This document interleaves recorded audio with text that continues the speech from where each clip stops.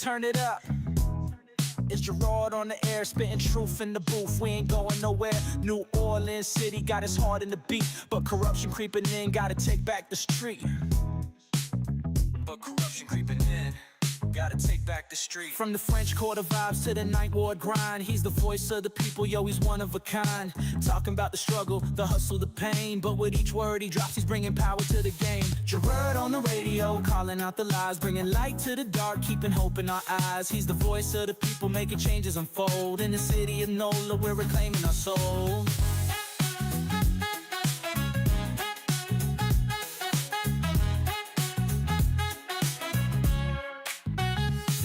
Try to silence the truth, but he's loud and clear. From the bayou to the block, everyone can hear. Got the people united, it's a movement, no doubt. With his mic in hand, he's breaking all the clout. City eat the official scheming, yeah, they playing it slick. But Gerard's on the line and he's ready to kick. For the schools and the streets, he's fighting the fight. With a heart full of passion, he's igniting the night. Gerard on the radio, calling out the lies, bringing light to the dark, keeping hope in our eyes. He's the voice of the people, making changes unfold. In the city of NOLA, we're reclaiming our soul. From the jazz in the streets to the gumbo pot, he's the pulse of the city, giving all he's got. Together we rise, united we stand. With Gerard on the radio, we're taking back our land. So tune in, y'all, let the truth resonate. With Gerard on the mic, we're rewriting our fate. In New Orleans, the power is ours to embrace. Keep it real, keep it loud, let's uplift this place.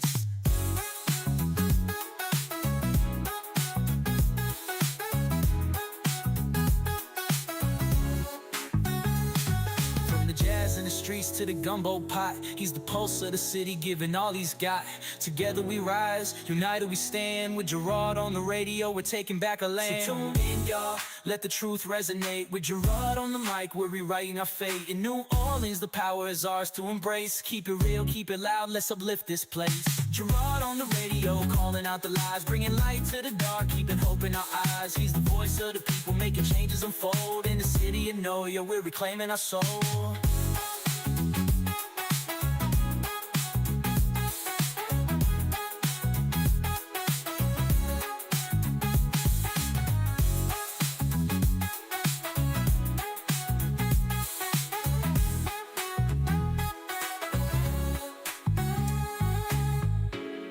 Yeah, tune in out, let the truth resonate. With Gerard on the mic, we're rewriting our fate. In New Orleans, the power is ours to embrace. Keep it real, keep it loud, let's uplift this place.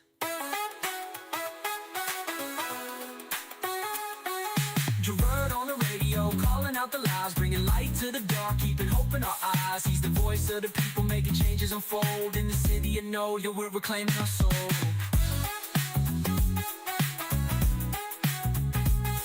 Yeah, let the truth resonate. With Gerard on the mic, we're rewriting our fate. In New Orleans, the power is ours to embrace. Keep it real, keep it loud, let's uplift this place. Yeah, yeah. Whoa, now, what's going on, folks? How's everybody? Hope that you're doing all right. Hoping that everybody is in the place to be. It's right here on the Ray DDIO. Because we got a lot to talk about. Short time to get it in, but we're going to get it in. Yeah, we're going to get it in. We're going to get it in. So make sure that you are doing so. My number, 504-582-9422. 504-582-9422. Got several different things that I'm going to bring up today to go over. A couple of things that flew off my mind, and then a couple of things that are happening in the news. I was wondering, though,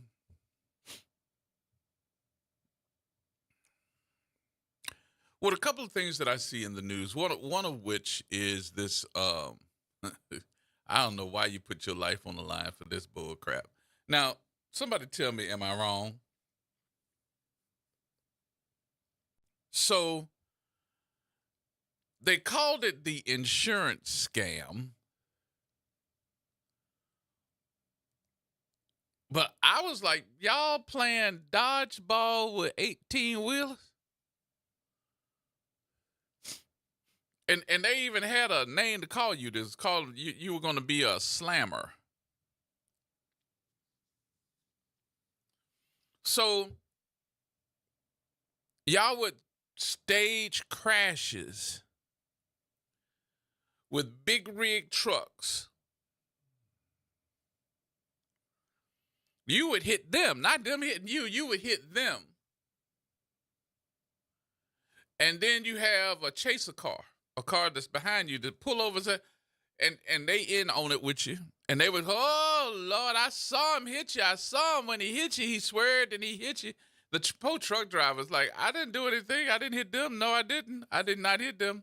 And then when the cops come up, you get the chaser car to run up to the cop and say, I saw him. I saw him when he hit him.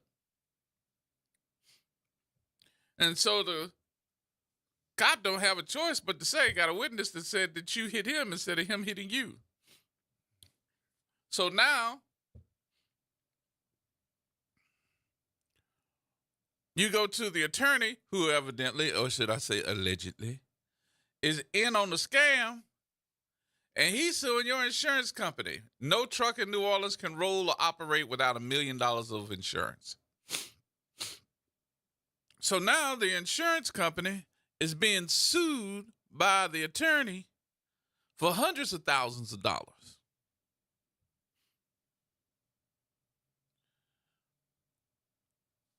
So somebody said, uh-oh, we're going to tell on them. What we going to do? They got wind of it. These trucking companies got wind of it. Guess what they did?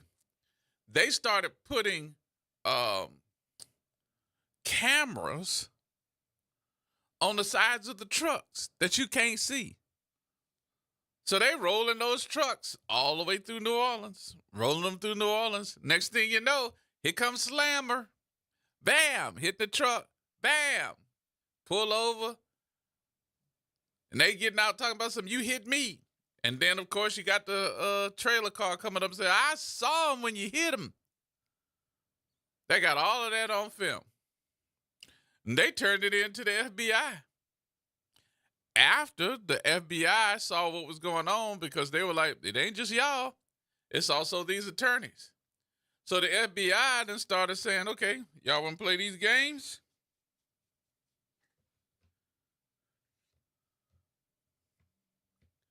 We're going to indict all y'all, especially y'all that's in the slammer car. And especially your folks that's the trailers coming back talking about some, oh, Lord, y'all in trouble, You going to jail forever. How long? Forever. Forever, forever, ever. I'm feeling like one of the rap groups. Forever, forever, ever. For never. Forever. Jazz is staring right now, so I'm like, forever, forever, ever. At least give the people they clout and don't just say one of the rap groups. Well, they wouldn't know who I'm talking about. You talking about you know what album that's from? That's from Stankonia. Okay, so you think the people don't know who Outkast is? You think none of our listeners know who Outkast? I'm just saying. None of them. None. I'm going back to radio side. The majority of them, they don't know nothing about no Stankonia. They think they're making that word up. They about to tell you up online. Mm-mm. They about to tell you up online. No, sir. No, they're not. Yes, they are. No. Okay, watch. They ain't about to tell me up. We got some that know, but they gonna be looking at you and be like, man, Gerard just said was Outkast. You already got one. I don't care. You just got Cedric. Cedric don't count. He talking about some Sorry Miss Jackson. He don't know all of that. Mm-hmm. But anyway, back to the stuff at hand. So getting back to the point. The point was the guy that's in the chaser car has to now go and talk to the FBI, and the FBI is like, we're going to indict you. Well, the guy in the chaser car is scared to death. When I'm going to jail? When he went to jail? How long he was going to jail, Jazz? How long was he going? Forever. And Forever, how long? ever. Yeah, ever. Forever, ever. Yep. He was going forever, ever. And then he got scared. He didn't get scared. He got scared. So he was like, I got churn. I can't go forever and ever and ever. I can't. So the FBI says, oh, okay, you don't want to go, then you need to tell it. You need to tell us how this thing go. Bruh. Old boy, who they call Cornelius Pooney Garrison. Pooney. You know Pooney? Pooney said, nope, I'm done. I'm telling on everybody. What? Yep. I'm telling on everybody. I'm like, uh-oh. So here go the story. Ryan Red Harris was staging crashes. This is what they're saying he was doing. He was staging the crashes into big trucks. And that was in 2011.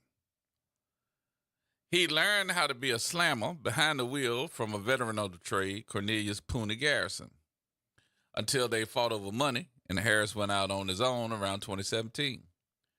Harris and Garrison both funneled their passengers to the same table of New Orleans attorneys to represent them in bogus lawsuits over their purported injuries. Then Garrison was gunned down at his mother's doorstep in Gentilly on September 22nd in 2020, shot 10 times. He stumbled inside the home and he died. Wait a minute, wait, Gerard, wait. Say that again? Yeah. Garrison, Pooney, I'm talking about Pooney, was gunned down at his mother's doorstep in Gentilly on September 22nd, 2020. And he was shot 10 times. Somebody was trying to kill you. And they succeeded. Why was this? Allegedly, Garrison said, I can't go to jail. I got too much to lose. FBI looking at us. They done got the tapes, and they got a sting, and I'm about to tell it all. So on Thursday, Harris admitted that he helped orchestrate Garrison's killing to silence his mentor, who had turned confidential federal witness. Harris pleaded guilty to a host of federal charges while implicating a pair of co-defendants. Disbarred is attorney Sean Alfortish and his fiancee, stuntwoman turned attorney Vanessa Mata. Among others is an alleged years-long insurance fraud scheme ending in murder. Harris admitted that he connected Alfortish with the co-defendant, Leon Chunky Parker. Where did they get these nicknames from? What's your nickname? Chunky. Chunky. Wasn't that like a soup? He probably was skinny. Huh? He probably was skinny. The absolute opposite of what his... Da-da-da-da. And Alfortish and Parker met repeatedly in a scheme to kill Garrison, who has been cooperating for nearly a year, an investigation dubbed Operation Sideswipe. Where they come up with this stuff? Let me tell you about Operation Sideswipe, where we talked to Chunky and we also talked to Pooney. But in Operation Sideswipe, they killed Pooney, and it looked like Chunky had something to do with it. I be damn. Yeah, as crazy as this sound, it is not funny. It really ain't, because they killed him. They shot him 10 times. Now, Harris claims that Parker did the killing and told him that Al Fordish paid him to do it. Now, remember something. Al Fordish is the attorney. And according to factual basis underpinning Harris's guilty plea, Harris pleaded guilty to 3 counts of bill of information and charged him with a conspiracy to commit fraud, wire fraud, causing death through use of firearm, and a deal that federal prosecutors said that Harris agreed to serve at least a 35-year prison sentence. You going to jail for 35 years because you had Pooney and you had Chunky. I can come up with another name for all of them. You know what the name of that crew is, huh? You don't know the name of that crew? Dumbasses. U.S. District Judge Wendy Vitter, you know that's David Vitter's wife, accepted Harris's guilty pleas, but has not yet agreed on the sentence, which she can rule up or down. She said on September 23rd sentencing date. Harris's attorney, Christopher Morrell, declined to comment after the guilty plea. Harris admitted to helping stage several phony accidents with 18-wheelers, and he claims that Al Fordish, Mata, Parker, and others learned that Garrison's cooperation with the FBI sometime in 2020.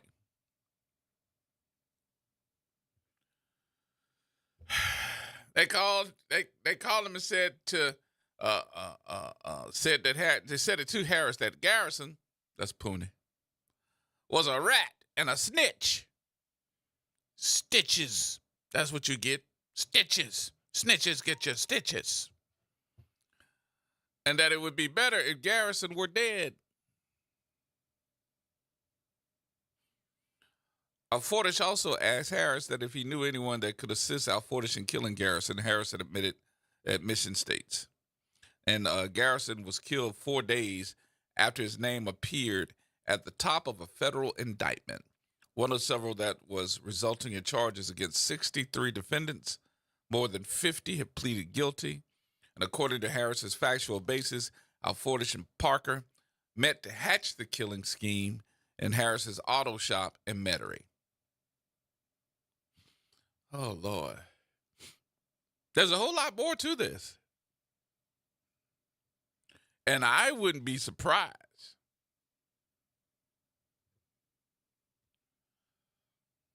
if there are more attorneys involved.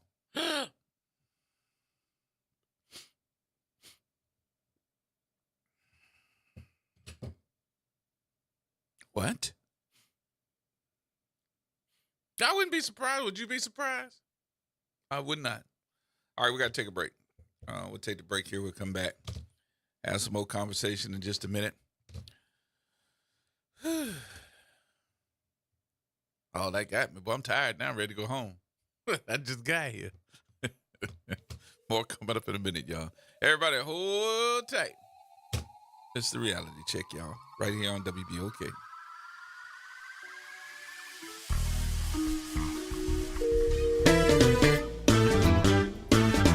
Hi, I'm Leo Jackson, host of Sunday Gospel here every Sunday morning, 5 a.m. to 7 p.m. and 12 o'clock till 2 p.m. You don't want to miss this move of God. It happens only on WBOK. You listen to all day long. NOLA Public Schools' main round enrollment for kindergarten through 12th grade is now open. With 73 schools available through the NOLA Public Schools Common Application Process, or NCAP, finding the right school fit for your family is easier than ever. List up to 12 choices to maximize your chances and apply by January 24th. We're all in, and we hope you are too. Apply today at enrollnolaps.com. That's enrollnolaps.com. The National World War II Museum, located in the Warehouse District of New Orleans. The National World War II Museum tells the story of America's experience in the war that changed the world, why it was fought, how it was won, and what it means today. Visit them online at www.nationalww2museum.org for time tickets and safety information. I'm Howard Robertson, founder and creator of the Play Ode app. Back in the day, we used to ask, how you living? And that's still a relevant question today. Listening to good stuff helps you live well, like what you hear on the Play Ode app. ODE stands for Our Digital Entertainment, so you enjoy the best radio stations playing the best classic R&B, hip-hop, gospel, smooth jazz, news, sports, and podcasts. And new sounds are coming at you in 2025, so don't wait or hesitate. Download PLAYODE today. Making a difference in the community. WBOK 1230 AM.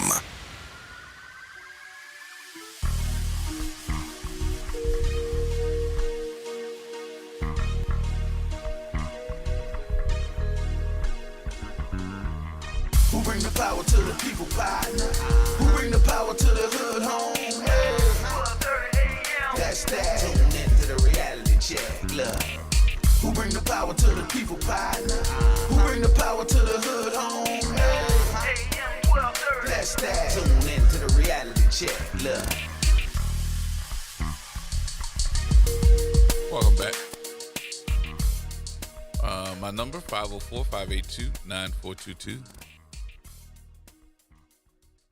Just talking about the craziness that seems to be going on.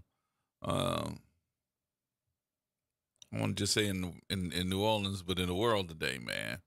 Good Lord. And for all of you that think I'm just making this up, I'm not. I really am not.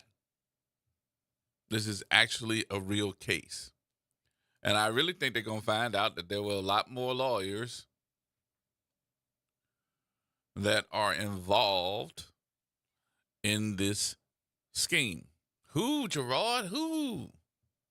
Oh.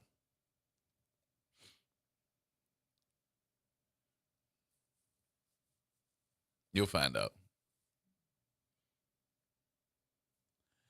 So I was watching television, and I don't know if anybody else has noticed this. Maybe I notice things that are out of the box, and it makes me ask, I think, good questions, but sometimes those questions are not so good.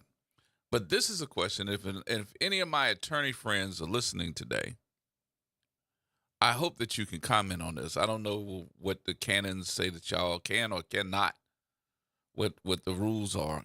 Comment on this, but I hope that you can, because I think it's a question that is long overdue.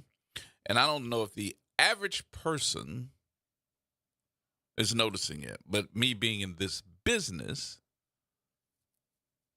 makes me ask the question. Okay? So here we go. If you turn your television on, especially first thing in the morning, or I'd say midday, 9, 10, 11 o'clock, 12 o'clock, 1 o'clock, and maybe even up till 4, 5 o'clock.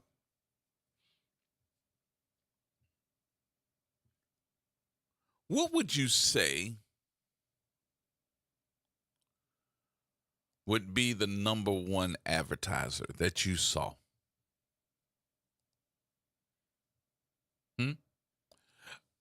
Listen, I'm not expecting everybody to pay attention to television or be able to answer that question right out the box. But if you thought about it for a minute, if you turned your television on and you sat there and watched for 30 minutes, not the whole afternoon, not the whole morning, 30 minutes. Give me 30 minutes. I was going to break it down to 20, but say, just to be safe, give me 30 minutes.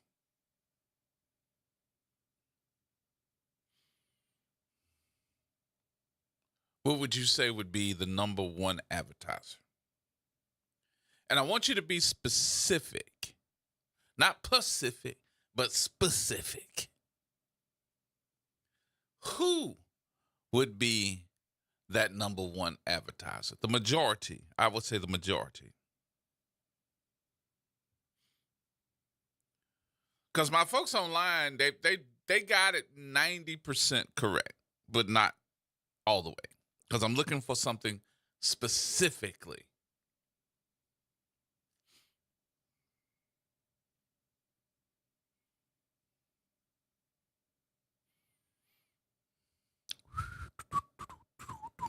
Oh, this is so easy. See, that's why I said I'm thinking about it a lot different than you are. Well, you in the business, Gerard, you're going to always think about it a little bit different. And you are correct. I'm not debating you on that.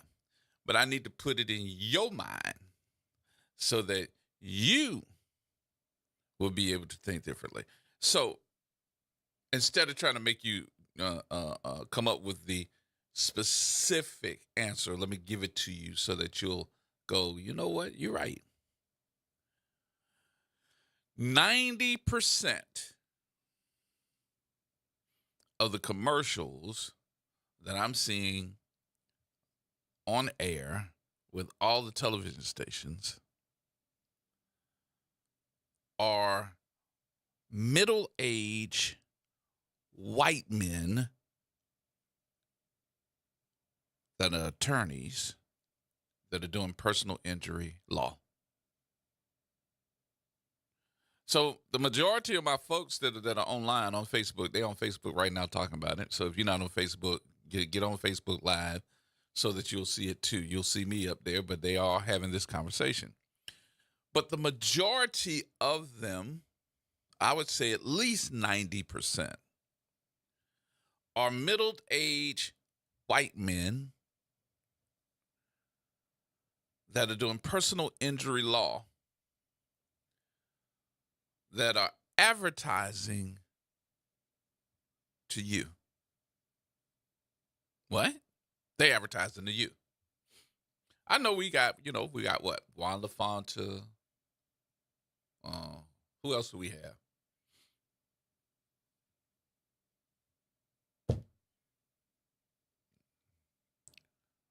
We got any more African-American lawyers on television?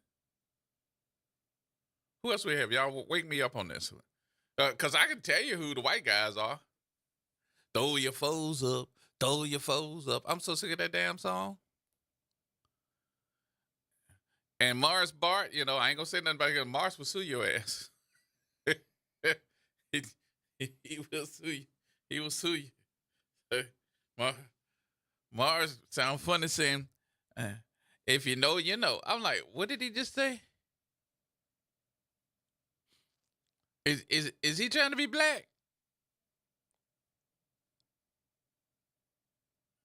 Yeah, I know. If you know, you know. And now I got the IYKYAK on billboards. Make you ride by and go, what that stand for? If you're not hip.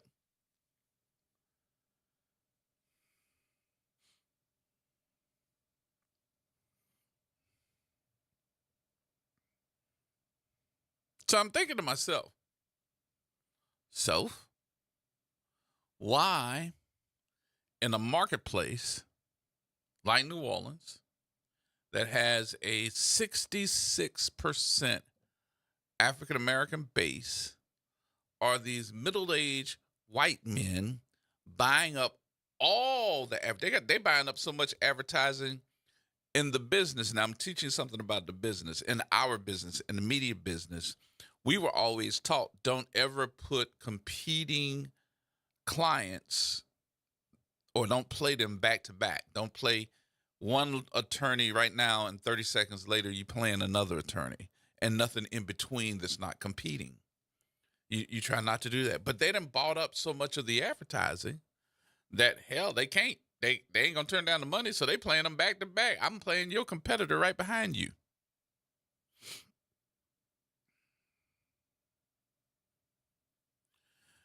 But here's the question, okay, so I gave you the gist of why and what it is, right? But I'm also going to ask you the question,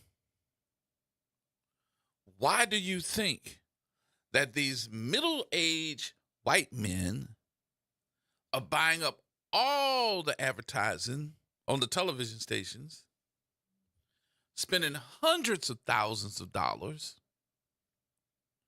to advertise to a mostly African-American marketplace? Why is that? Somebody answer that question for me, please. 504-582-9422. 582-9422. Somebody answer that question for me. Ooh, I'm jumping at, this is my type of stuff right here. I'm jumping at the bit. Shoo-doo-doo-doo-doo. Shoo-doo-doo-doo-doo. And these ain't no cheap commercials. They shoot them like film. Oh, they doing animation. They got film. They got songs that resonate in your memory all day long. Throw your foes up. Throw your foes up. Oh, you got Chip for Star. Takes care of it all.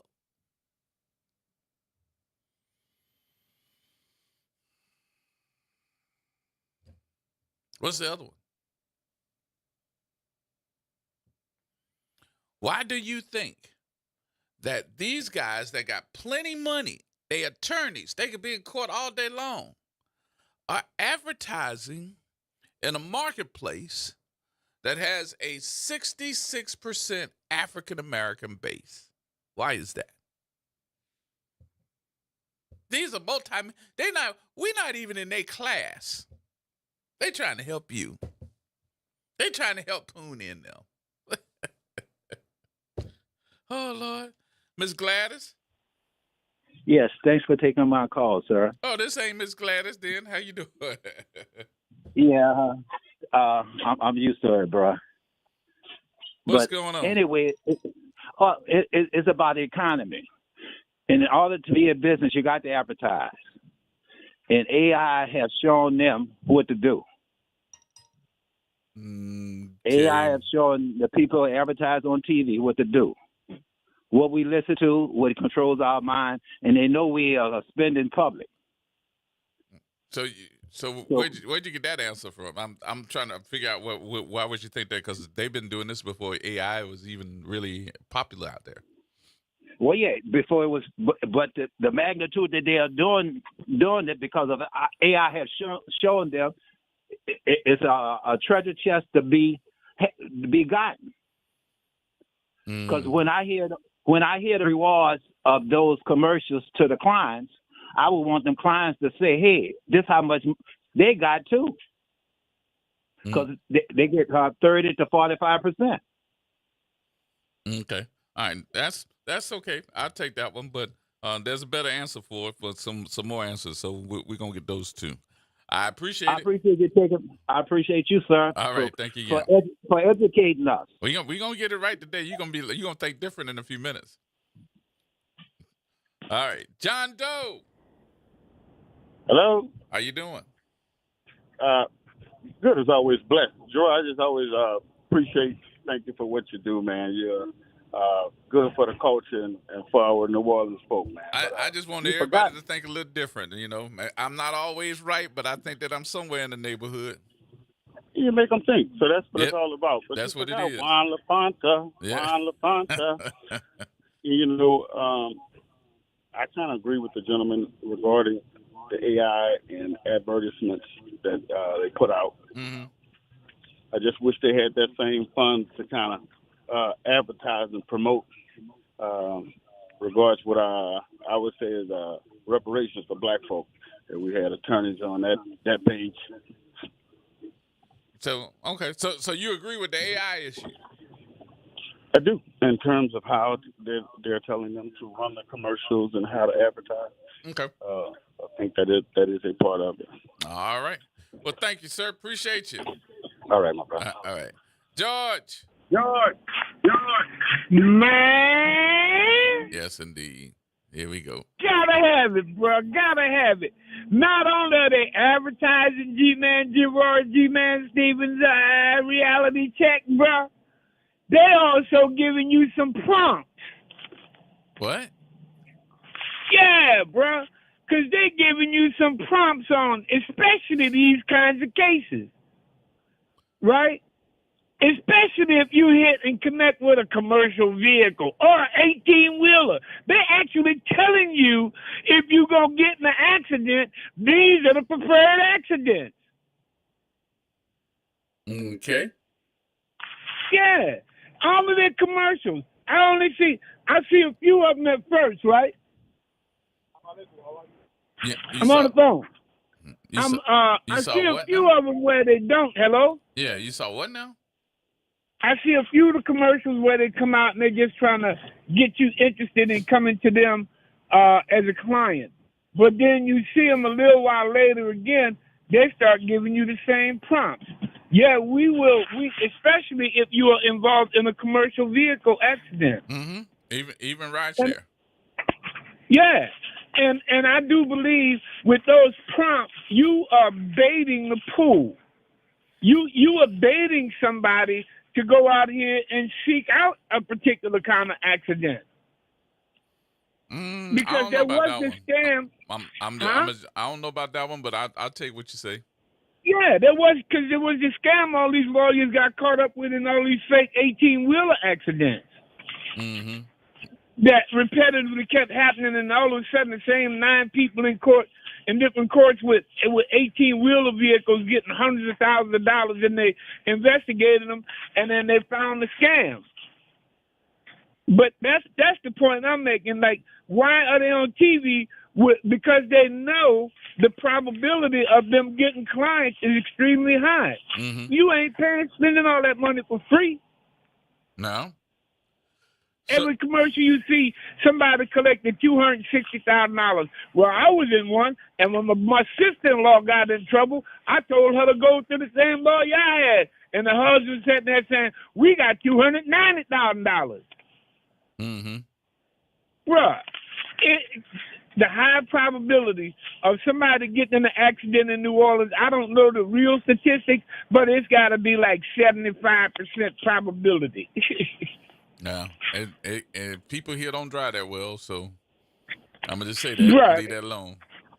You can leave that alone, bro. Yeah. You ain't got to say it. I'll say it for you, because I see these clowns in the intersection. Both of them got their cameras out, taking pictures all over the place. And I asked myself a question one day.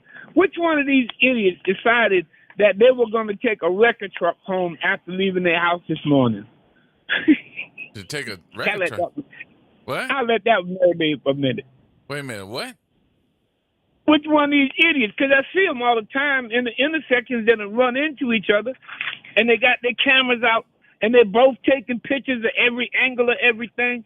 And the question I asked myself one day is, which one of these fools decided they was going to leave home this morning and then come home this afternoon with a record truck with their broke car? Oh. That's the high propensity of accidents I see them all over the place in intersections. Okay. All right, George. But let me go. There is, hold on. I got a quick question I want to ask you. I know that the laws have changed in Louisiana. I'm not certain to the laws that's changed, but now if you get in an accident and you're a property owner, instead of just going after your home owners, after your car insurance, they can also go after your property. So there's a whole lot of incentive for them to try to attract, people to them, especially black people, because black people who we on AI is looking at TV. I'm not certain on that. I can't agree or disagree with you. I'm not certain on that part. I'm not. Oh, that's all right, bro, because that's the beautiful thing about you. You don't have to agree or disagree with me. I know before the end of this program is over, I'm going to be listening to Gerard G. Man Stevens and Reality Check on WBOK, my favorite radio station, all day long, with Jazz on the backboard, that I'm going to be getting the black facts that I need to know. All right, George. Talk to you later. Love you, man. Keep doing what you do. Ooh. So should I explain this from an advertising aspect? You know, we went technical. We went AI should tell them and all this other stuff. Well, remember, but they've been advertising a long time before AI was even popular at all. And then what we have here is a lot of data. What? We have a lot of data. So when you're advertising, I can break down through ratings, rating systems, who's watching, what time they watch. I can break down the demographic of the person that is watching during that time. I can break down the gender of that person. When do men watch? When do women watch? The age demographic of those women compared to older women to younger women. Who's watching? I can also look and say, who's the number one person that sues somebody in New Orleans? Black folks. So what am I going to do to get to those black folks? What do we love here? We love music. So what I'm going to do, I'm going to create the hippest jingles that I possibly, who did it first? Come on, Jazz, tell me. Who did it first? Out of all of them that advertise on television right now, who did it first? I'm kind of young, so it You would ain't that have young. to be. You ain't that young, bro. It would have to be either 18, 21. I ain't talking about. I'm talking about lawyers. Oh, lawyers. Yeah. Oh, the first lawyer. What's the first lawyer that did it? First lawyer to do it would have been Morris Bart. Jingles. I'm talking about Do songs. the jingle. Mm-hmm. I have never heard no that jingle. wasn't the jingle. That was the slogan. That was the one called that That song. was his slogan. What was the jingle? Yeah. First one with a jingle. That you can remember. Now, I may be wrong in this, but think about it. And then everybody else came up with one. I can't. I Yeah, can't, you do. I can't date it. Yeah, you know. I mean that because I know there's Dudley DeBoja with the Throw Your Fours Up. And before that, Now, when did that come out? Within the last year, so he ain't first. yeah, that's nah. All right. That's like probably one of the Now, latest ones. where are Dudley DeBoja? Where are they? Are they in New Orleans? I don't know. No. They're in Baton Rouge.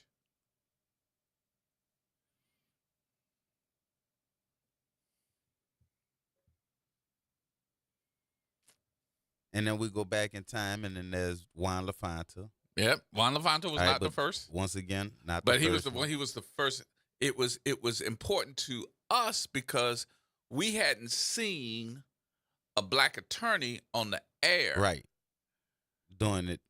during prime time, doing the news, Right. and then had Big Frida. So everybody knew Juan LaFonta, And Juan LaFonta. But and then- who was the first And then attorney before that, that had you singing? It was the other guy who was getting buku different people to do it.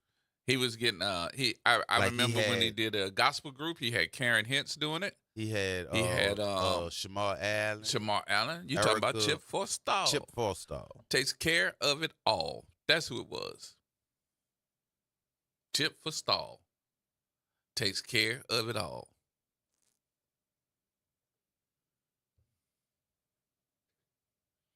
But who was he gearing that to? Chip Forstall takes care of it all. We were all singing it. Was he the first one? Mm-hmm. Oh, okay. I feel like that was somebody before him, but I think before him it's all slogans. It's all slogans. But we got to the point where they understood in New Orleans, I need to have that beat. I need to have that rhyme. I had to have that circulating within that person's mind. So just like you said, the 1825 Tulane, it's stuck in your brain. That Right. store been closed for 20, 30 years. Yep. So since it's been closed that long, it let me know it made a mark because it stuck with you. So now the attorneys got smart. They did the same thing. They did the same thing. And do we need them? Do we need those attorneys, those personal injury attorneys? Do we need them? Yay or nay? Yay. Why? Because personal injuries happen. Okay. And when personal injuries happen, you need somebody to represent you in court. So Why? Why? Because you need a lawyer. Why? Because you're going to court. Okay. That's it. Yeah. Makes sense. I'm just asking. I wanted you to kind of expound. Yeah, you're going to court, so you need a lawyer. So the majority of it is, to me, that we as Louisianians, not just New Orleanians, but Louisianians, have had bad run-ins with insurance companies. They lowball you, and they lowball you. And you don't know what the genre is or what the gibberish is that you got to go through to find out how much your case is worth.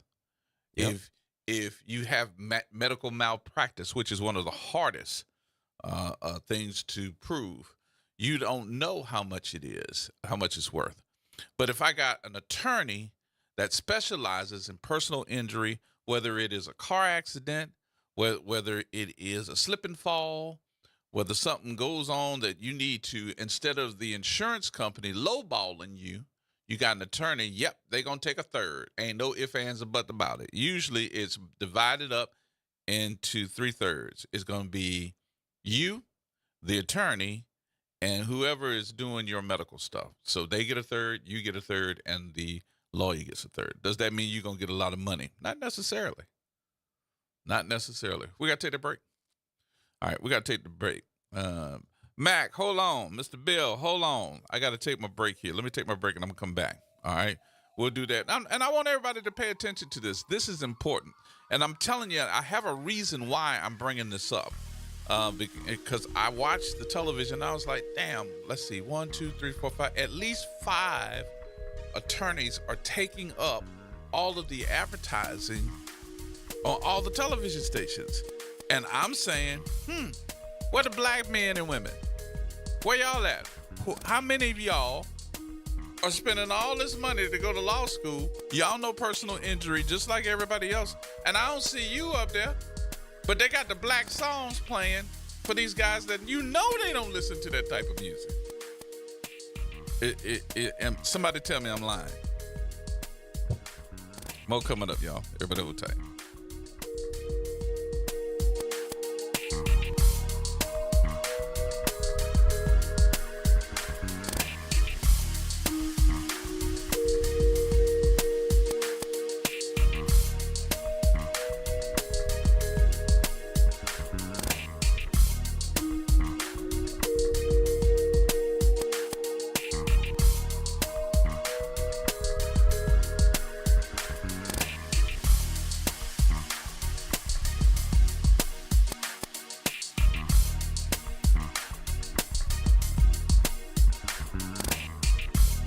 Hi, I'm Eddie Francis. This weekend on The Way Forward, a conversation about how our daily lives are impacted by a combination of factors: food, transportation, education, the environment that we live in even. Stephanie Marshall from DePaul Community Health Centers visits to help us understand and address social determinants of health. That's The Way Forward, Saturday, 2 p.m. on 12:30 a.m. or streaming live on WBOK1230.com, Facebook, YouTube, Twitch, or the Play Ode app.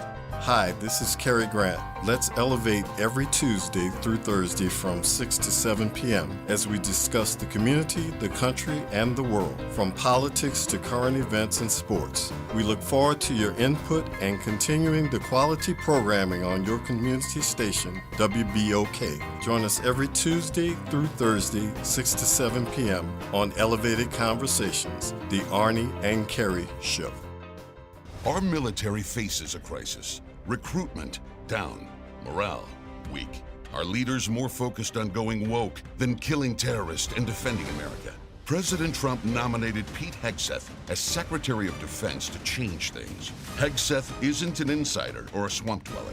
He's a decorated veteran of the United States Army who deployed to Iraq and Afghanistan, and he's exactly who we need leading the Department of Defense. Hegseth will ban woke nonsense from our armed forces, strengthen our military, and make our soldiers proud to serve. Call your United States Senator at 202-224-3121. Tell them stand with Trump. Confirm Pete Hegseth as Secretary of Defense. Again, call your senator at 202-224-3121. Tell them to vote to confirm Pete Hegseth and make our military great again. Paid for by American Leadership PAC. Sunday mornings are reserved for a good word on WBOK. This Sunday, be sure to catch Dr. Kevin Stevens Sr., the pastor of Christian Unity Church, for service and a powerful, full, inspiring word. Listen live every Sunday morning right here on WBOK.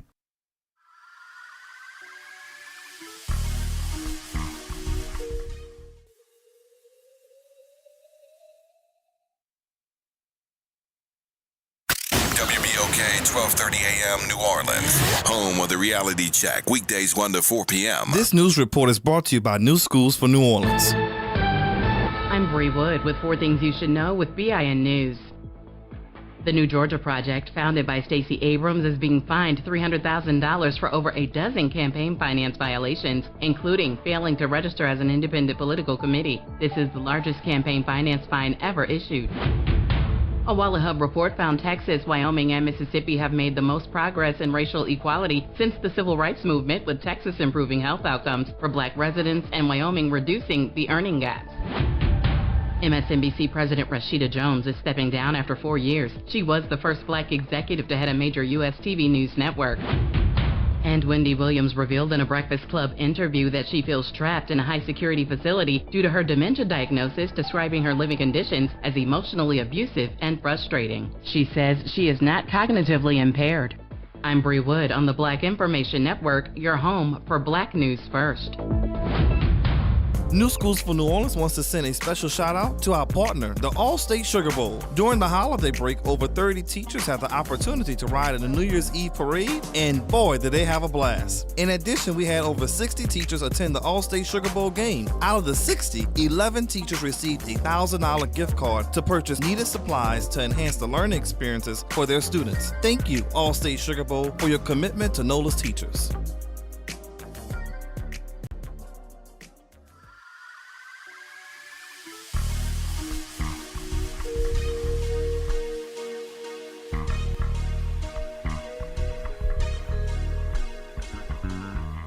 Who bring the power to the people, partner? Who bring the power to the hood home? Hey. That's that. Tune into the reality check. Look. Who bring the power to the people, partner? Who bring the power to the hood home? Hey. That's that. Tune into the reality check. Look. All right, folks, welcome back. Welcome back. What's Spain Mac? What's up, G? How you doing, You brother? the man, brother. If I had yours, I'd cut mine off. Oh, no, man. Keep yours, brother. Hey, man, I think I can solve this for you. All right, do that. So my brother got rear-ended in his vehicle on December 12th. Okay. The driver who hit him had State Farm, hit him from the back doing about 30, 40 miles an hour at a red light, just totaled him out. My brother didn't have a second car. State Farm would not talk to him for 90 days. Exactly about on the 91st day, they called him, start trying to talk about his damages. That's the problem, G. If the state commissioner would make these insurance companies get back to people within 15 days concerning their damages, they won't need a lawyer. Lawyers don't do damages. Nope. They don't do car damage because there's no money in that for them. There ain't no money in it. Exactly. So what you got to do if you're going to survive a wreck, G? You got to rent a car. Juan LaFonta. You got to. Because they don't want to give you, they don't want to talk to you about a car. Yep. About a rental or anything. They don't want to talk to you about no rental. They don't want to talk to you about how long it is. They don't want to talk to you about what size vehicle. Let's say you have a luxury. We still have to sign an adjuster. We haven't assigned an adjuster that. That's going to go 60 days. They're going to give you that line. We're waiting on an adjuster to pick up the case. Mm-hmm. And my brother about didn't this. have a backup vehicle, so I had to let him use mine. And think about this. I may have a luxury vehicle, and they do tell you that you can go rent a car. You need to be able to tell them, I have a luxury vehicle. I need the same type of vehicle. I don't want no economy car that I can put my foot out the window to make it go. Yes. Because they're going to try to get you the littlest and lowest amount that they can possibly get. They're trying to get you to spend little money. $19 a day something. Yep. But But you also got to realize if that person who hit you policy doesn't have rental coverage involved, you got to go through your policy. Every time you use your policy, your premium going up. Your amount going up. Exactly. Yep. And they document every single thing, G.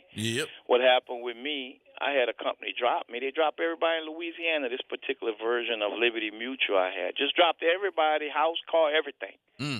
Didn't tell me nothing about the car. They did tell me they was dropping the house on August 30th. Come to find out, they had dropped my car on August 1st. You know what that means? I got to go to DMV and write a check. Yeah, because you have a lapse. Our insurance commissioner, man, while they got us scrapping with each other over politics, they robbing us all blind. Feel like Stevie Wonder around here. Yeah, but I wish one of your lawyers would chime in on why I'm working on it. Companies don't want to deal with the damages. And thank you, G. Have a all good right, one, brother. Thank you, I man. know you got other callers. Appreciate you. All right, Mr. Bill. Yes, sir. Yes, sir. I'm parked at a gas station. The reception may not be too good. I can hear you. The young brother who just got off the phone is correct in all his statements.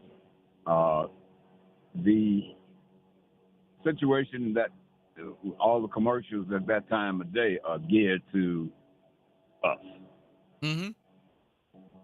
And why? Well, because the number of us aren't working and watching TV all day long. Nah, because I can watch part of TV it. on my phone. I could be right here working and watching TV on my phone. So you know the demographics and the situations have changed. Those folks are driving around, and first thing, a little fender bender pop up. Somebody's going to jump out and say, "I'm going to sue you," and don't know what the hell they're talking about. But what really has pissed me off over the years? Well, first of all, these commercials seem to me have been on TV long before cell phones were in 97% of the people's hands. It seems to me. It was a couple of them. The Mars Barts, because you know when Mars Bart first went on advertising about personal injury, the regular lawyers that were doing personal injury or any other type of law, they were laughing at Mars. They were like, "You got to be kidding me! Personal injury, and you're advertising and you're doing all these little gimmicks. One call, that's all." They didn't believe it until they found out that Mars Bart was getting somewhere in the neighborhood of about 20 to 30,000 calls a year. So, but what really gets me on top of all of that other stuff is these amounts these folks saying that they're receiving. 700,000, 500,000, 800,000. Okay. $1.2 million. Why? Do you know how close to dead you would have to be to get something like that? So here's what you pay attention to. When you watch those commercials from now on, look at the fine print that comes up when they say this is Stephen B. or this is Bill so-and-so. They put the initial, but don't never tell you what their last name is. And then under that, they say either an actual client or a portrayal of a client. So it doesn't mean that it's actually a client. But here's the other part of that. If it does say an actual client, it doesn't say an actual New Orleans client. It could be from Timbuktu. They could be from another state. Yeah. And then now start watching, because the new guy that seems to be buying up all the advertising is, what's his name, Gordon? He got an 800 number. He's not even from here. He's not even from New Orleans. He's fairly new on the scene. Other than our boy with the, what's his name? I'm bad with names. The black guy. Other than him, that's the only one you see, right? Yep. But how many lawyers you know that's black? Maybe they have, maybe the other guys pretty much have a hold on who can purchase. I don't know how to get Nope, it don't go that way. It does not go that way. That's why I'm asking the question. I'm like, what's wrong with y'all guys? So they have these big media companies. I will tell you that. They have these great big old media companies that get these packages and put them together for these attorneys. They pay hundreds and thousands of dollars for these commercials. And what they do is end up handling them. That's why I just said, you know what? I'm going to find the black ones. I'm going to have to deal with them. Because this is ridiculous now. Because every commercial on television, I watch commercials because I'm in the business. But now they're starting to get ignorant to me. And I really do. I think they're getting ignorant because they gear to us, and it lets me know that these middle-aged white men are doing ignorant stuff because they think we ignorant. It don't have nothing to do with me loving you, caring about you. It has everything to do about how much money they're going to make. Don't know the ins and outs of what's really going on. Nope. And I'm going to sue you. Go get some, this $700,000. And understand something. How many people you know work for free until they get you money? No. And we really don't know that game because that game gets you broke real quick, fast, and in a hurry because you end up with loans from them. You have a deal with them where you have signed a piece of paper to let them handle your case. You're not working. You calling up the lawyer saying, I'm not working, da-da-da. And guess what he say? Hey, well, let us lend you some money. He didn't say let us give you some money. He said let us lend you some money. So how much money you need to take care of your bills for 30 days? I need $5,000, $10,000. Oh, okay, cool. They're going to give you that. And they're going to write you up another contract. And you're going to pay that big-ass interest on it when you get your settlement. We're going to take that out your settlement with the interest. I would like to see the attorneys, not just the attorneys, but the government folks, have these come up with something valid on the amounts that they're saying that these people are getting. If not, let us know where that person is located. Not to give the last name. Those amounts just have people salivating. Somebody hit my bumper and then it put a scratch on it. Mm-hmm. They think they want to get hundreds of thousands of dollars. You'd have to be damn near dead to get the amount. Well, I don't know, but I know that some of it's a farce. Yes, it is. I agree with you. It's bad, man. It's bad. All right, Mr. Bill. Thank you, sir. Thank you, sir. Appreciate you. All right. All right. Miss Gallo? Miss Gallo? Yeah, I'm still here. How you doing? I'm all right. I wanted to tell you, I heard you mention about Gordon, the new attorney, and his slogan is boom, baby. Boom. That's it. I did this and boom. Going. See, you watching that So TV. you watching TV and they done got you already because he started advertising in December. Yeah. And you done remembered his whole slogan and boom, you done called me up with it. Yes, indeed. Well, look, I got a song for you for all of them. I could go from Chip all the way down with the phone number and everything, but I don't want to hold you up. See that, but guess what? That advertising worked then because now you done remembered it. You don't even have to look at the television station or watch the TV commercials to say, "Oh, she got a thing." Who she gonna call? Who you gonna call? One call. That's all. I know better now. See, there you go. I know better now. My pastor said, "Don't you see how he gets y'all hooked?" And I learned that Bible verse like that, and you can repeat it every time. And look, I guess the worst part about it is I can repeat the commercial, but I can't tell you what Psalms 91 is. See, that's what he said. He said we need to be more into the book, on the commercials. Yes, indeed. Miss Gallo, thank you, baby. I appreciate you. Okay, thank you. All Have right. a good one. Is that G? Who's that? G? Hey, what's up, G-Man? What's going on with you? Ain't nothing to it. What you got? What's going to come up next? See, these lawyers getting that money, okay? The feds got involved. It's costing all of us. That's why insurance rates are so high in Louisiana. That's what they want you to believe. But that's not the truth. But I'll tell you all the differences of why it's not the truth. But go ahead. It costs so much for them to do business, and they're able to be sued out of the yin yang. Now, more than these phony lawyers, these lawyers have doctors that they're dealing with. They got a what? They have doctors that they're dealing with. that they're sending these people to with these claims that they're so injured to get that money. They have to have these doctors. Jazz, give me some volume. I can barely hear. So wait, I'm gonna ask you to go back just a little bit. Tell me what you said again, G.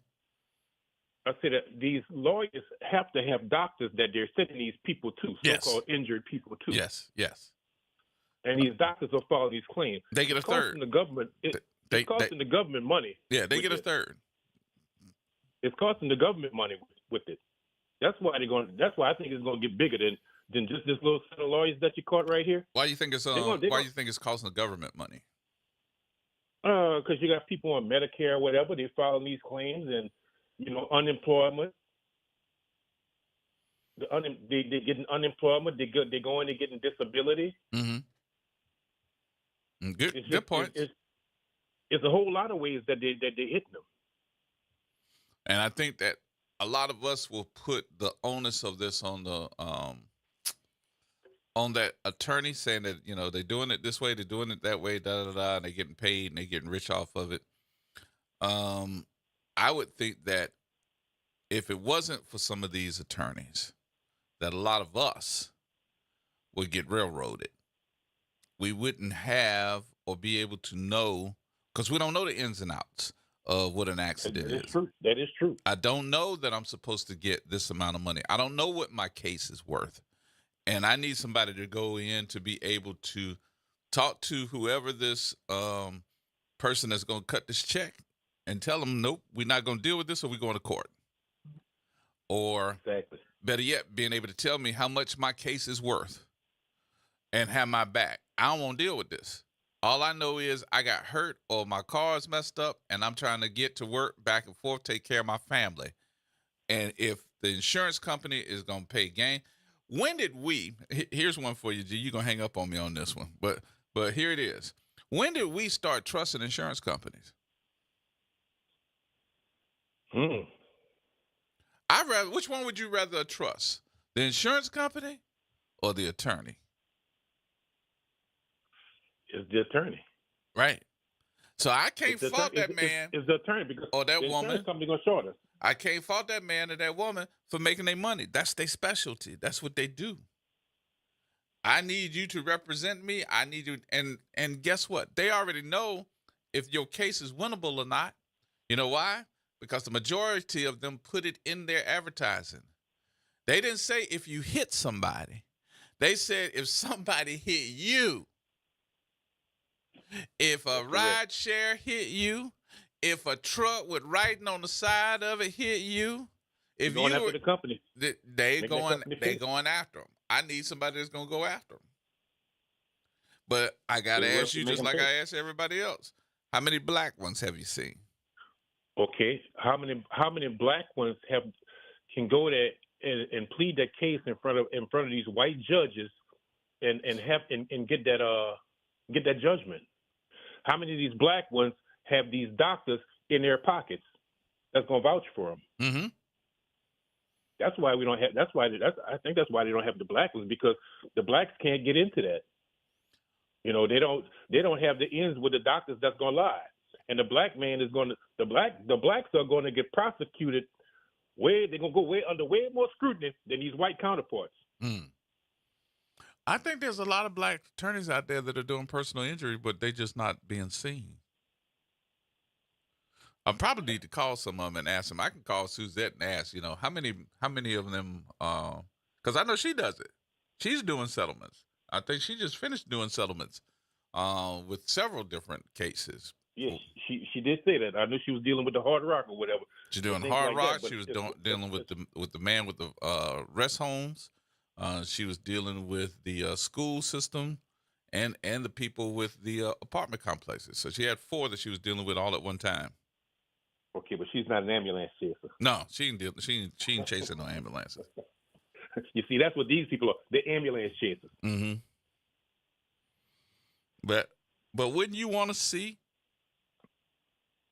somebody that looked like me? I mean, and I'm not trying to diminish what Juan LaFonta has done. I think Juan, because we all been singing it, But wouldn't you want to see somebody that look like me saying, "Call me"? Of course. But I wonder why, and you gave me one reason, but I wonder, is that the reason? So, I got to call some folks and ask them. We tend to trust the other man before we trust the brother man. Oh, Lord, you done gave me the ice is colder. Yeah, that's what some people think. Their water is wetter. Oh, Lord. Some people think their water is wetter. Don't tell me that, bro. Man, that's the truth. I have attorneys in my family. Wow. And you look at these people, and some people say, "Man, I ain't messing with that when that such and such there." And you know the word they're gonna use. Yep. We're gonna see. We're gonna find out for the show's over with. But thank you, sir. Appreciate you, brother. I need to take my break. All right, G man. Talk to you in a minute. All right, we'll take the break here. We'll come back with more in just a minute, y'all. Wow. 504-582-9422.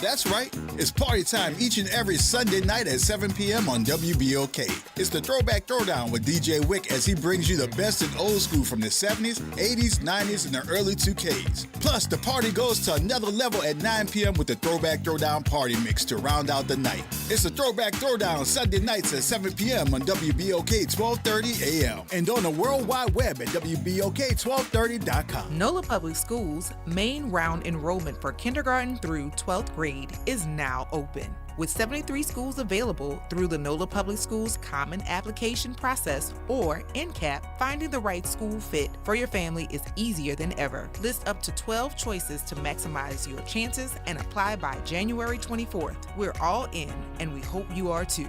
Apply today at enrollnolaps.com. That's enrollnolaps.com. Our military faces a crisis. Recruitment down.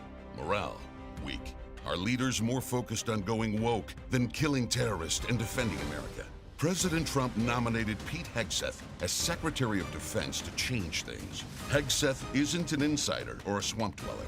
He's a decorated veteran of the United States Army who deployed to Iraq and Afghanistan, and he's exactly who we need leading the Department of Defense. Hegseth will ban woke nonsense from our armed forces, strengthen our military, and make our soldiers proud to serve. Call your United States Senator at 202-224-3121. Tell them stand with Trump. Confirm Pete Hegseth as Secretary of Defense. Again, call your senator at 202-224-3121. Tell them to vote to confirm Pete Hegseth and make our military great again. Paid for by American Leadership PAC. Visit DePaul's new Algiers Health Center at 2801 General de Gaulle Drive to receive primary and preventive care for both adults and children. Services also include behavioral health, imaging, and on-site pharmacy, vision, Medicaid enrollment assistance, and more. For appointments, visit DePaulCommunityHealthCenters.org or call 504-207-3060.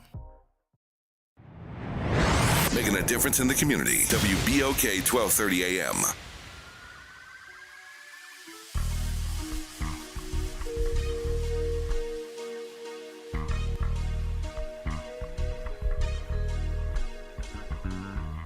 Who bring the power to the people, partner? Who bring the power to the hood home? Hey. That's that. Tune into the reality check. Look. Who bring the power to the people, partner? Who bring the power to the hood home? Hey. That's that. Tune into the reality check. Look. All right, folks, welcome back. Welcome back. Gerard Stevens with you. What you say, Mr. Burton? Good afternoon. Good afternoon. Beautiful day outside. Do me a favor and turn your radio down. Is that okay now? Yep. All right. Look, why don't they advertise on your radio station? That's a good question, too. Because I just heard not 2 minutes ago you had an advertisement for that Fox News or that anchor man. Mm-hmm. And you used to have Suzette McNair sitting there with you. Mm-hmm. So why don't you got Ray? You got a bunch. You got several attorneys out there. Why don't they advertise on your station? That's a good question. I wish I could answer it for you, but I can't. And Suzette Bagnaris did do some advertising with us. As a matter of fact, one of the things that I tell you that she gave me personally was her time. Suzette's time is valuable, and she dedicated herself to us for that time for what, 2-3 hours every week. Okay. And it didn't cost me a dime. And she gave out legal advice to several folks. All right. There you have it. So Desiree Charbonnet is a black attorney. Funny and Charbonnet is a and black she attorney. advertised here before too. Yeah. So we to all answer know your that question about the commercial that is on, I can't turn it down, and neither can anybody at this radio station. It's political advertising. It's the political. Oh, I understand that part. Hold on. Well, you made a comment. I need to make sure that I clarify because I answered the Okay, question go ahead. yesterday. So the political commercial that is advertising, that's a political PAC, a political action committee. They wanted to advertise here. You can't tell them no. So that's their commercial. It's not offensive to anyone except those that don't understand that we can't turn them down, but they paid for it. So what am I supposed to do? Out of 10. All right. Okay. All right. Didn't we say that yesterday? Did we say it yesterday too? We said that yesterday too. Didn't I explain it yesterday about that political action committee? I thought I did.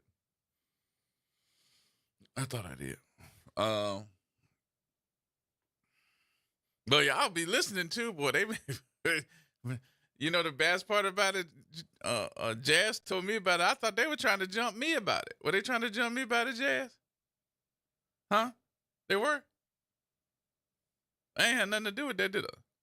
Tell the truth. They can't see you shaking your head, bro. I'm replying to the people online right now. But yeah, we explain that, and it's by law. By law, they have to. Yeah. Yeah. I mean, But hey, I ain't had nothing to do with it. at all. Nothing. Okay. I just wanted to make sure that we had said something. I thought we had said something about it yesterday. Because you had people calling up in here. I had to look It's been both. for the past couple of days since it's been rolling. Huh? It's been for the past couple of days. Is it running on anybody else's show? Yeah. Okay. Dang. It's by law. They It give ain't, them it ain't our fault. if It's their fault. Y'all didn't go out and vote. Now, what was the percentage? 9% in the last election? And maybe 35% for president? That's what it is. So, why did I bring this up today about the attorneys advertising? And whether we're talking about television, whether we're talking about radio, whether we're talking about any other business. Usually those guys and women want to hear the data. They want to know what the data is. They want to know what their market is. They're trying to get to them. I even saw, and somebody answered this question for me too. It's hard to find an attorney that handles traffic tickets. Is it?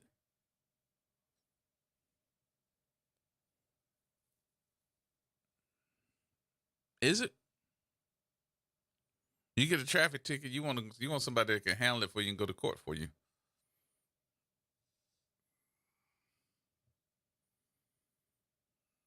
I was talking to former Judge Sharon Hunter. She handled traffic tickets. She handled mine. I had traffic tickets. I had a couple of traffic tickets I needed to get taken care of before they ended up being bench warrants. And she was like, okay, let me go ahead on and put this together for you, da-da-da-da-da. Well, she did, and she handled it.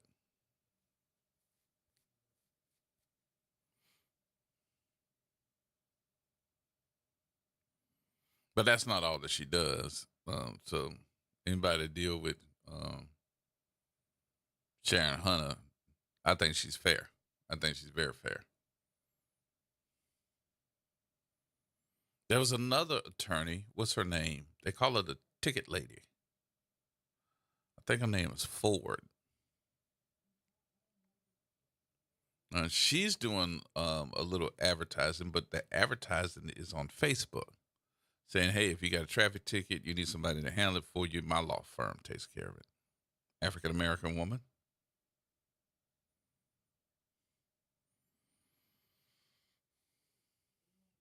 I'm trying to think who else.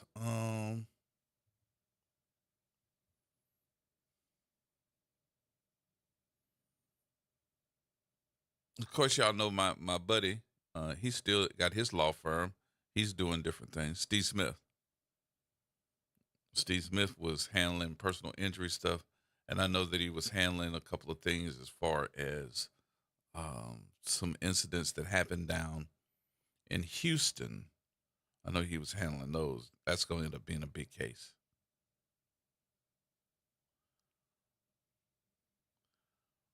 But what about federal stuff?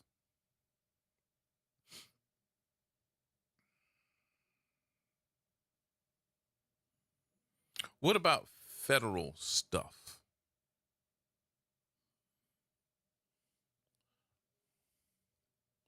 You know, to practice law in federal court, you got to be on some other planet to be able to practice law in federal court because it costs so much. And anybody that has to go to federal court that got a case against them, you're going to hear them say some big numbers as far as their retainer is concerned. What do you mean, Gerard? I mean, somebody tell you that they got a federal court case and you need them to handle it. I think that starts at $25,000, $30,000 as a retainer. I think that's how it starts. I think the fairest one that I've heard so far that can make things happen for you. Now, I don't want to give out his how much his fee is. I don't know how much his fee is. He have to tell you that. And then I guess that all depends upon how serious the case is or the charges are. But Clarence Roby, and I'm talking about in New Orleans. I can't say in any other part of the world. I'm talking about New Orleans. Clarence Roby is that guy. I say Clarence Roby can handle your federal case, your court, your state case, and your local case. I don't know how much of it he does. I don't know about personal injury. I don't know. I've never heard him do that. As far as personal injury is concerned, I don't know if he does or not. But as far as your federal case, if you got the feds after you, you got a serious criminal case, Clarence Roby is that guy. Black guy. For those of you that don't know. Now, who else as an attorney would I say that has made some moves in this market, in the New Orleans market? And I'm not talking about personal injury stuff. I'm talking about Fed stuff. I'm talking about state court. Who's that guy? The other guy would be John Fuller. Y'all know Fuller? John Fuller.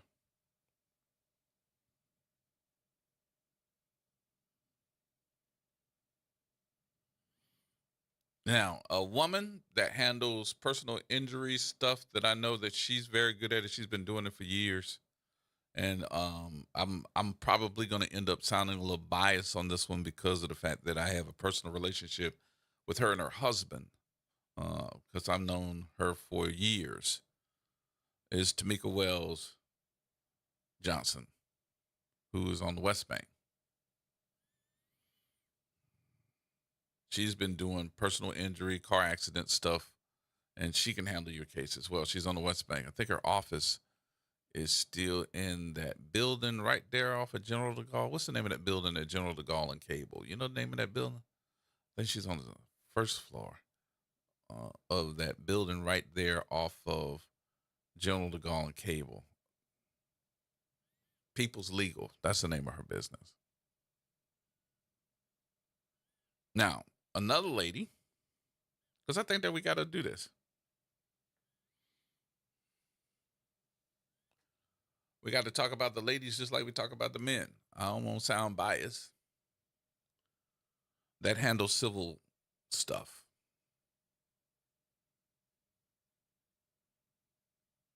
That would be Desiree Charbonnet. Desiree has been one of those, Bruce, that has advertised at this radio station.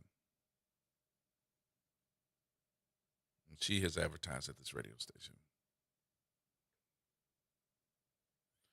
So let me go back to Cliff, because I see what Cliff wrote online here. Cliff's my guy. That's my guy. So the number one reason why we see these middle-aged white guys that are attorneys doing personal injury, they come up with these, I want to call them gimmicks or schemes, because it's not. Slogans, dance songs, something that's going to stick in your head because they know us. The number one suer, if that makes sense, in this marketplace is going to be the African American. So I need to stand out more so than anybody else. So what did I do? I ended up going and getting these media companies that have put together these packages. They put together packages now. Because I don't know if you all go any place else, if you go to other states, you know, it'll be interesting if you do, if you go to somewhere like Atlanta, you go to North Carolina, you go up to Philadelphia, you would be so, you would laugh because you'd be like, G told me that and I didn't believe him. Because you all think that Mars Bart is the only one that's doing that one call and that's all. Mars has a trademark for regions. For this region, I think the Baton Rouge region. I know that he has it further upstate, probably in Alabama. He's trademarked that slogan, but he's trademarked it for his regions. Go further up north, and you'll hear of another attorney that is doing the same slogan, but it's out of the reach of here. So you would see somebody else doing one call, that's all, somewhere else. Because it's the media company that actually owns or trademarked the slogan. They just put it to you and say, hey, we're going to do this to your advertiser. We're going to put your advertiser together. We're going to put together your commercials. We're going to put together your radio commercials, and we're going to give you the slogan. One call, that's all. And then somebody like Chip Forstall. Chip Forstall's like, I'm good in this marketplace. I'm going to stay right here. Why? Because I made my millions. Now I'm getting my son involved. Nobody's going to turn down no money. So we just see the advertising, but we don't even understand how many calls do they get per year. Not per month, but per year. How many do they get? How many would you think they got? You probably say a couple of hundred. Several thousand. I'm talking about like 20, 30,000. Out of that, how many of them end up saying, let's settle? See, it's not about going to, what's the other guy's name? Y'all know, I love his commercials. I think he's probably the most unique out here. What's his name? Edinburgh? Yeah, you know, he put on the coat, be like, I got to go and take your case. Why? Because I'd already spent the retainer.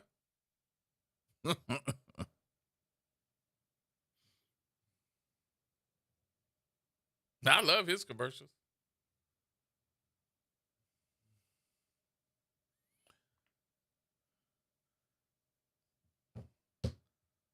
So how much do they make? What?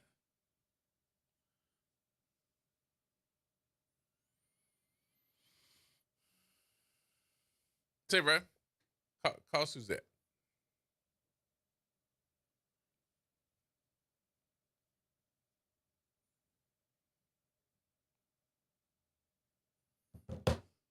How much do they make? A third of whatever they settle. If I settle $100, I'm getting 33.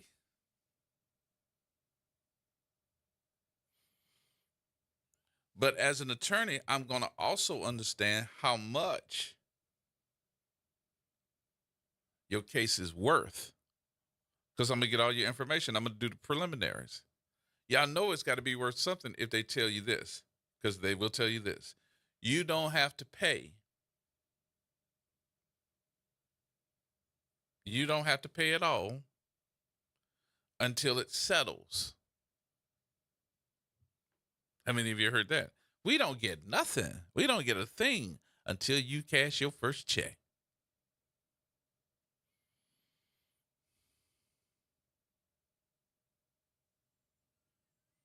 You've even got one guy that says, wait a minute, hold up. We're not going to be that 33 or 40% guy. Our law firm is the 25%. Wow. Woo. Whoa. So out of my 4 quarters, you still going to take one of my quarters. I guess you have to say it costs to be the boss.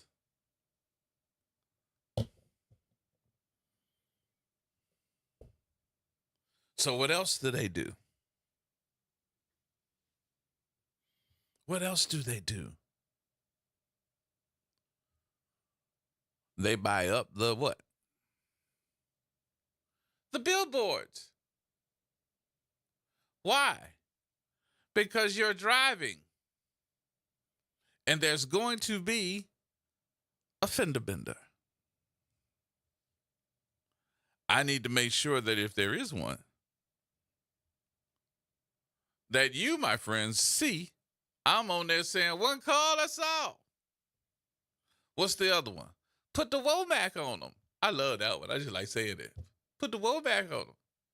It took me a minute to figure out what the 444 was, what he was saying in the song. Hell, I'm black and I still didn't know what he was saying. Throw your foes up, it didn't sound like throw your foes up. I was like, oh, what is he saying?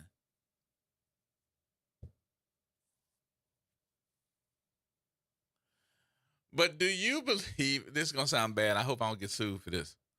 The opinions that I'm about to say are mine and mine only, not the opinions of WBOK. So I did a disclaimer. Jazz is my witness. Do you really believe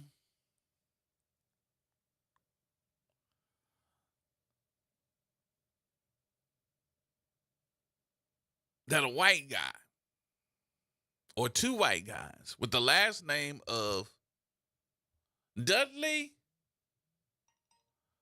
and DeBosier are walking around with their suits on, the official personal injury attorneys of the New Orleans Saints, singing Throw Your Foes Up? Throw your foes up. Do you really believe that I got this $2,000 suit on? I'm sitting here on the 50-yard line of the New Orleans Superdome filming my commercial, telling everybody that I am the official personal injury attorneys of the New Orleans Saints. And by the way, throw your foes up. Throw your foes up. Huh? What? Who they getting to?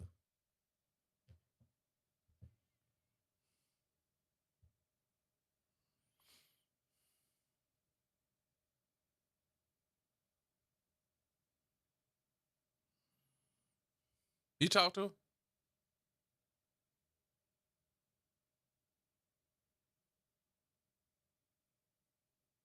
Calling. Oh, okay. You want me to give it to you again? Because evidently you lost the number.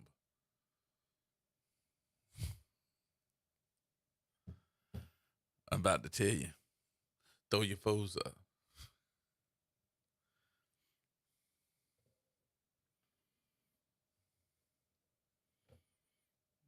And you know what the Bagnaris firm was coming with? You need to bounce back with Bagnaris. I was like, do what? Bounce back with Bagnaris.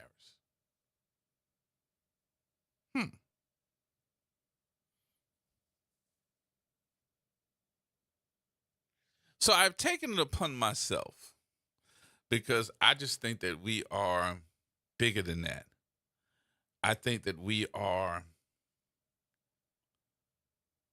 a wide variety of, because y'all call me and talk about culture all the time.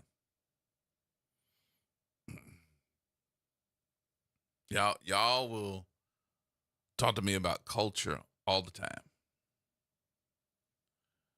And one of the things I think that I got to do is have a conversation with these black attorneys around here, saying what's going on.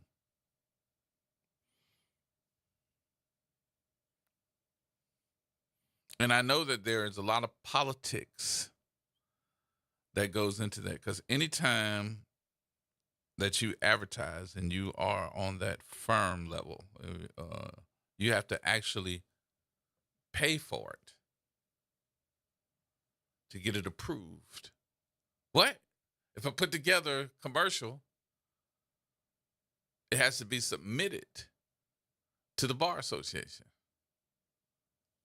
And for them to listen to it, it got to be paid for. You got to pay for it for them to listen to it. If I'm not mistaken, let me make sure. Joining us now is the ever delightful one that we miss so much around here. Would y'all say hello to my other sister from another mister, Suzette Bagnaris, on the phone with us. Well, hey there. Hey there. How are you? Good. How you doing? I am doing well. I am blessed and highly favored. Oh, hallelujah, hallelujah. Mm-hmm. I'm up your alley for a minute here. So I'm gonna try to get some information, because I turned on the television for the last couple of mornings and it has become ridiculous. The advertising from the personal injury attorneys, where you have, and I'm not trying to drag you into a conversation, but these middle-aged white men that are gearing their commercials to black people with catchy slogans, catchy jingles. And I'm thinking to myself, as I'm watching this, and they evidently are buying up everything as far as the advertising in those different day parts, because they plan them, the stations don't want to lose the money, so they plan them one behind the other, which in the business is a no-no, because you're not supposed to put competing advertising one right behind the other. And they're doing it because they don't want to lose the money and they got nowhere else to put them. So I'm thinking to myself as I'm watching this, and I'm saying these middle-aged white men are advertising to black people. That's their client base. Their lobbies are filled with us.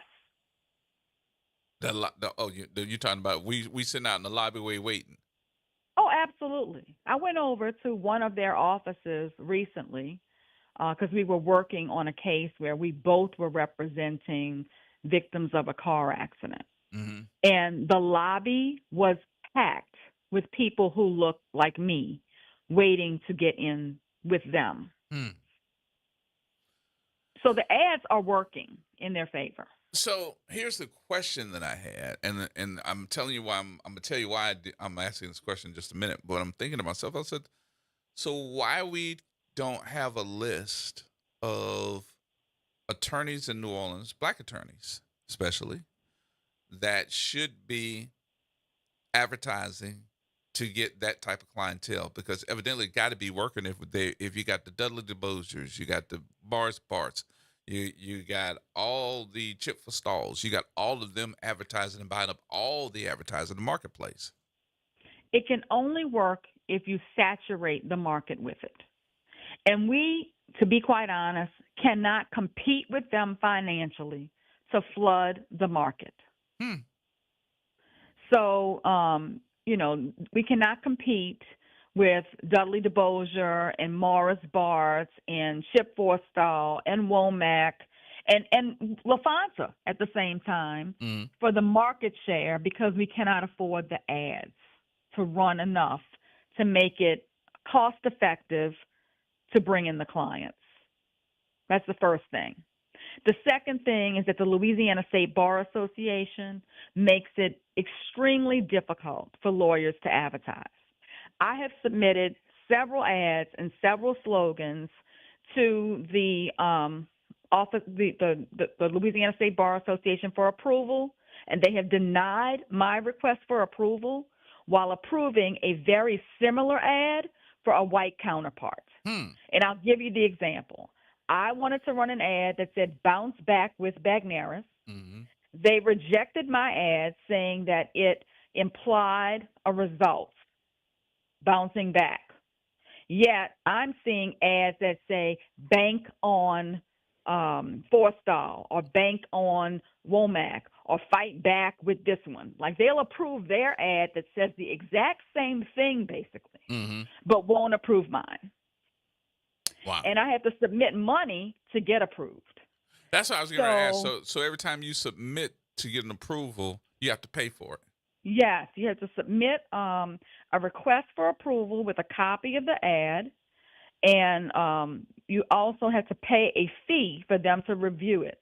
And then if they review it and they reject it, you don't get your money back. What? And, yes. And last year I submitted several proposals for ads for them. They were all rejected. Wow.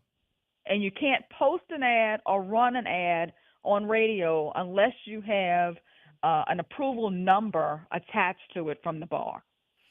So you have to also put some type of license number on these ads Correct. too, right? The approval number. And if you don't do that, then that's grounds for disciplinary action. So wait a minute. So if you don't put the number on the ad, even though that it got approved. Correct. It's the rule. It is the rule. In order to be able to run the ad, first you have to get approved, and that approval comes with a number, an approval number. And on the bottom of the ad, or if it's a radio ad, in the ad, it has to say approval number, blah, blah, blah, blah, blah. And you have to give the number. That just don't seem right with some of these ads, because some of these ads are ridiculous. Oh, they're making it very difficult. And some of the foolery that I'm seeing that's being approved by some of my white counterparts, and I can't get a slogan approved, it's ridiculous. Even ridiculous. Songs now, I'm like, y'all got to be kidding. Oh, some of the ads themselves. When I was watching television when my mother had a stroke and I was home, so I was watching television. Some of the ads I saw are disgraceful. That would even be approved. But we sitting in their lobby ways. But we're sitting in their lobby. So it must be effective. It must be effective. And I don't know why, but I'm just going to say it. Our people think white lawyers are better. And I don't know why. What? I don't know why. Oh, you know what? This is the second time in I think the last hour, because last time somebody said it, I was like, oh boy, here we go with the my ice is colder. I'm just saying, I hear it quite frequently, and I hear it from our people, and I don't know why they think that way. Man, you ain't supposed to have nothing. You're supposed to be working for free. Oh, that's part of it. That's part of it. Man. But the other thing is, for whatever reason, they just seem to think that we're not at the same level of quality of service as our white counterparts, and that is completely untrue. Only 1% of lawyers in the whole country get approved to practice before the U.S. Supreme Court. I'm one of them. So that means 99% of the other lawyers in America don't. Yes, indeed. But yet, I can't get my own people's business. And it gets very frustrating. You got a few minutes? Yeah. Let me take this break. I'm going to come right back. All right, more with Suzette Bagneris next. Everybody hold tight. AURN News. I'm Ebony McMorris. President Joe Biden gave his last farewell address to the nation from his Oval Office and offered a stark warning to Americans. I want to warn the country of some things that give me great concern. And then that's the dangerous concentration of power in the hands of a very few ultra-wealthy people. The dangerous consequences if their abuse of power is left unchecked. Today, an oligarchy is taking shape in America of extreme wealth, power, and influence that literally threatens our entire democracy. During his speech, President Biden also warned about the potential rise of a tech industrial complex and the misinformation and disinformation that allows the abuse of power. He also touted some of the work under his administration, but told the American people it'll take time to feel the full impact of what the administration had done. Biden not only ends this presidency, but 50 years of service. For AURN News, I'm Ebony McMorris. It's Off the Top with Norman Robinson on WBOK 1230 AM. The unimaginable happened in our beloved city early New Year's morning. A terrorist attack on Bourbon Street, wreaking death and destruction. As we pray for the victims and the families touched by this horrific act of inhumanity, we are reminded by our health experts that all of us have suffered a measure of distress, be it ever so subtle. Like many of you, in the wake of this tragedy that tore through the heart of our city, I am still trying to cope with the feelings of anger, despair, shock, and confusion. I reached out to my friend Dr. Corey Hebert, medical editor for WWL-TV, who says the feelings that we are experiencing are natural following a traumatic event. Dr. Hebert says whether we admit it or not, no one is unaffected by what's happened. He referred me to the National Institute of Mental Health webpage, where you can find information about coping with traumatic events. Health experts define such events as scary, shocking, or dangerous experiences that can affect someone emotionally or physically, leaving us with a range of reactions: anxious, sad or angry, trouble concentrating and sleeping, continually thinking about what happened. Mental health experts say most people will recover as those reactions lessen over time. If not, they are encouraged to seek professional help. Health officials also recommend some practical things you can do for yourself. Avoiding the use of alcohol, spending time with relatives and friends who are supportive, engaging in exercise and mindfulness, or other activities that reduce stress. As we struggle to recover from this unspeakable tragedy, let's remember to be patient, kind, and compassionate with each other. We can reduce the stress and quicken trauma recovery with good behavior and gracious words. This is Norman Robinson, Off the Top. Hey New Orleans, Tavis Smiley here, inviting you to join me each weekday evening at 7 p.m. right here on WBOK 1230 AM for the Tavis Smiley Show. You can expect great guests and getting the answers you need to know. It's the Tavis Smiley Show on our new home in New Orleans, WBOK 1230 AM. Tavis Smiley. Ranked number 45 on the Heavy 100 list of the 100 most important radio talk show hosts in America. Welcome to Chemical of the Month, a service of the community scientist and Rise St. James. This month, we're focusing on lead, a heavy metal that's dense, soft, and poses serious health risks. In Cancer Alley, lead exposure from industrial emissions or contaminated soil can significantly increase cancer risks and other health problems. Stay informed and protect your health. For more information, visit risestjames.org.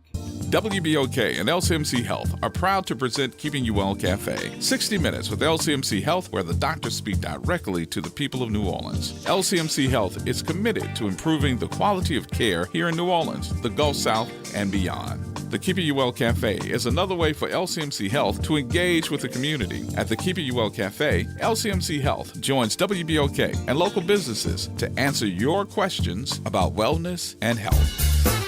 This is Andronika Morris, host of Put Housing First. Join us every Tuesday at 12 o'clock, where we will discuss how housing affects every aspect of our lives and what's necessary, what's needed needed to guarantee housing for all. Join us every Tuesday at 12 o'clock as we dig down deep onto the issues that affect all of us.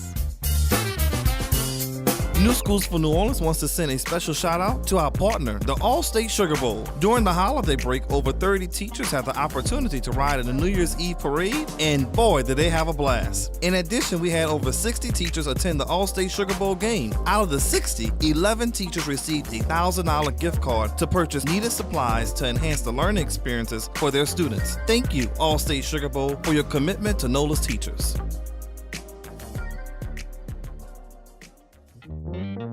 Have you heard the secret of what New Orleans is talking about?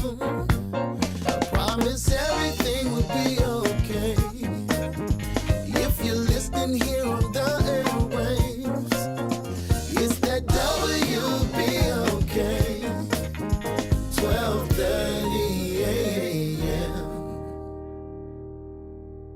WBOK 12:30 a.m. New Orleans, home of the reality check, weekdays 1 to 4 p.m. This news report is brought to you by New Schools for New Orleans.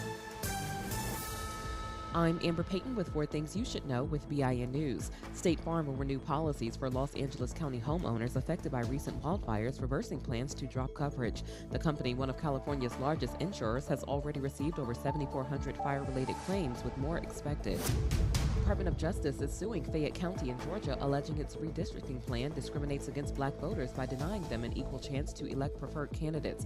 Officials reportedly rejected proposals that would unite black communities. Stacey Abrams' voting rights group, the New Georgia Project, was fined $300,000 for over a dozen campaign finance violations, including failing to register and disclose activities. It's the largest fine of its kind in state history. And Martin Luther King III and his wife honored Dr. King's legacy by visiting Food and Friends in Washington, D.C. on what would have been his 96th birthday. They toured the facility and helped pack food for distribution. I'm Amber Payton on the Black Information Network, your home for Black News First. New Schools for New Orleans wants to send a special shout out to our partner, the All-State Sugar Bowl. During the holiday break, over 30 teachers had the opportunity to ride in the New Year's Eve parade, and boy, did they have a blast. In addition, we had over 60 teachers attend the All-State Sugar Bowl game. Out of the 60, 11 teachers received a $1,000 gift card to purchase needed supplies to enhance the learning experiences for their students. Thank you, All-State Sugar Bowl, for your commitment to NOLA's teachers.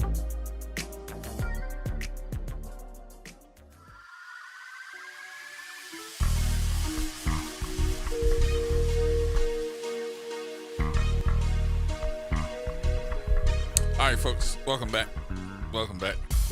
We sorry for the delay, just so much. All that money that y'all be making by playing all them commercials. Why you looking at me like that, bro? Why you look? The rich man over there on the other side working all the commercials. Say what? The jazz one. They call you Jazz for a reason. Because he's jazzy. Mm-hmm. I don't see nobody behind me. Making all the money.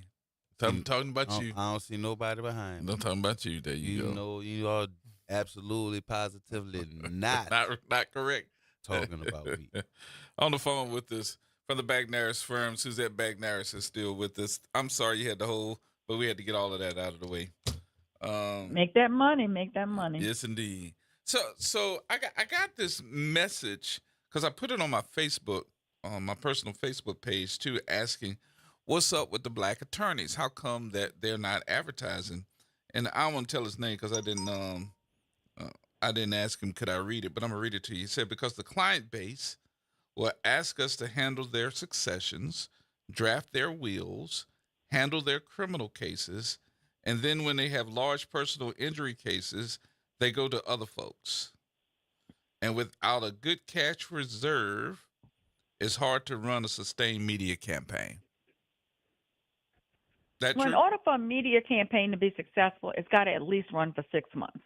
Okay? So if I'm going to buy a billboard, for example, I'm looking at $2,000 a month, and I have to commit for a 6-month run if I really want that billboard to be effective. Right.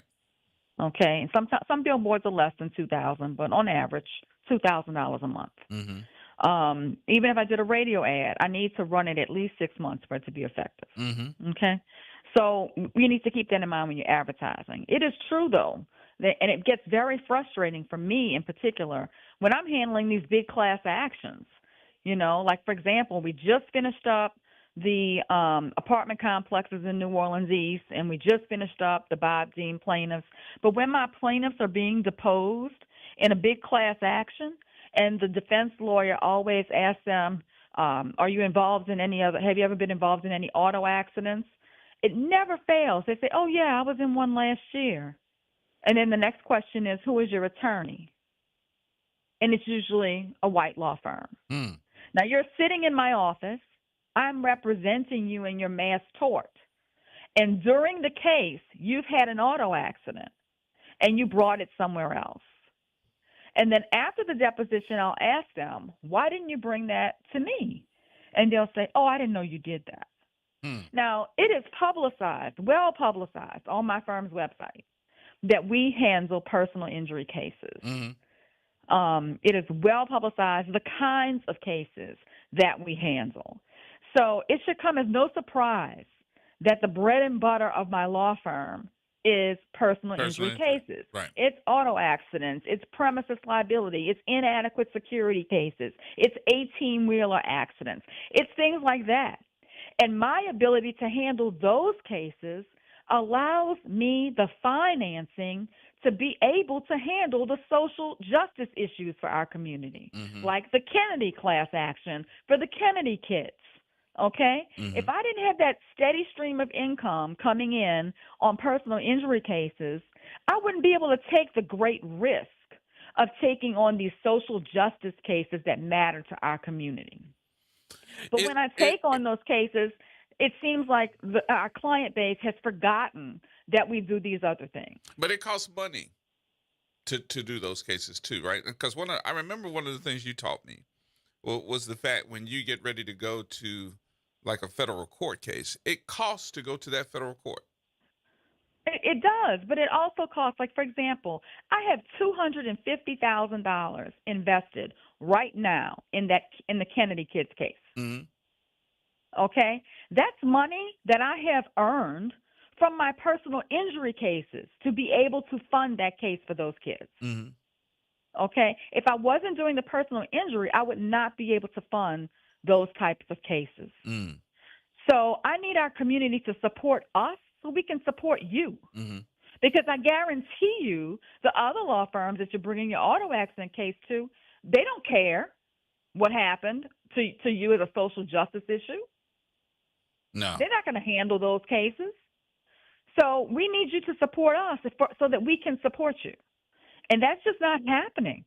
I can't tell you how many times my clients are deposed, and they're deposed on one issue, and they have another issue pending, but they didn't come to us for it. Is that because they are?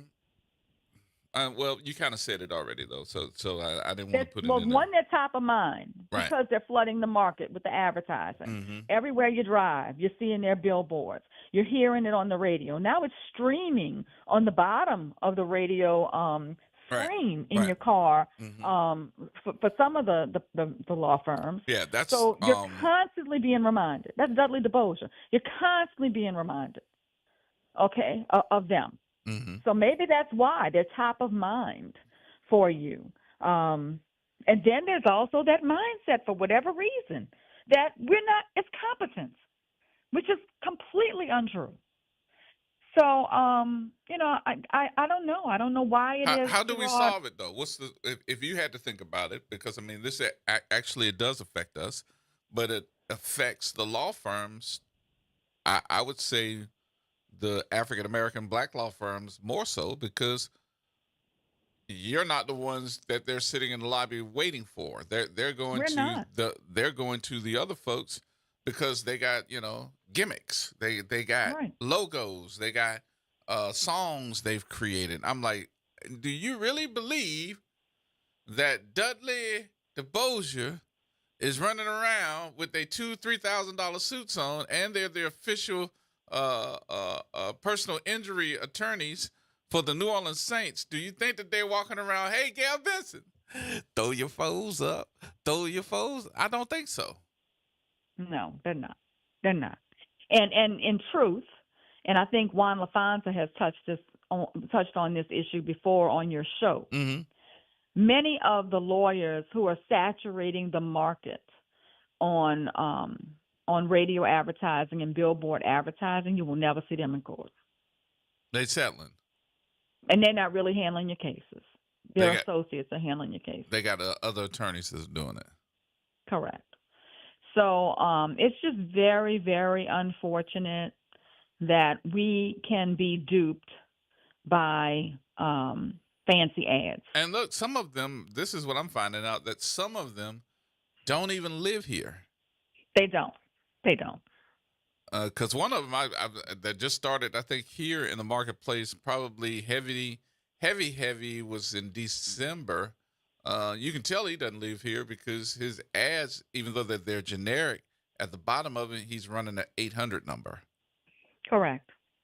There's a few that came into our market for hurricane litigation and never left.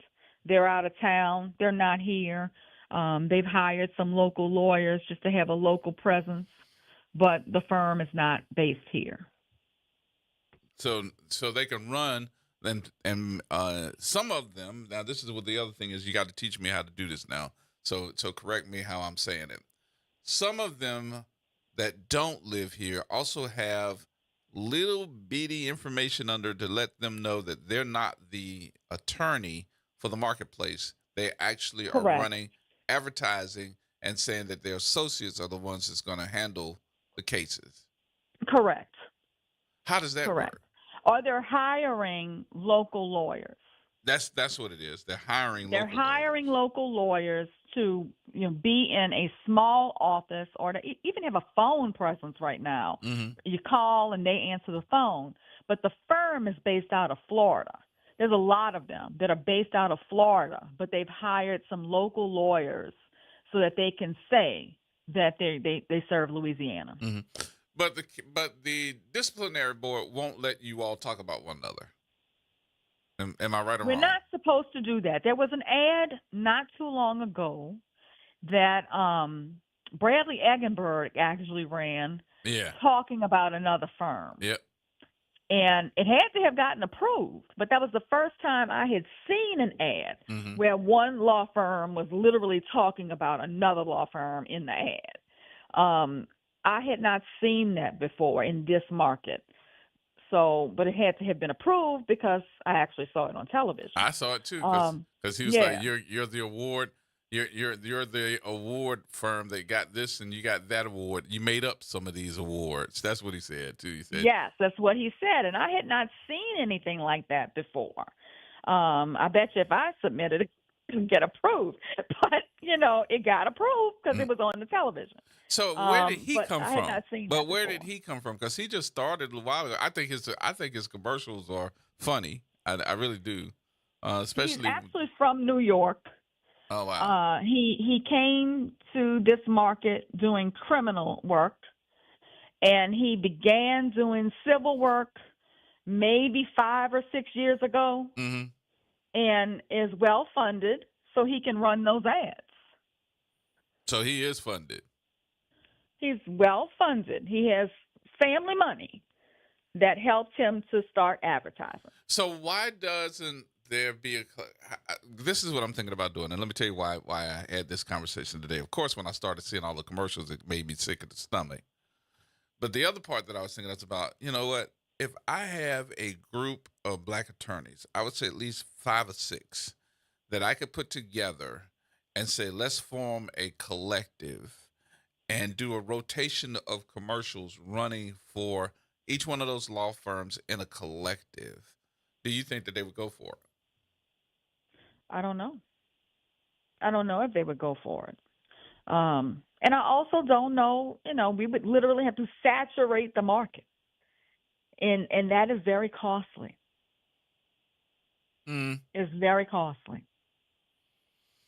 Yeah, I just think that some people have got to be awakened and seeing that this is not the way that we're supposed to be, showing wealth in our community. We're not doing wealth in our community. We're giving away our money to people that don't even live here. They ain't coming to your hood. They're not coming through. Now I'm starting to see them riding around in cars saying, don't even worry about it. We'll come to you. Oh, yeah, exactly. They're actually going to people's homes now. I did see some of those cars. That the cars are wrapped with the advertising. Man, one as of them well. got the horns of a cow or something on the top of the hood. I'm like, wait a minute, that's bull. That's the that's the slogan. That's bull. Got the horns of a bull on the hood of the car. Right. Look, it's a very difficult issue, and I got to tell you, it's running black firms out of business. It's getting more and more difficult for us to sustain ourselves when the market is being saturated by these bigger firms. And so what do we do? We're getting less and less business every year. So what do we do? I don't know, Gerard. I would love to hear a solution, because I got to tell you, a lot of black law firms are struggling now. A lot of black lawyers are struggling now. And, there's limitations on what we can do to advertise. There's limitations on us getting approved. And if you're not getting money in, you certainly don't have the money to put out to spend on a big marketing campaign. It's becoming increasingly more difficult for us to do what we do. And I'm very concerned about the young black lawyers coming behind me who certainly don't have the financial wherewithal to flood a market to get their names out.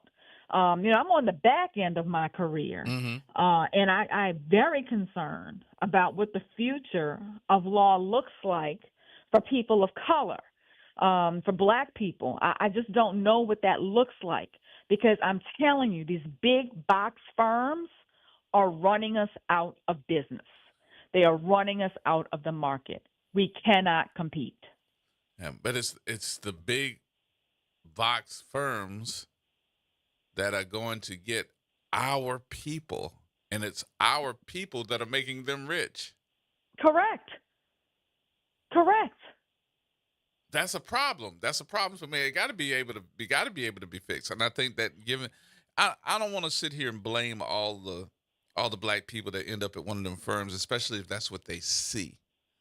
But I'm looking at them and saying, you got to be able to be top of mind to keep this on the front end of your lobe, instead of looking at it and saying, "Oh, I'm just going to go in because I like their jingle. I saw their television commercial." But how do you stay top of mind, Gerard? I can't be any more top of mind than I am in this particular calendar year, when my husband and I are the lawyers for Zulu Social Aid and Pleasure Club and are Mardi Gras characters. Mm-hmm. Okay, we are at every event in this city right now. We should be top of mind. The phone's not ringing. I'm gonna put this together.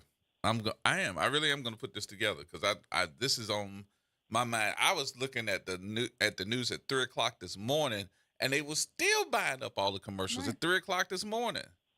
And Gerard, I'm gonna say, I know a lot of black law firms who put a lot of money back into the community. Mm-hmm. That's what we do. Okay, it's not just my firm. Okay, Wright and Gray puts a lot of money back into the community. Juan LaFonta puts a lot of money back into the community. There are several law firms that put money back into the community, but the community is not feeding us. I'm gonna work on this. I got a couple of friends of mine that I've been talking to for the last couple of hours about, production, being able to go. I'm gonna have a conversation with, several of the upper heads, executives at some of the television stations.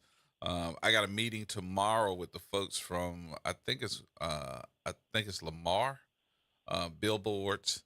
I'm trying to get one with Outback and a couple of the other folks out front, not Outback, out front of them, and being able to look at some of the social media stuff. That's not going to be, detrimental to the cost of advertising. Like, these guys are spending millions of dollars. I think Mars Bart's annual budget for advertising is somewhere between 10 to 20 million a year. Right. How can we compete with that? Sometimes you always got to look at it and say, I don't have to compete with it. I just need to maintain.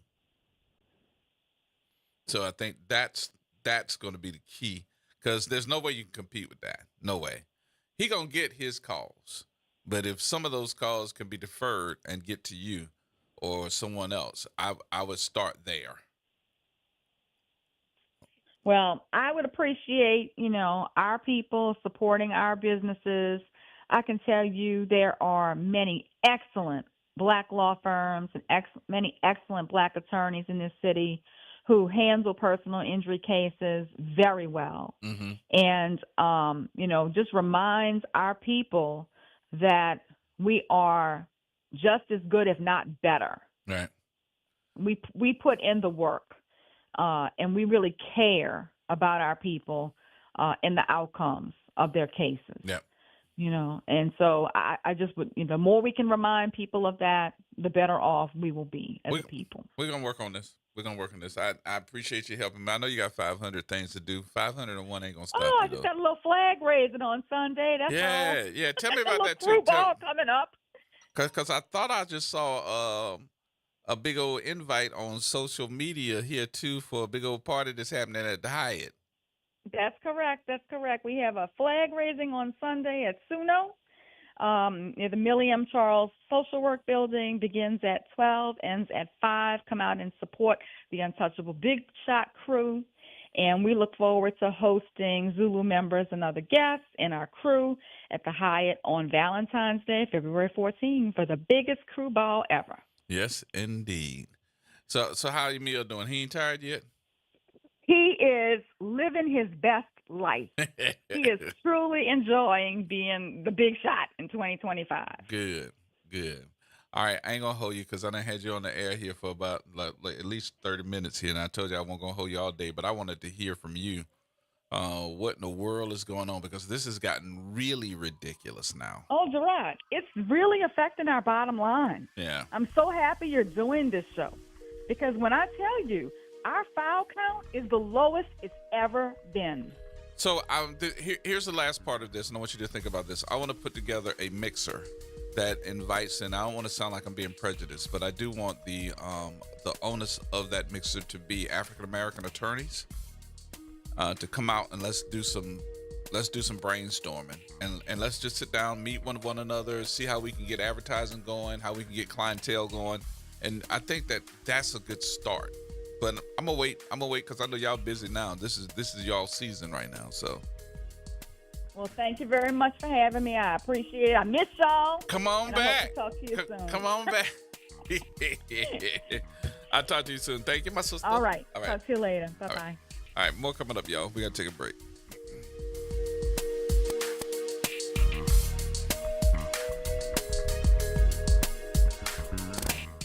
Find us online. Did you know that you can now listen to your favorite show whenever you want? How? Just go to www.wbok1230.com. Click on the Talk tab and select your favorite show. There you'll see your favorite host and the show from each day. And be sure to follow us on Facebook at WBOK1230AM, Instagram at WBOK.1230, and TikTok at WBOK1230AM. Our military faces a crisis. Recruitment down. Morale weak. Our leaders more focused on going woke than killing terrorists and defending America. President Trump nominated Pete Hegseth as Secretary of Defense to change things. Hegseth isn't an insider or a swamp dweller. He's a decorated veteran of the United States Army who deployed to Iraq and Afghanistan, and he's exactly who we need leading the Department of Defense. Hegseth will ban woke nonsense from our armed forces, strengthen our military, and make our soldiers proud to serve. Call your United States Senator at 202-224-3121. Tell them stand with Trump. Confirm Pete Hegseth as Secretary of Defense. Again, call your senator at 202-224-3121. Tell them to vote to confirm Pete Hegseth and make our military great again. Paid for by American Leadership PAC. Visit DePaul's new Algiers Health Center at 2801 General de Gaulle Drive to receive primary and preventive care for both adults and children. Services also include behavioral health, imaging, and on-site pharmacy, vision, Medicaid enrollment assistance, and more. For appointments, visit DePaulCommunityHealthCenters.org or call 504-207-3060. Hi, this is Cary Grant. Let's elevate every Tuesday through Thursday from 6 to 7 p.m. as we discuss the community, the country, and the world, from politics to current events and sports. We look forward to your input and continuing the quality programming on your community station, WBOK. Join us every Tuesday through Thursday, 6 to 7 p.m. on Elevated Conversations, the Arnie and Cary Show. Making a difference in the community. WBOK 1230 AM.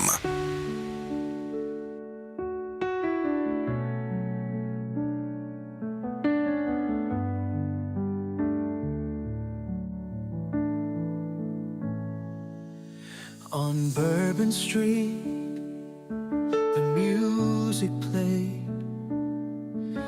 A city alive where dreams were made. But shadows fell on that fateful night as hearts were shattered, lost in the fight. We gather here in the glow of the light to honor those gone, to hold them tight. With every tear we'll remember their names. In the heart of New Orleans, the love still remains. Oh, we'll never forget the lives that we lost. Their spirits will soar, no matter the cost. New Orleans, we stand united and strong. In the face of the darkness, we'll carry along. To the families grieving, we send all our love. Their memories shine like stars up above.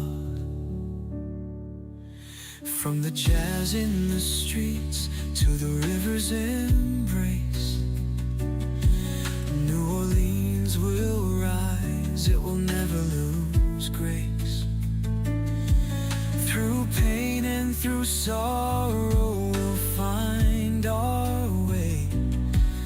With courage and strength, we'll face every day. For every soul taken, we'll carry the fire. In the heart of our city, they'll never expire.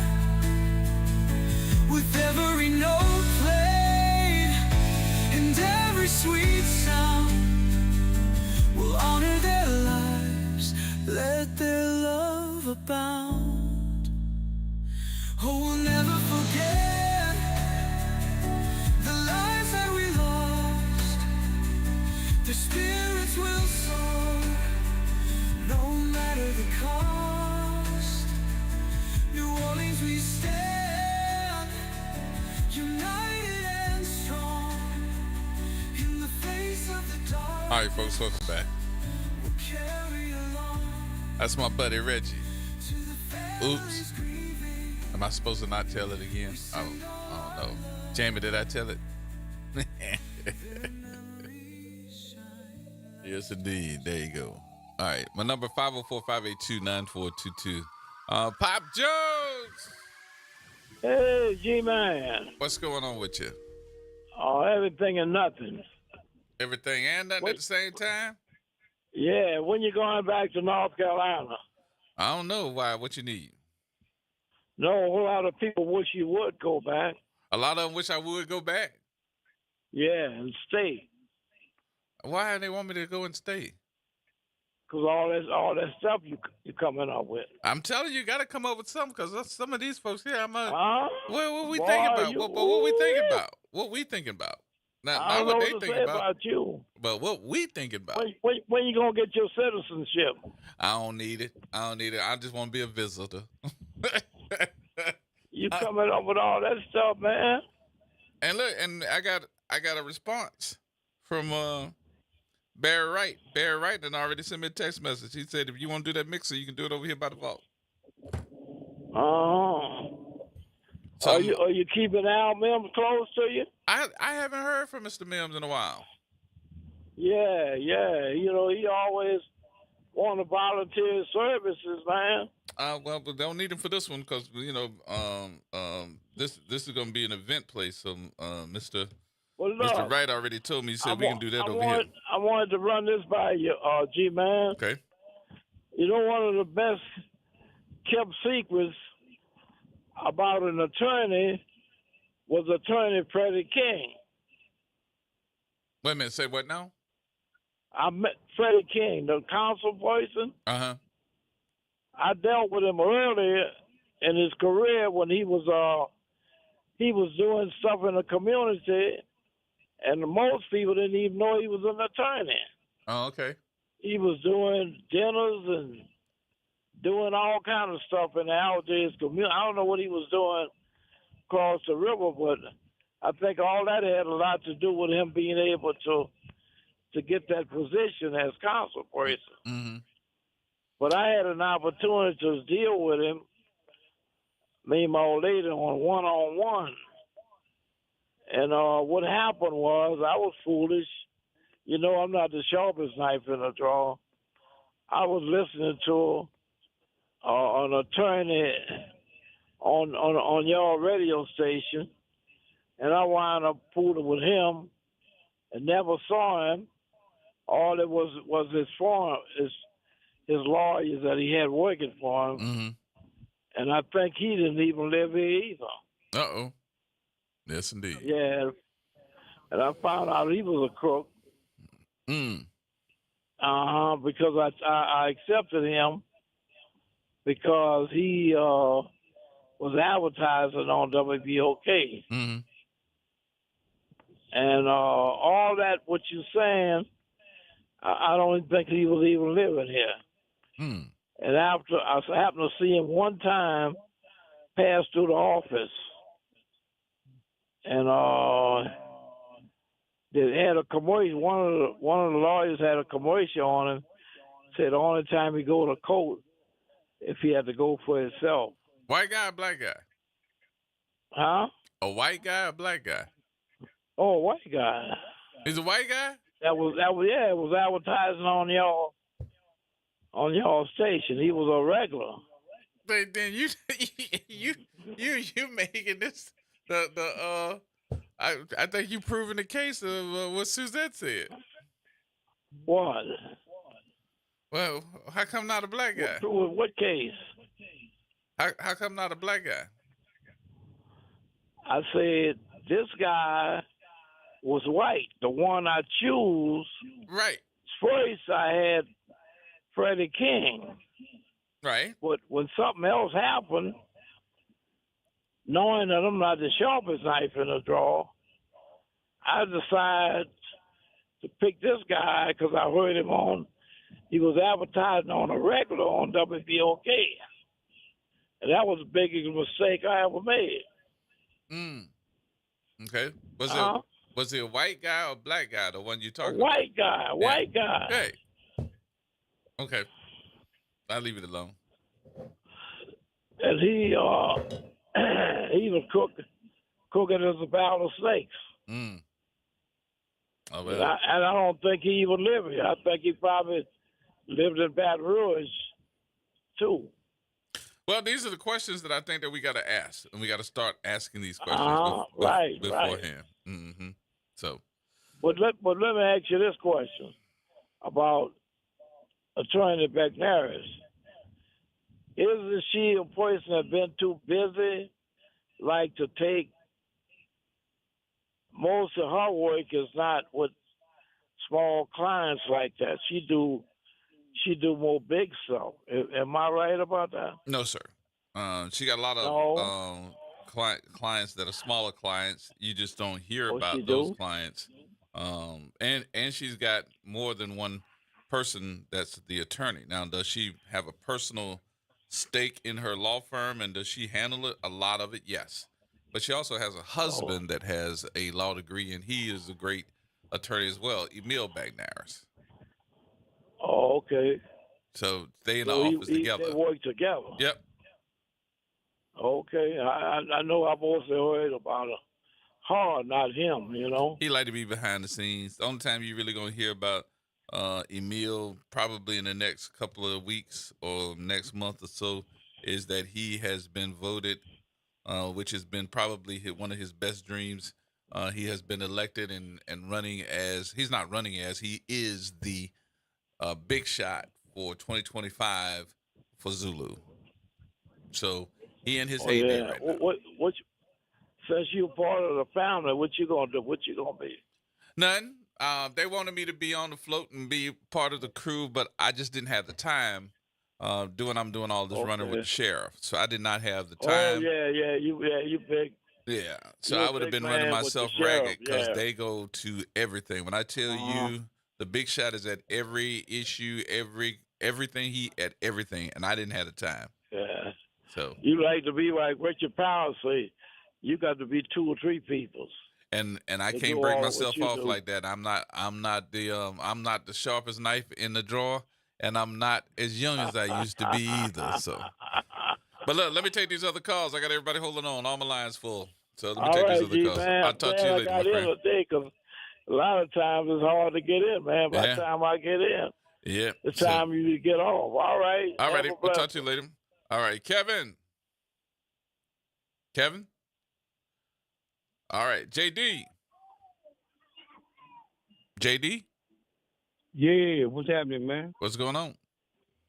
Okay, it's the ignorant one. Let me be honest with you, Brave. All right, y'all know what the problem is. You're black. But number one, I understand the situation with the black lawyer situation and the business. The restaurant in the East closed up because nobody giving them black business. But let's get back to this lawyer thing. I had a wreck a couple years back. I was working. I ain't know nothing about no lawyers and that. And all the black dudes came to me and told me, "You had a wreck?" I said, "Yeah, I had a wreck." And I go like, "What about it?" And they go like, "Look, you got to use my attorney." I said, "Well, I got to use your attorney." So 3 guys kind of fell out because I picked one guy, his attorney. Okay. So what it is, they give the black people's money for what you call it, or like you recommend somebody. They give them anywhere from between $200 to $300 when the case when the case comes through. Mm. And I try to preach to black people, you're killing yourself over a couple of nickels because these people don't live in your neighborhood. They don't actually donate to your neighborhood. They actually don't do nothing but take from you. But you know what an old man told me when I was talking about lawyer situation? So let me kind of 12 stop you right there because I want to put something in here because it ain't just black folks that's doing that, but they do. Any attorney does what they call referrals.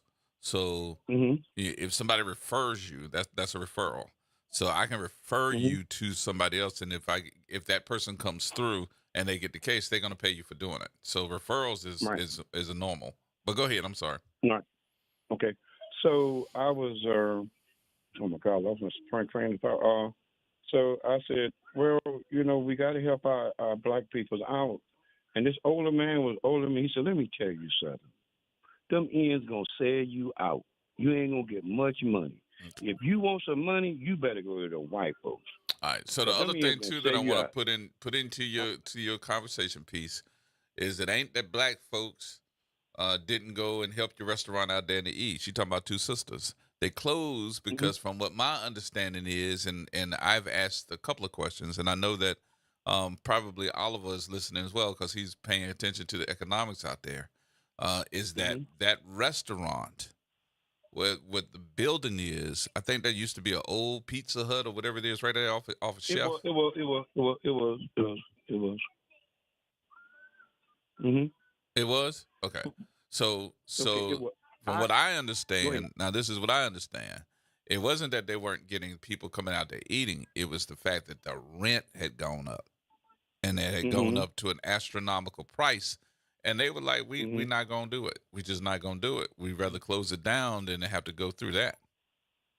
So that's all. Go ahead. But he told me, if you want to get some money, you better go to the white folks. And I'm going to tell you right now, don't mess with no black lawyers because they'll sell you out. I said, but you black. He said, if you look down in history, that's what you said earlier in your show. You said this earlier in your show. It's what we believe and portray about one another. You understand what I'm saying? Mm-hmm. That's what we believe that been put in our head. It's been put there that a black lawyer going to do you wrong.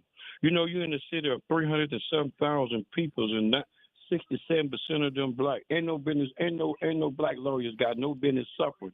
Because all your lawyers lives in Metairie, and I know that for a fact because I drive rideshare. So who put that in the head?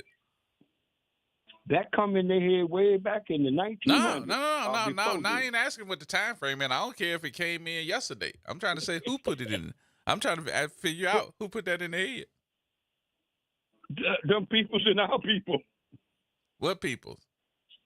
I'm talking about the generation thing. It's not there like when we came up, when we had to do business with one another. I hate to say this, man, and this is what I was trying to get you to say, and you did it.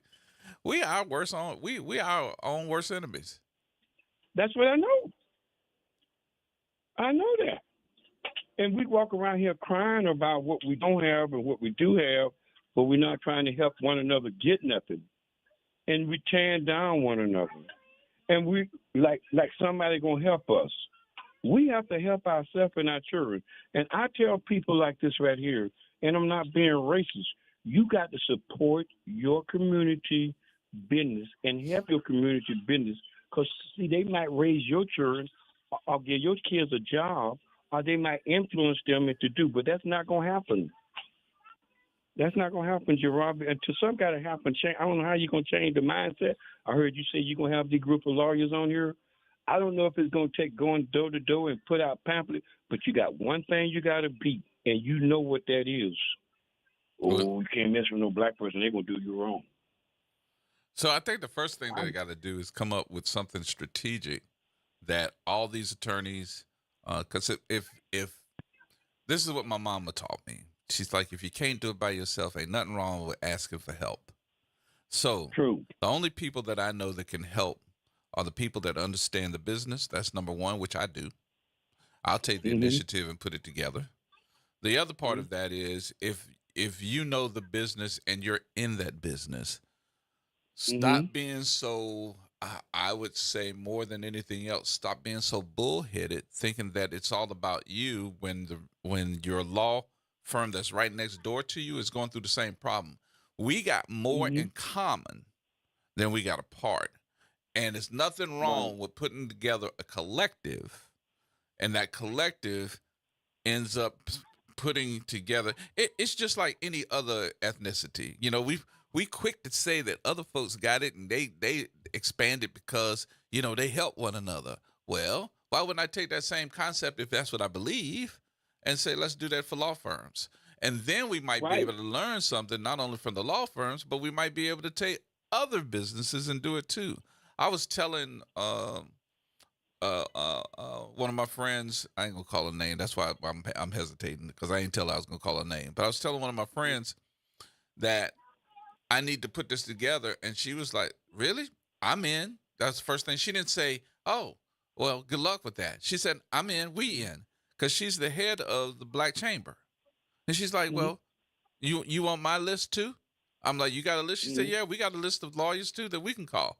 I said, "Cool, let's put it together." It might mean something if we work collaboratively and put it together. They might say, "Dan, this might be worth it," because I'm gonna tell you, I don't think that nobody else is gonna do something like this. I really don't.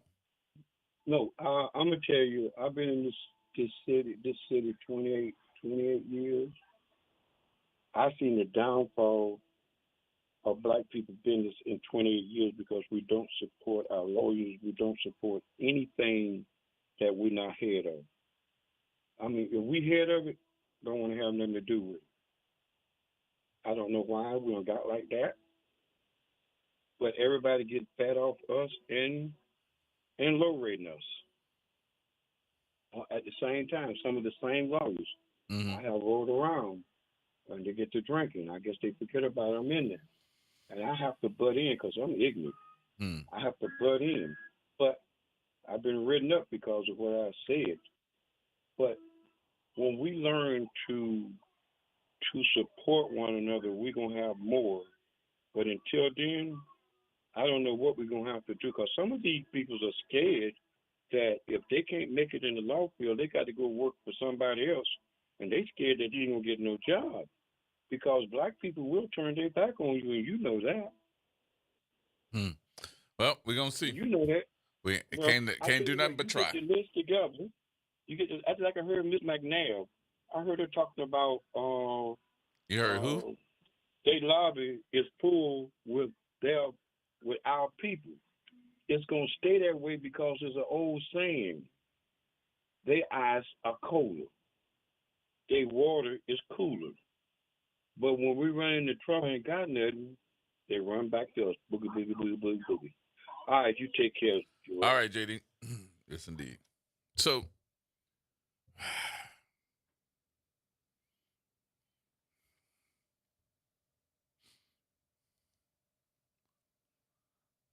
I had to collect my thoughts.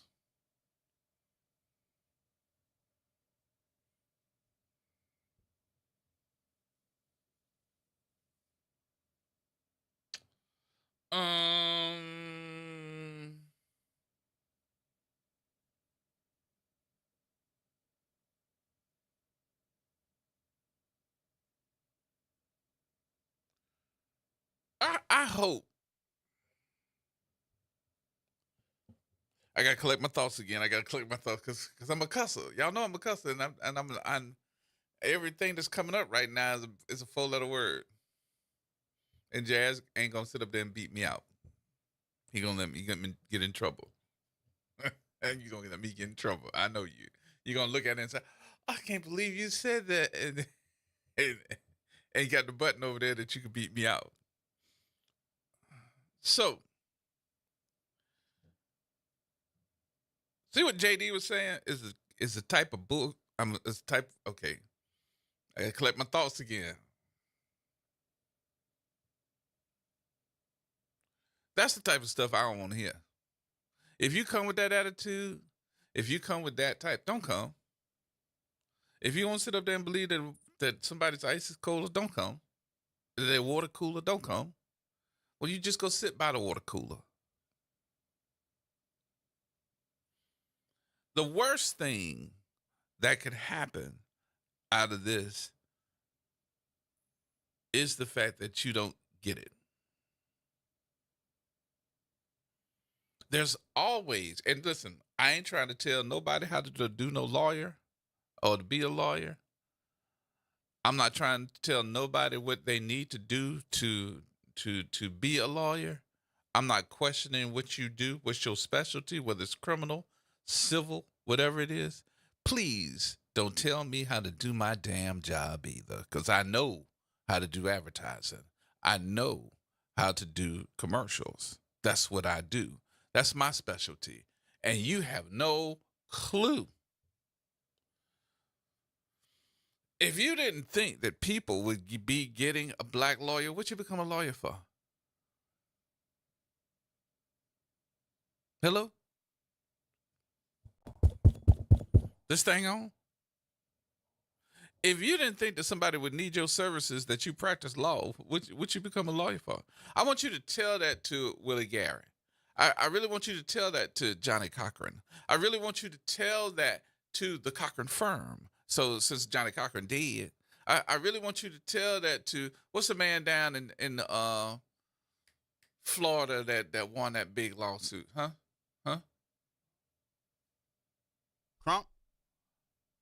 Crump. I want you to tell that to Crump. And tell him that ain't nobody using you because you a black lawyer. Tell him. You go ahead and tell them. When they drive up in their Bentleys, when they drive up in their, when they flying in their own jets, you tell them. It ain't got nothing to do with them. It's got everything to do with you. You want somebody to make you rich just because you got a case. You got to go through the process too. See, we see these white law firms that's throwing up all of these, Willie Garrett. Thank you, Brandon. We see these white law firms that's throwing up these big numbers on TV commercials. And if you just pay attention to the TV commercial, it tells you portrayal. It does not tell you who won it. It don't give you no law numbers. It don't give you that. It says, these are some of my clients. They ain't call no names. They won't even give you the persons that's on there saying, you know what, I called them and they treated me like I was good. They won't even give you their whole name. They give you their first name and the letter for their last name. That's it. And some of it don't even say that it's true. Actor. That's what it says. It says an actor portrayal. Keep believing all of that crap. You think baby, we gonna be rich? No. And I hope that some of us ain't gonna be rich on it. Why? Because you don't know how to handle money.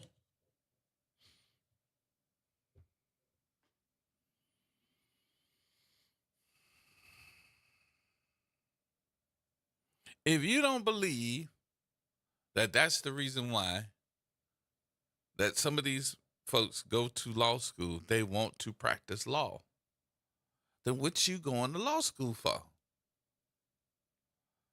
And what I can't stand is with us keep repeating over and over and over and over again what we can't do. When was there going to be at least one telephone call today to tell us what we can do? Other than me.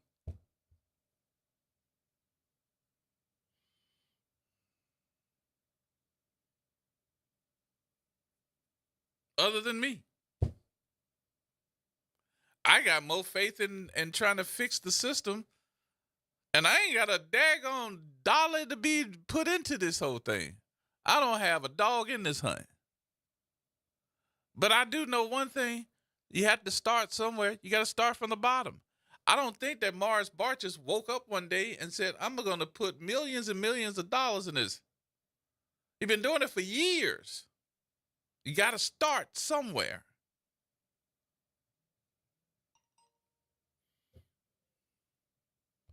And I doubt it if there are so many of you that just have a silver spoon that's feeding you all this. I doubt it very seriously. So where do you start? You start small. Get you more work than you had before. Get you more work than you had before. We got to take a break. We'll take the break. We'll wrap up here and get ready for Sports Report coming up at 4 o'clock, y'all. More coming up next, right here on WBOK.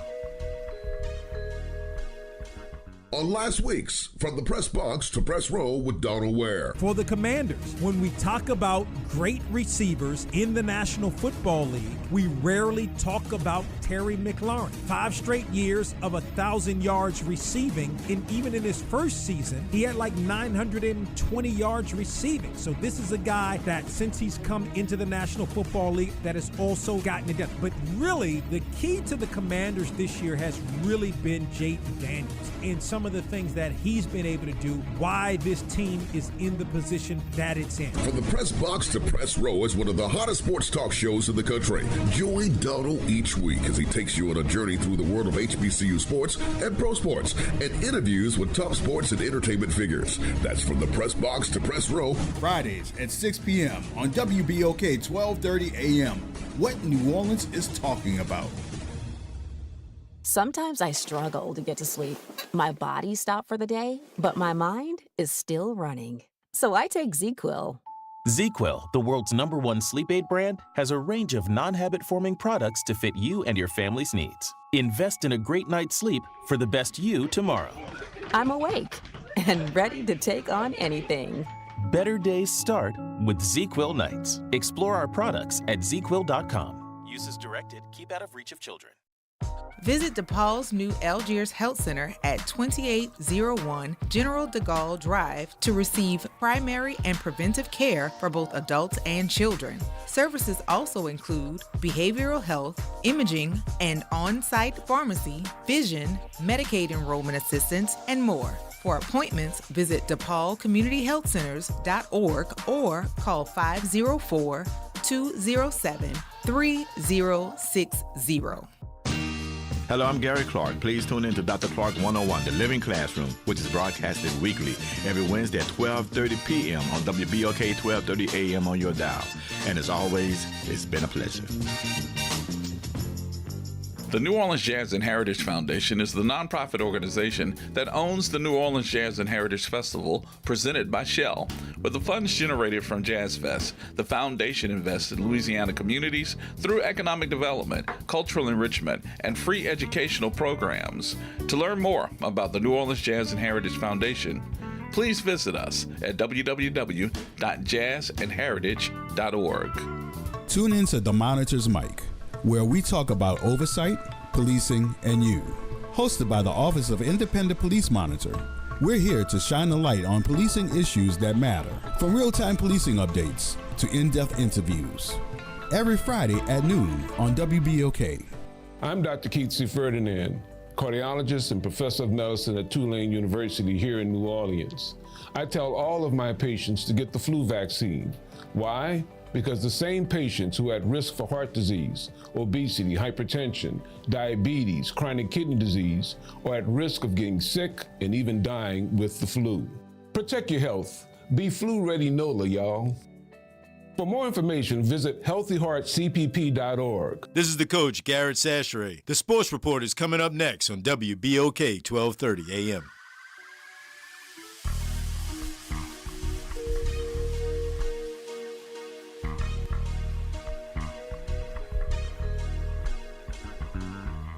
Who bring the power to the people, partner? Who bring the power to the hood home? Hey. That's that. Tune into the reality check. Look. Who bring the power to the people, partner? Who bring the power to the hood home? Hey. That's that. Tune into the reality check. Look. In my last few minutes here, what did we learn today? We learned, Gerard, that other people's ice is colder, they water cooler. We learned that we can't do.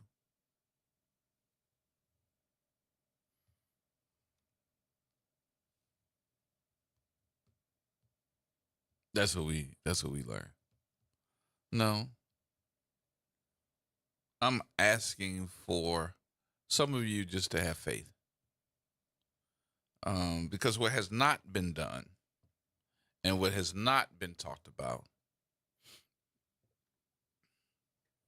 is that somebody like me that could sign up or get together with a coalition of attorneys, black attorneys, male, female, that are looking for that extra push, that are looking for somebody to advertise.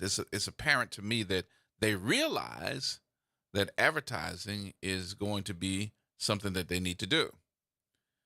But maybe you do need to start out small. What you haven't considered in this whole, I don't know if I want to call it a phenomenon, a list of do's and don'ts, do I want to call it the untouchables you can't do because. Give me a break. What you didn't count on, and what I'm really disappointed in, is the fact that nobody said, "Well, Gerard, what you gonna do? How would you do that?" Nobody asked. Not one person asked. How would you do that, G? You ain't an attorney. No, I'm not. But this is my field. I'm not an attorney.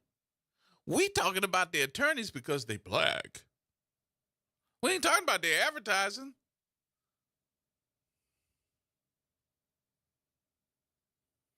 Would you say that same thing about Johnny Cochran if he was up today? If he was living today, would you say the same thing about him after he won and proved himself with the OJ trial? Would you say the same thing if there was another Willie Gray? Who that man has his own jet now, and he's flying from case to case. Would you say the same thing if these black attorneys that have gone to court and made themselves millions of dollars as well as their clients? But what nobody asked me was, what you gonna do? Oh, I'm gonna have a conversation with y'all, find out what's wrong, and then I'm going to the TV stations to sit down and work out something with them. Hello? Because nobody asked. I'm not just going to put it together and say, there it is, see y'all later. Because there's more to it than just you all.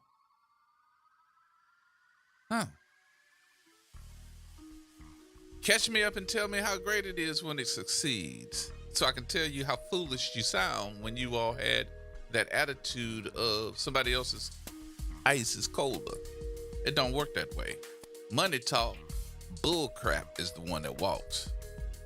That's gonna wrap it up for me. I'll see y'all tomorrow, and we'll get into more of this conversation and more. Sports Reports coming up next.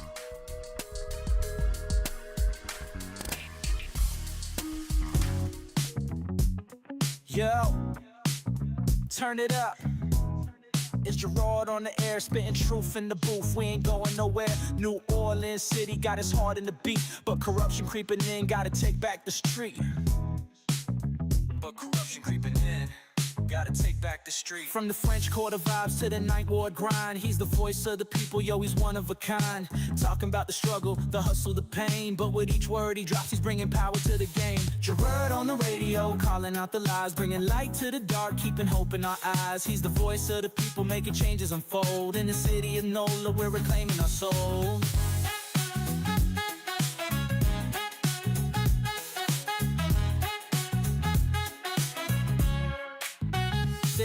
Try to silence the truth, but he's loud and clear. From the bayou to the block, everyone can hear. Got the people united, it's a movement, no doubt. With his mic in hand, he's breaking all the clout. City eat the official scheming, yeah, they playing it slick. But Gerard's on the line and he's ready to kick. For the schools and the streets, he's fighting the fight. With a heart full of passion, he's igniting the night. Gerard on the radio, calling out the lies, bringing light to the dark, keeping hope in our eyes. He's the voice of the people, making changes unfold. In the city of NOLA, we're reclaiming our soul. From the jazz in the streets to the gumbo pot, he's the pulse of the city, giving all he's got. Together we rise, united we stand. With Gerard on the radio, we're taking back our land. So tune in, y'all, let the truth resonate. With Gerard on the mic, we're rewriting our fate. In New Orleans, the power is ours to embrace. Keep it real, keep it loud, let's uplift this place.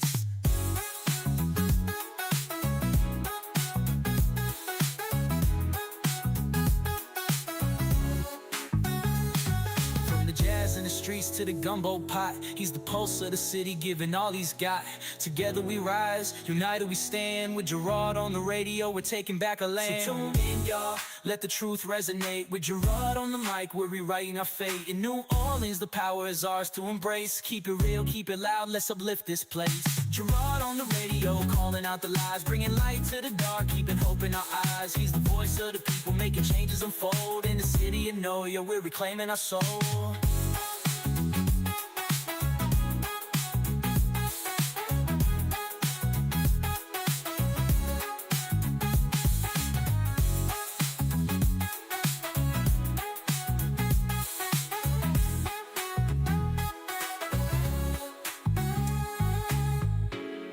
Yeah, tuning out, let the truth resonate. With Gerard on the mic, we're rewriting our fate. In New Orleans, the power is ours to embrace. Keep it real, keep it loud, let's uplift this place.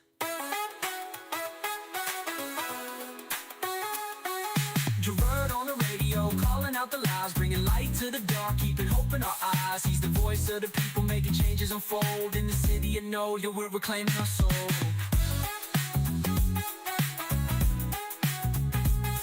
Yeah, let the truth resonate with Gerard on the mic. We're rewriting our fate. In New Orleans, the power is ours to embrace. Keep it real, keep it loud, let's uplift this place.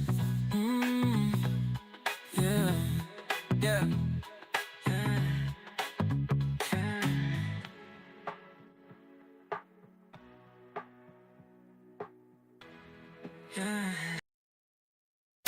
From the campus of Xavier University, WBOK 1230 AM, Go, and Equity Media Station. I'm Amber Payton with 4 Things You Should Know with BIN News. Former Presidents Obama, Clinton, and Bush will not attend President-elect Trump's inaugural lunch. NBC News reports all 3 will, however, attend Trump's swearing-in ceremony earlier in the day.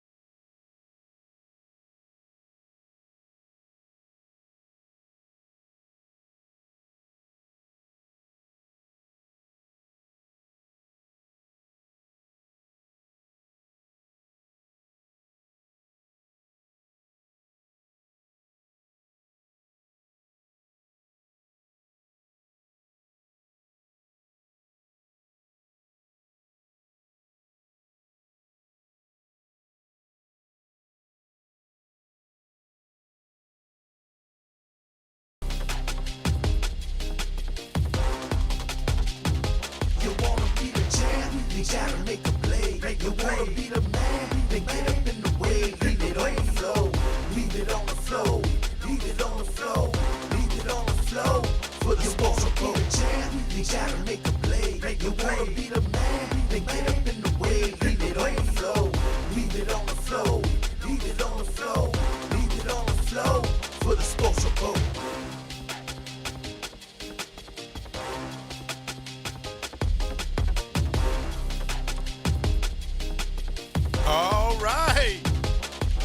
right here on the Sports Report. 504-582-9422 is the number. 504-582-9422 is the number to call to be a part of it. I am the coach, Garrett Sachere, and we got Jazz, the Jazz man, always answering the phones, always producing the show, keeping everything straight, making me look good on the other side of the glass. I want to tell everybody we have figured out what makes the Pelicans win, and that is if Jazz goes to a basketball game. If Jazz attends a Pelicans game, go see your bookie. Put your money on it.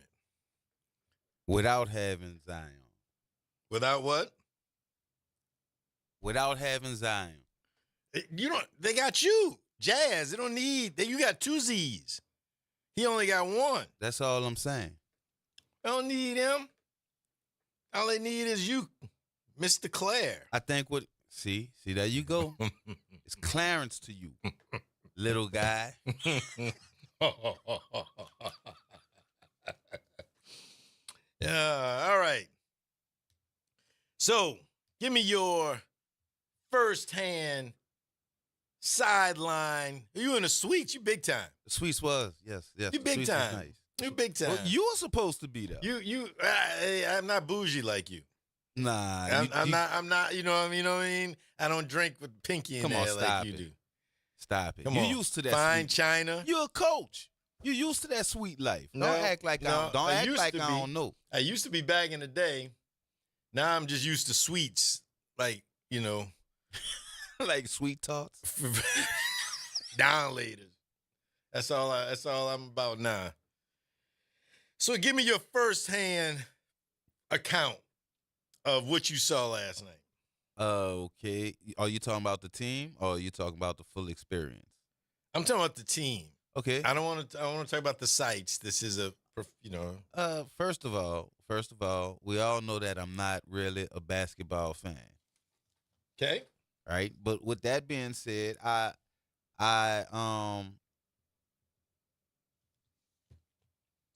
impressed with yesterday. They didn't give up. Like, there was several times in the game where I was like, oh, here it is. This is the moment where it's about to happen. This is the moment where they're about to give up the you-know-what, right? Mm-hmm. And it's like Dallas tried. They tried. They got to first base. They got to second base, but they couldn't quite round third, right? Because the Pelicans they wouldn't give up. Every time they had a chance to get back in the game, they did. Now the downside to what I saw was there were an amazing amount of 3-pointers that they took that they did not make. Can't shoot. Man, from 3-point line, I don't know what was going on. And on the other hand, it's like Dallas couldn't miss. It's like the basket was like 3 feet wide. It's like every time they threw up a three, it's like shh, shh, shh. But that in turn adds to the fact that they never gave up because they'll get a turnover. They might not be able to convert.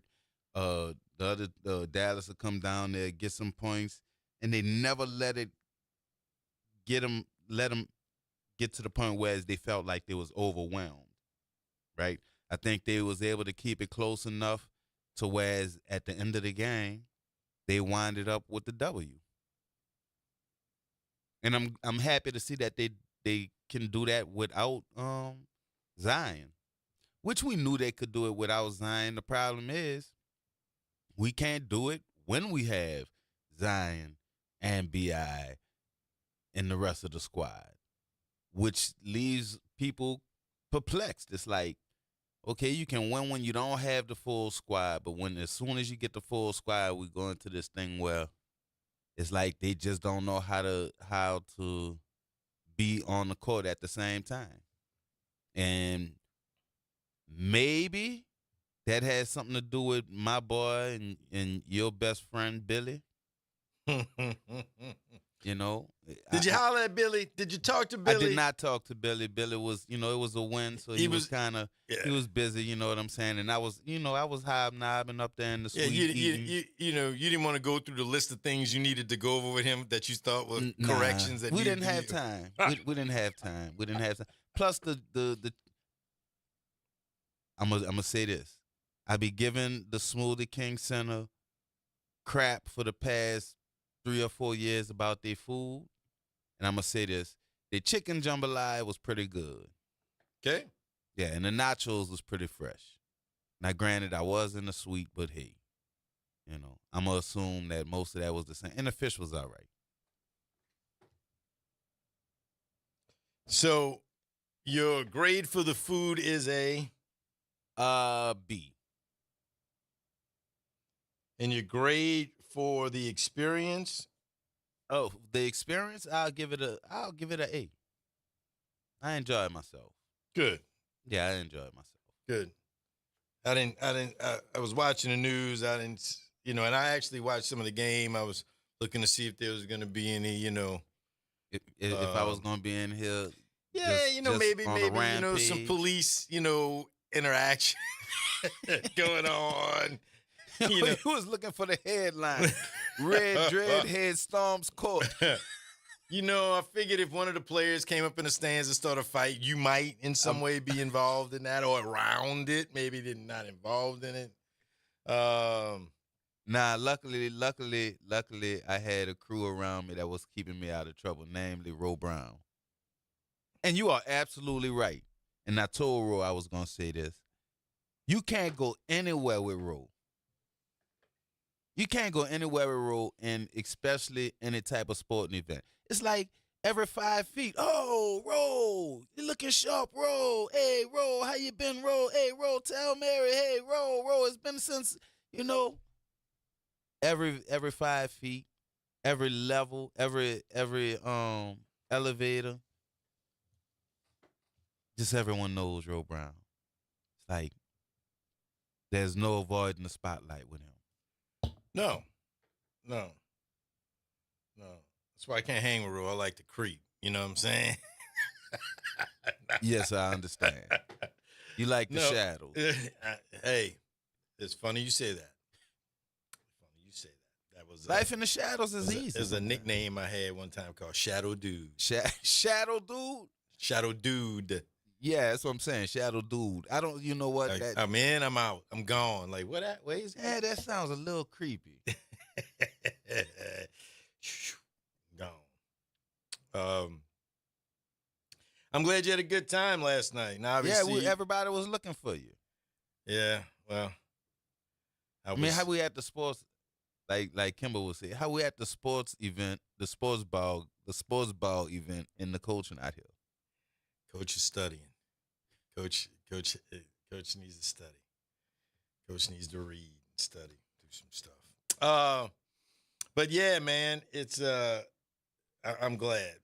Well, y'all had enough of y'all. Y'all obviously, if I'd have went, they'd have lost. You probably right. I mean, because I don't bring positive energy. You are absolutely you're probably right there. I do not bring positive energy. On purpose. Right. I would have been yelling for Willie and Billy, and you know what I'm saying. It just wouldn't have been good. It just wouldn't have been. I mean, so you did the right thing for the city. I did. I figured as long as they had Claire and that's obviously Clarence. That's Clarence to you. And obviously Kimber. After that, Zoe. I mean, after that, Justin, they don't make a difference in the wins and losses. DJ Wick, John Wick, he don't make no difference. Mon G don't make no difference. It really came down to you, Kimber, and Zoe, basically. The Three Musketeers. And Ro. Yeah, and Ro. Ro is everybody's good luck charm. Ro is everybody's rabbit foot. He just is. Oh, I forgot. I'm not calling him Ro no more. What are you calling him? Romero? Nope. Romeo? Romalici. Wow. Romanici. Wow. Wow, Romanichi? Yeah, he told me that's his real name. It's not Romalis. Oh, Romalis is not his real name? It's that. Well, Romalis is his real name, but it's actually, I don't know how this goes, but yeah, I guess in France it's Romanichi. Or in Italy it's Romanichi. Really? Yeah. I think he might have been just pulling my leg. He was cracking a Ro Brown joke or whatever, but from now on he's Romanichi. Oh, because he went to Europe now, so he's cultured. Yeah, you know. He can't be Romalis, then went to JFK. He found out that he supposed to, drink his tea with his pinky finger up. All he's got to do is watch you. I don't even drink tea. Everything you drink is with the pinky up. I'm serious. It's unbelievable. People think you're a really down-to-earth kind of guy. Nope, you're bougie. You try to act like you're not. But anybody who's been around you knows. First thing that pops in their brain, bougie. Bougie? Bougie. That's, you know what? When I look in the mirror, that is absolutely the first thing that I think. The mirror, like mirror on the wall. I don't ask who's the flyest, I ask who's the bougiest. And then you know the answer's going to be you. You know the answer's going to be you. All right, at 4:30 today, we have the privilege. I know we're about to go to a break, but at 4:30 today, we have a privilege of having Ken Trahan as a guest on the show today. Ken is tremendous. He does so many different things in life. He does so many, he's involved in all the sports. He's been involved in sports in New Orleans since I've been in high school, and he's been a play-by-play for different people and all that. He's very much involved in his church and his faith-based life and has a radio show about that. And he's just an all-around, from prep to college to pro. He is the quintessential curator of New Orleans sports, and so glad to have him on at 4:30, bottom of the hour, and looking forward to having Ken Trahan on. So a lot of people out there know Ken, been around Ken. Definitely when you hear his voice, you know his voice. But, he's been around so long, I'm sure he has broadcast something that you have listened to. So at 4:30, Ken Trahan will be here as a guest. All right, so now that we've figured out that as long as Jazz and Zoe and Kimber are there, it doesn't matter if Brandon Ingram or Z or DeJounte Murray or any of them are there. In fact, it really doesn't matter because y'all probably could have shot the threes just as well as the Pelicans shot the threes last night. I absolutely could have shot the threes like the Pelicans. I absolutely could have. Like 9 for 500? Yeah. Of course. Of course I could make 9 out of 500. Turn it back and just flip it over your head. Just see if it goes in. Yeah. So, all right, we're going to head to a break. 504-582-9422. 504-582-9422. And as I said, at 4:30, when we have the break at 4:30 for the bottom half of the hour, we'll have Ken Trahan on, New Orleans sports broadcasting legend. All right, y'all come on back after the break. Me and Jazz will be waiting on you.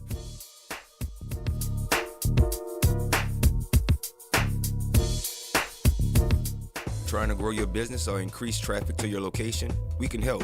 WBOK 1230 AM has a number of solutions that will meet your individual needs. Give one of our consultants a call today at 504-582-9420 or email us at info@wbok1230.com. And remember, an investment with WBOK is an investment in our community. Call today. The New Orleans Jazz and Heritage Foundation is the nonprofit organization that owns the New Orleans Jazz and Heritage Festival presented by Shell.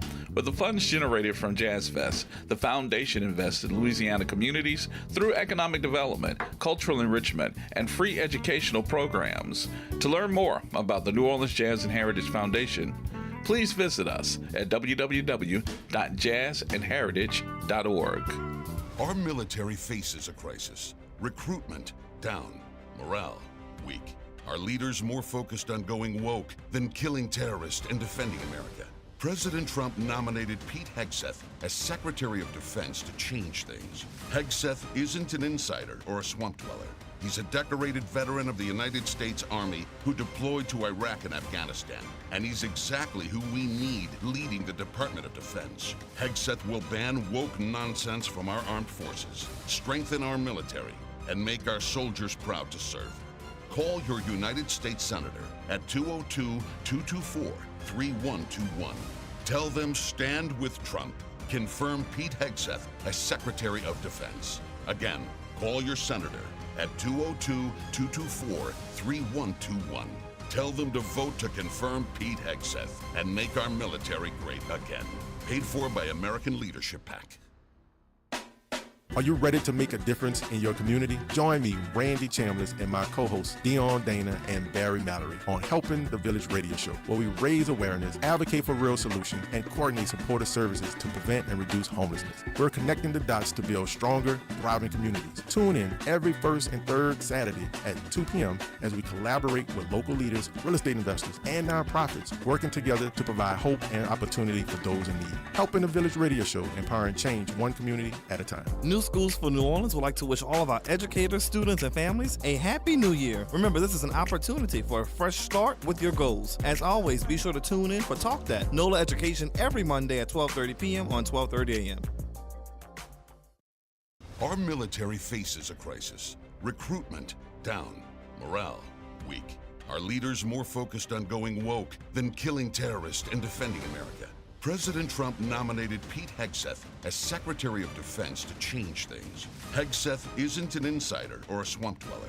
He's a decorated veteran of the United States Army who deployed to Iraq and Afghanistan. And he's exactly who we need leading the Department of Defense. Hegseth will ban woke nonsense from our armed forces, strengthen our military, and make our soldiers proud to serve. Call your United States Senator at 202-224-3121. Tell them stand with Trump. Confirm Pete Hegseth as Secretary of Defense. Again, call your senator at 202-224-3121. Tell them to vote to confirm Pete Hegseth and make our military great again. Paid for by American Leadership PAC. Making a difference in the community. WBOK 1230 AM.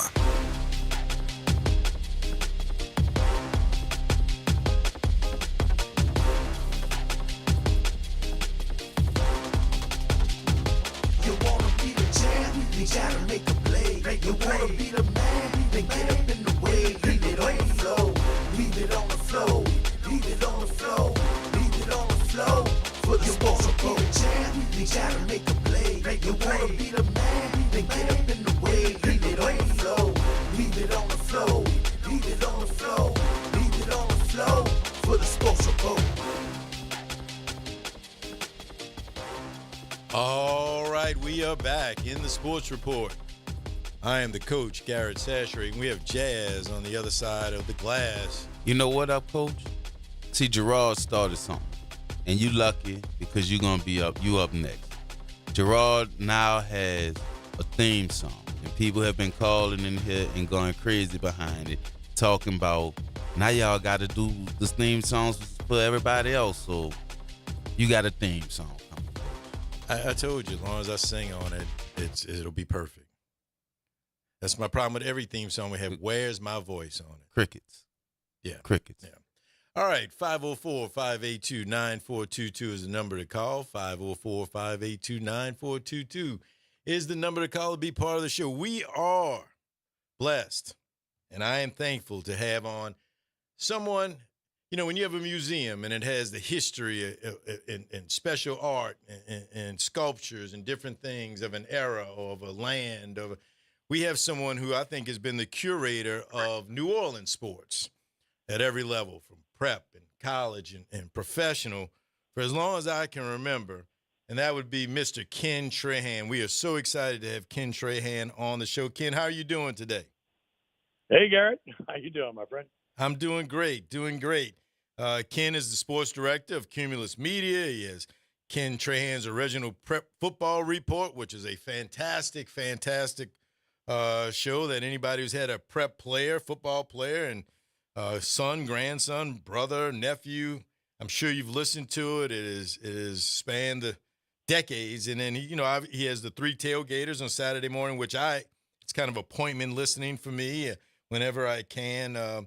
He's just all over the place. But I want to start off the interview because there's a lot of things I want to talk about, Ken. And obviously there's the Saints and all that, and the playoffs and all that.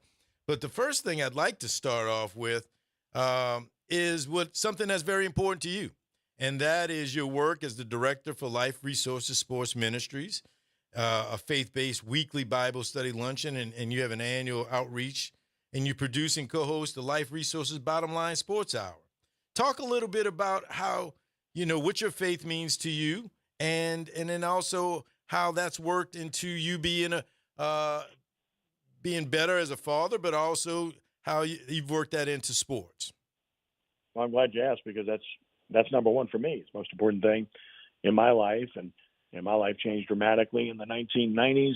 Blessed to have an incredible wife of 39 years. Our anniversary is tomorrow, actually. So, and that really gave me a different perspective on life, and 2 great children, and now 2 grandchildren, and it's been phenomenal. But the change that took place was from within, and it's really impacted me dramatically. And in the process, I chose to follow in obedience, and that led me to a great church, a great pastor. Chris Bando, the manager of the New Orleans Zephyrs, who played in the majors for 9 years, kept begging me and bothering me to go to Bible studies. Always found a convenient excuse not to. And when I finally did, it had an incredible, indelible impact on my life. And then he took me to a great church that I fell in love with, and the pastor just took me the rest of the way.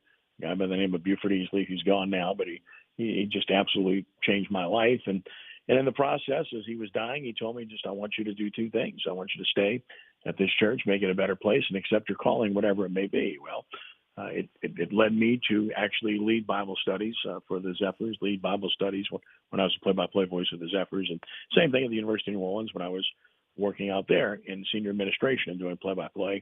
And then eventually the church itself asked me to take over the radio ministry of the church on the faith-based non-commercial station in town, WBSN. And I did the radio ministry for Williams Boulevard Baptist Church for almost 15 years, and just followed in obedience. I didn't think that it was something that I was capable of doing, but prayed about it and accepted it and moved on. And then, of course, I took over the Life Resources Bottom Line Luncheons about 2 decades ago, and we have speakers, all the time. We meet 3 times a week on Wednesdays at Piccadilly and Metairie, and it's from the famous to the infamous, and just great people telling their stories, their life stories of faith and their testimonies, and making an impact. And the Lord put it on me to try to bring people together, regardless of where you came from, whether you were suburban or urban, black or white, Hispanic, whether you were Pentecostal or evangelical or Protestant of any denomination or Catholic. And I just thought that it was something that was put on my heart that made a lot of sense. And there's so much more in common that we have than what we don't have, that I thought it was essential for me to accept that calling. So I did. And we have speakers, as I mentioned, all the time. And it's been great. We meet next Wednesday at noon at Piccadilly and Metairie. And Lenny Minatillo, who's the owner of the Happy Italian Restaurant, will be sharing his story and his testimony. And look forward to that. We had a really good speaker last week as well, Corey Howard, who directs the Catholic Foundation. And, we've had famous athletes left and right, name a former Saints player and coach and everything else. We do it all the time, but it's really just trying to enrich lives and get people pointing in the right direction. It's like you need fuel in your tank, right? You have to go refill your tank every 5 or 6 days with gas. Well, it's the same premise here, and it certainly benefits me in that regard. And I hope that it's making a little bit of a difference for others. And yeah, we do a faith-based radio show too, and have fun doing that. And again, that's all accepting the calling and not being ashamed of the gospel. And that's pretty much what governs my life. By far the most important thing, no doubt about it. Well, that's fantastic. And I know it's important to you, and it's important to a lot of people out there listening. And I thought it was important that we let off the segment with that. Not that it's not important to me, but I think, we get into sports sometimes and we forget how important the vertical relationship is, that us players, coaches, broadcasters, journalists, we still have to maintain that vertical relationship. That was something that one of the first coaches I ever worked for was, again, kind of like you, kind of fought it, hid from it, and went to a Bible study and changed his life. And he just used to always talk about the vertical relationship. Ken, as I mentioned, has been around New Orleans forever. I mean, I'll just run through some of the things that he's done, and this will bring some people that are listening down memory road. Obviously, he's done radio and television for the New Orleans Saints. He was did the radio and television for the New Orleans Zephyrs. If everybody remembers the Zephyrs, the New Orleans Voodoo. People remember the New Orleans Night, which preceded the Voodoo.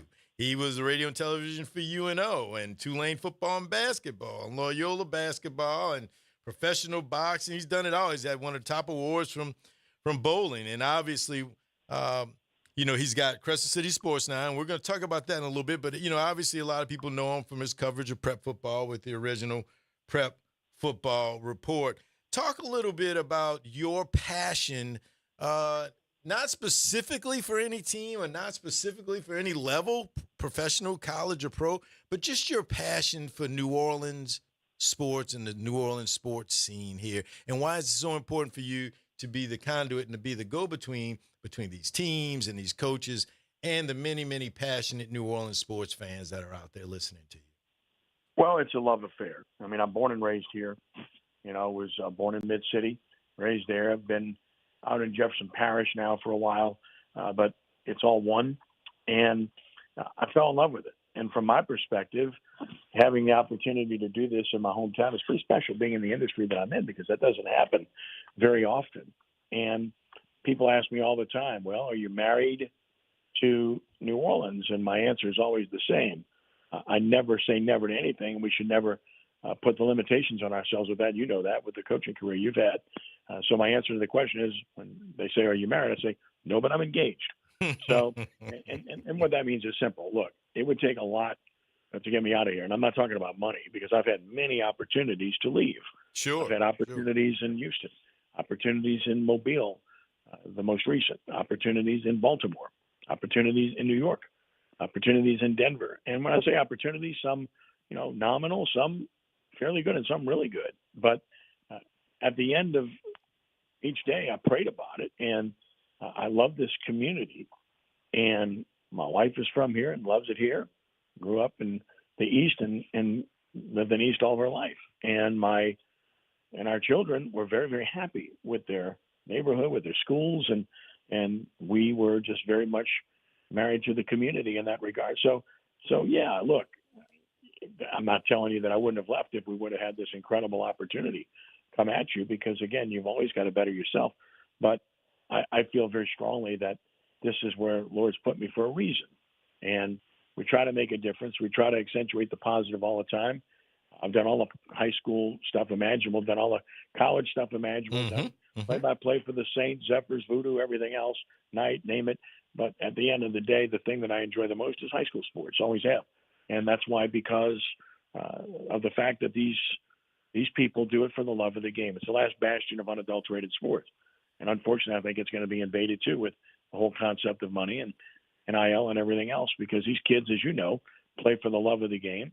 And most of them are never going to play another down in football or volleyball or basketball or baseball, softball, swimming, name it. But high school is that experience, and it's fabulous. The coaches oftentimes are parents, they're counselors, they're teachers. They have to fill a lot of roles, and they don't make a ton of money, and you know that too. And then, of course, from the standpoint of the administrators, they have tough jobs. And I just have befriended so many people at all these different schools over the years. It's the thing I cherish the most. I mean, I'm just talking to you right now, just coming from Bonneville, where they just named Andre Anthony as their new head coach, former LSU star from Carr High School, who I know extremely well and did games when he played at Carr. And then in addition to that, I'm also coming from talking to Nelson Stewart a short time ago, who, we put the story up a little while ago that he's leaving Newman and going to Atlanta to coach Westminster Academy in Atlanta. Well, this is what I do, and these schools and these coaches trust me, and they let me know about these things all the time. It's because of the relationships that you establish. And everything that we do in this industry is about relationships. And if you treat people the right way, the reciprocal is going to occur. And that's kind of what I've done and strive to do throughout my career, is treat people with the kind of respect I wanted to be treated with, and establish relationships at whatever it might be, whether it's the private school, the public school, the faith-based school, whatever it might be. And therefore we have, really good audience and respect because of it with the entities that I'm involved with. Well, just a quick, I'm a Brother Martin guy, but everybody here, Ken, is a St. Aug guy, including our owners and Jazz, who's the producer and all that. But Troy Henry, who's one of the owners of the station, was very generous to St. Augustine and donated or pledged money for quite some time. And one of the things that was built off of that is the football field that I know you out there for the dedication of the practice field. Of St. Augustine over there on St. Bernard Avenue. So there's all kind of connections. No, it doesn't matter how far people get away from it. They're still connected to their high school, especially here in New Orleans, because we always say, people always ask in New Orleans, what high school did you go to, right? Want to know what high school you went to and then where do you live? And when they say where do you live, they're saying, what is that, Gentilly, Mid-City? That's what they're looking for. Between where you live and where you went to high school, it just gives them an idea of where a connection could be between the two people, right? Well, yeah, I've said it for years. I think certainly the private schools. I mean, look, there's a sense of pride that goes way beyond where it is in most places in the country, and it's a status symbol for so many people. With St. Augustine, look, the Henry brothers did a phenomenal thing. They're great people, and obviously I was very much aware of them from their days at St. Augustine. And the field is phenomenal, but this is a renaissance of sorts for St. Augustine because the gym, of course, reopened after the fire and 2 years down the road, and that's fantastic. They hired Robert Valdez, a great friend of mine, a really good football coach, to take over that program and a principal man. They hired Ryan Sims prior to that, who's a principal guy, a terrific person, and a great friend with a great baseball background to be the athletic director. And then, of course, you look at what they've done in basketball. They hired Wade Mason, part of their undefeated national championship team under Bernard Griffith. And Wade's a great guy. He and I were texting each other all night last night, or 2 nights ago, at the game I was covering at Bonneville. And then, of course, you start at the top, Alston Taylor. Alston's winning all kinds of awards, and he should. He's done a tremendous job with that school, and it's such an important institution in our community. It's turned out as many leaders as any school there is, but aside from that, it served an incredible purpose way beyond segregation. It's done an incredible job since then, and the banner of that school is held as high as any banner of any school in the state. So, great place, and that takes nothing away from Brother Martin, which is a fantastic school where you went, and Greg Rando and Ryan Gallagher do a tremendous job, or Archbishop Rummel, where I went to school, where they're thriving and doing extremely well, and Matt Kerr does a great job running that school. Look, there's so many of those really good places, and again, it's one of the best things about our community, in my estimation. I want to, and I can't, there's so many other things that I want to talk to you about, and we are going to talk about, but the thing I want to spend the smallest amount of time on, Ken, is your thoughts on the Saints head football coaching search. Tell me your thoughts on that. Well, I think to me, it's obviously the most important thing they've done in a long time. They've got to get it right. And I think it's important to have, a new set of eyes and ears, and that's taking nothing away from Darren Rizzi. I think given the circumstances he was presented with, I think he did a really good job.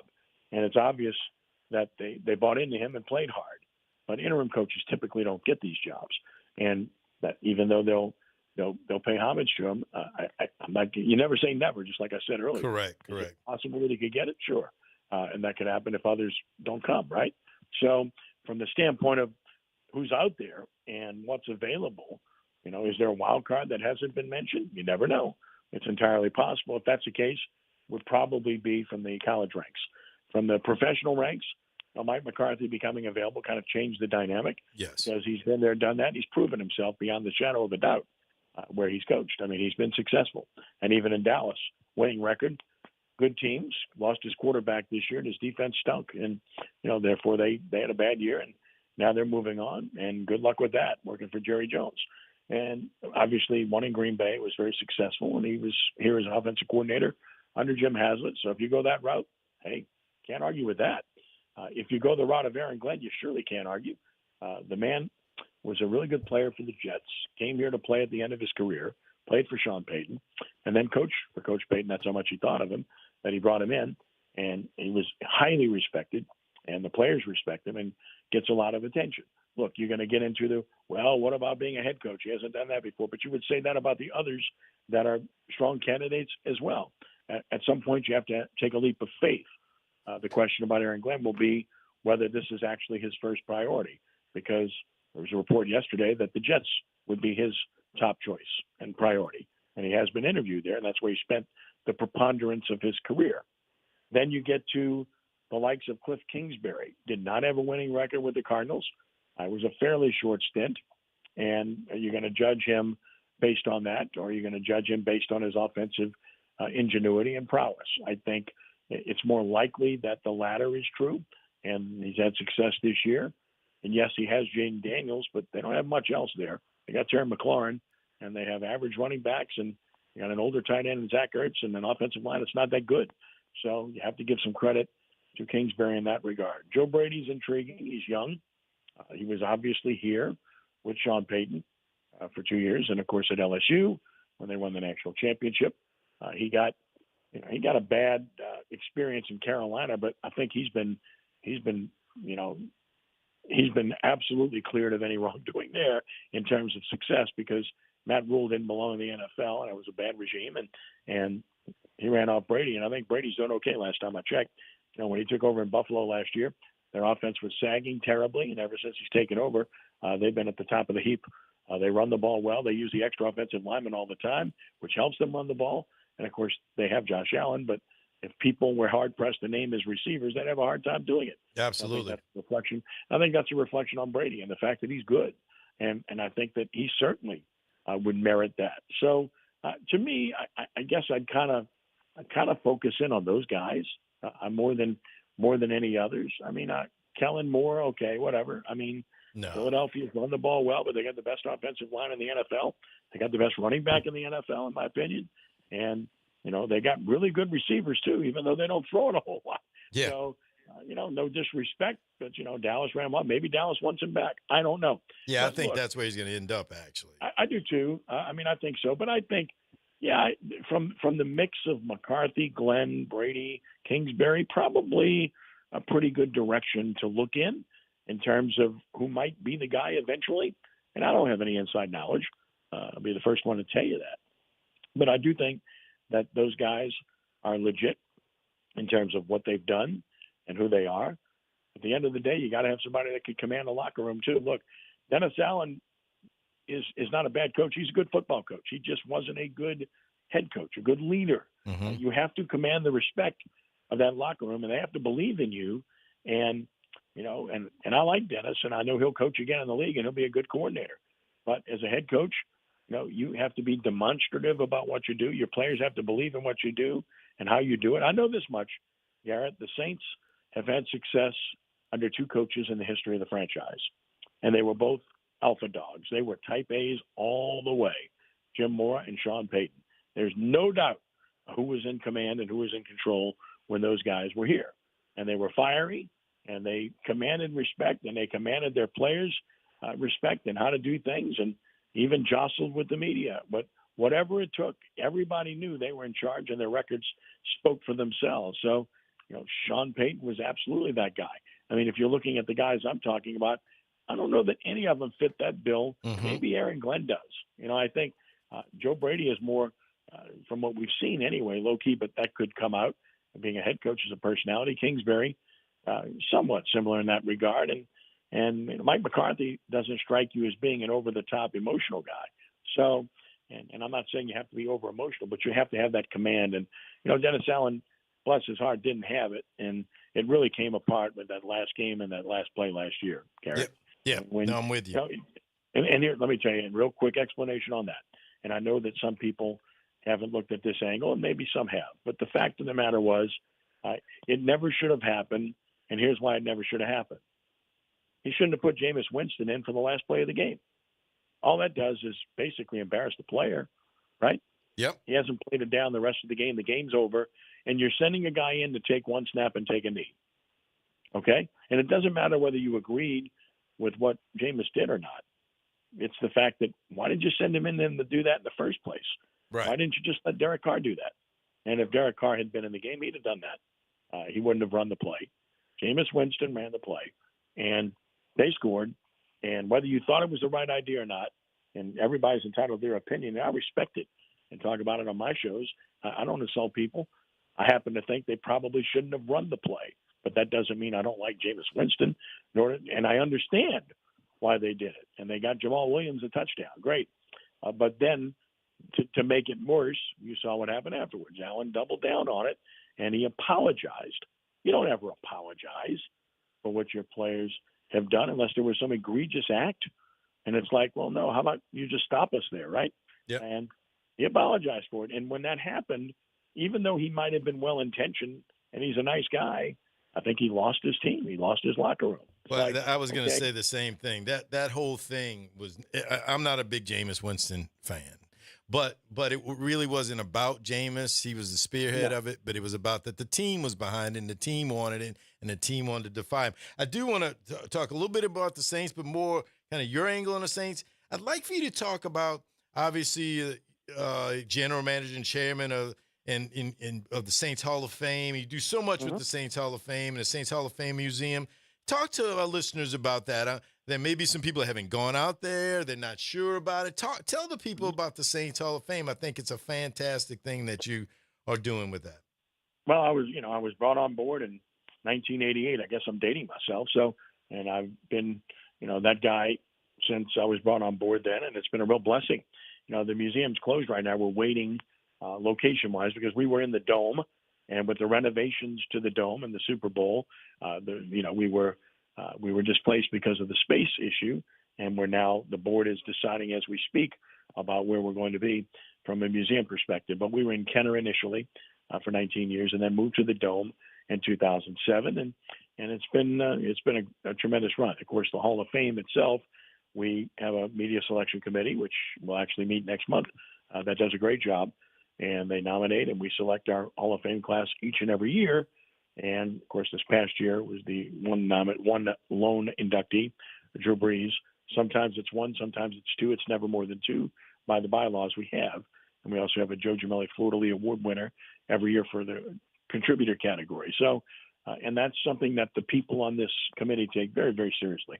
And, name an entity, they're all represented on the committee, from the newspaper business, Rob Walker, from the television business, the sports directors of the respective stations, whether it's Juan Kincaid or Fletcher Mackel or Richie Mills now at WGNO or Doug Mouton at WWL, from, my entities, my radio and my Crescent City sports entities, from myself to Ro Brown to Lenny Van Gilder, who are part of the committee. And I mean, I could go on and on. We have great representation, Jen Hale on the committee and Mike Detillier. We could go on and on. But the bottom line is they do a great job.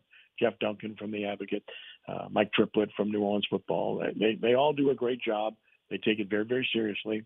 And we have heated arguments frequently, frankly, during the process, but ultimately come up with, I think, very sound, good conclusions. And it's really a process that I wish more people could see it because they are very, very serious about it. There is some heated debate that goes on during these meetings on a regular basis. So really enjoy it. And that portion of things is something that's been special with nominating. And I get to make those calls pretty much every year to the people that get elected. And those are really nice phone calls to make when you're able to do that and tell them. And I could tell 1,000 stories about that. And, sometimes you get are you kidding? Then you get silence. Sometimes you get tears on the phone, you know what I mean? So it's pretty cool to go through that process. And, we have those selection committee meetings every February after the Super Bowl and then typically have our press conference in the beginning of, in June. And then we have the induction during the football season in conjunction with one of the Saints home games. So that's been a labor of love. I was asked to jump on board before it was even conceived and help give birth to it and been part of it ever since. So I was part of the birth process. So I guess I'm a grandparent now. Well, I encourage everyone who's a Saints fan or to go and bring their children, grandchildren, go with their best friends. I think everyone who's a Saints fan needs to go to the Saints Hall of Fame. I know you guys have done a great job with that. I want to talk about another passion. There's a couple of things I want to get to before we get to the top of the hour. And one of them is another passion and love of yours. I have to tell you, during the season in October and November, because everything goes over now, it's not just October, we talked a lot of Major League Baseball on the station and on the show, and talked about the playoffs and how exciting the playoffs were and baseball was, and everybody tuned in, told everybody to watch the playoffs. And I would pull out things this day in history in Major League Baseball, and because there are baseball fans out there, even though it doesn't get covered tremendously here for many different reasons. But I do want to talk to you about your St. Louis Cardinals. How has the offseason been? What are you expecting for next year? How are you feeling about your boys in Cardinal land? Well, they're going to have to depend on a lot of young players. I mean, they're clearly are starting over, so to speak, cutting ties with veteran players. Arenado's still on the team, but for how long remains to be seen. You know, they move Contreras to first base if they keep him, and they're going to rely on a lot of their young guns, so to speak. Very young players developing. They've retooled their farm system, changed, their player development and who's handling things at the top of the organization, and they needed that. It got stale. It's the best baseball town in America. I say that objectively. I've been to 28 Major League ballparks, and my goal is to make them all at some point in my life. And there's no city like that one in terms of supporting baseball. Baseball is far and away clearly number one in St. Louis. Always has been, always will be. And they call it baseball heaven when you go to Busch Stadium, and it's the one place where you can go where they cheer the opponent. Opponent makes a good play, does something well, they cheer them. You don't see that. They're very respectful of the game, understand the game probably better than anybody. And, oh, by the way, they got the best uniform in pro sports, right? So, well, last year we played the Battlehawks when it was in the UFL, and we went up to St. Louis, and we were staying not far from Busch Stadium, and just everything they have around the stadium, and it's just you walk there and you've got something going. Last thing, Ken, talk a little bit, and I know we're heading to the top of the hour, and I really appreciate you being on, but talk a little bit about your passion and for CCS, for Crescent City Sports, and what that has done. I mean, this city, everybody goes to it. Talk a little bit about Crescent City Sports before we let you go. Yeah, I love it. I mean, we created the website in the beginning of 2008, a different iteration. We renamed it in 2017. I own it, and it's been a blessing. It's something that we saw coming way back in mid-2005, 2006. Newspaper business was going to shrink and diminish, and we had the idea that we would combine, video, audio, and print. And, of course, we produce 50 games or more a year in all different sports on the high school level. And we have great people contributing on a day-to-day basis. And it's a 24/7 operation. And I think the idea was a sound one, and we've been blessed because we're advertising-based. And we don't charge anybody anything. We never have. We never will. Whether it's a story you want to read or to watch a game or to watch the replay of the game. I strongly believe in that. And if I can't raise the money to make that happen, then we won't do it. So Crescent City Sports is my primary passion. I love it, and we devote all day and night to it. It's like I told you with these high school coaches that were the moves that were made today. It's what we do all day and all night, and love doing it. So I encourage people to go there, and we really appreciate the ones that have, because you make it possible, and that's what we appreciate. Well, Ken, I really appreciate you being on. I could talk to you for hours and hours and hours on so many various things. I really appreciate you taking the time to be with us. And I really mean this when I say you've been the curator of New Orleans sports for quite some time, and you truly are a legend. And I thank you so much for your time and in your passion for New Orleans sports. Thank you so much for being on the Sports Report. I love you, appreciate you, and I still think that 85 team should have won it, okay? And by the way, I have maybe one only few people have been to Westminster Academy. Thank you, Ken. Enjoy the evening, and good luck to you. You got it, buddy. Thanks, all right, man. Thank you. All right, Ken Trahan from Crescent City Sports, New Orleans Saints Sports Hall of Fame, Great New Orleans. I mean, he's everything. He's done it all. New Orleans Sports Foundation, Quarterback Club Luncheons. Didn't even get to that.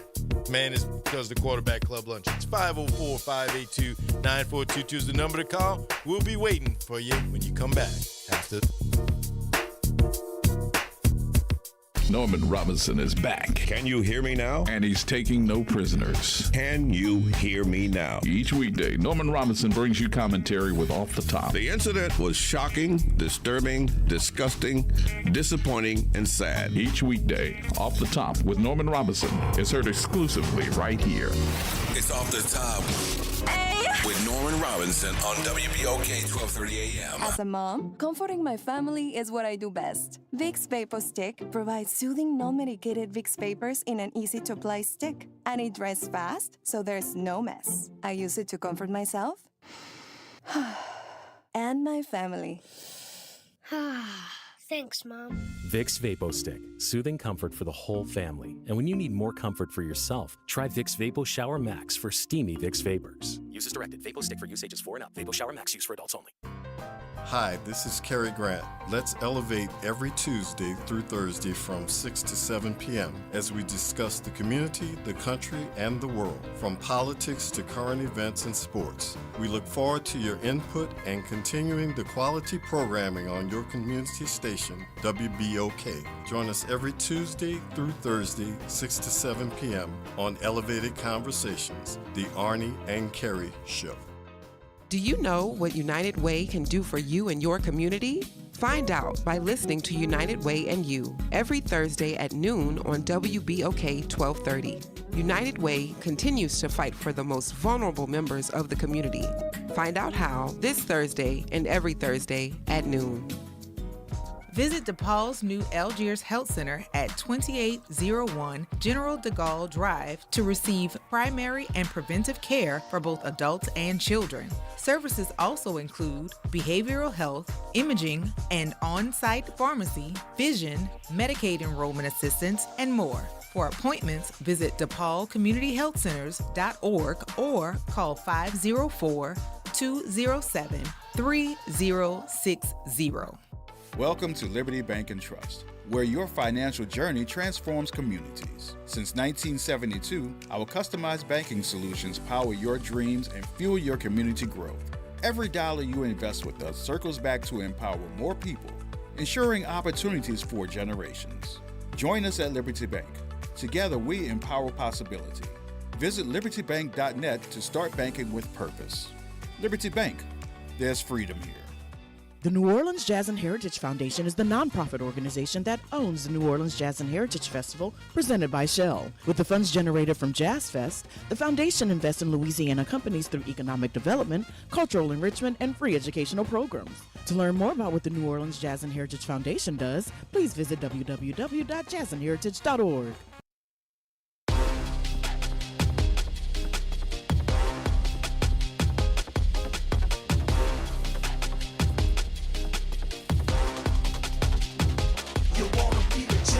You gotta make a play. You wanna be the man, then get up in the way. Leave it on the floor.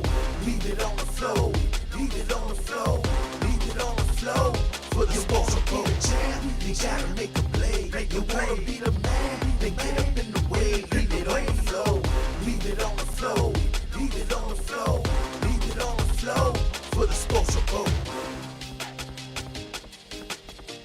All right, we are back in the Sports Report. 504-582-9422. 504-582-9422 is the number to call to be part of the show. Someone who did call and become part of the show is Elmore. Elmore, what you got, my friend?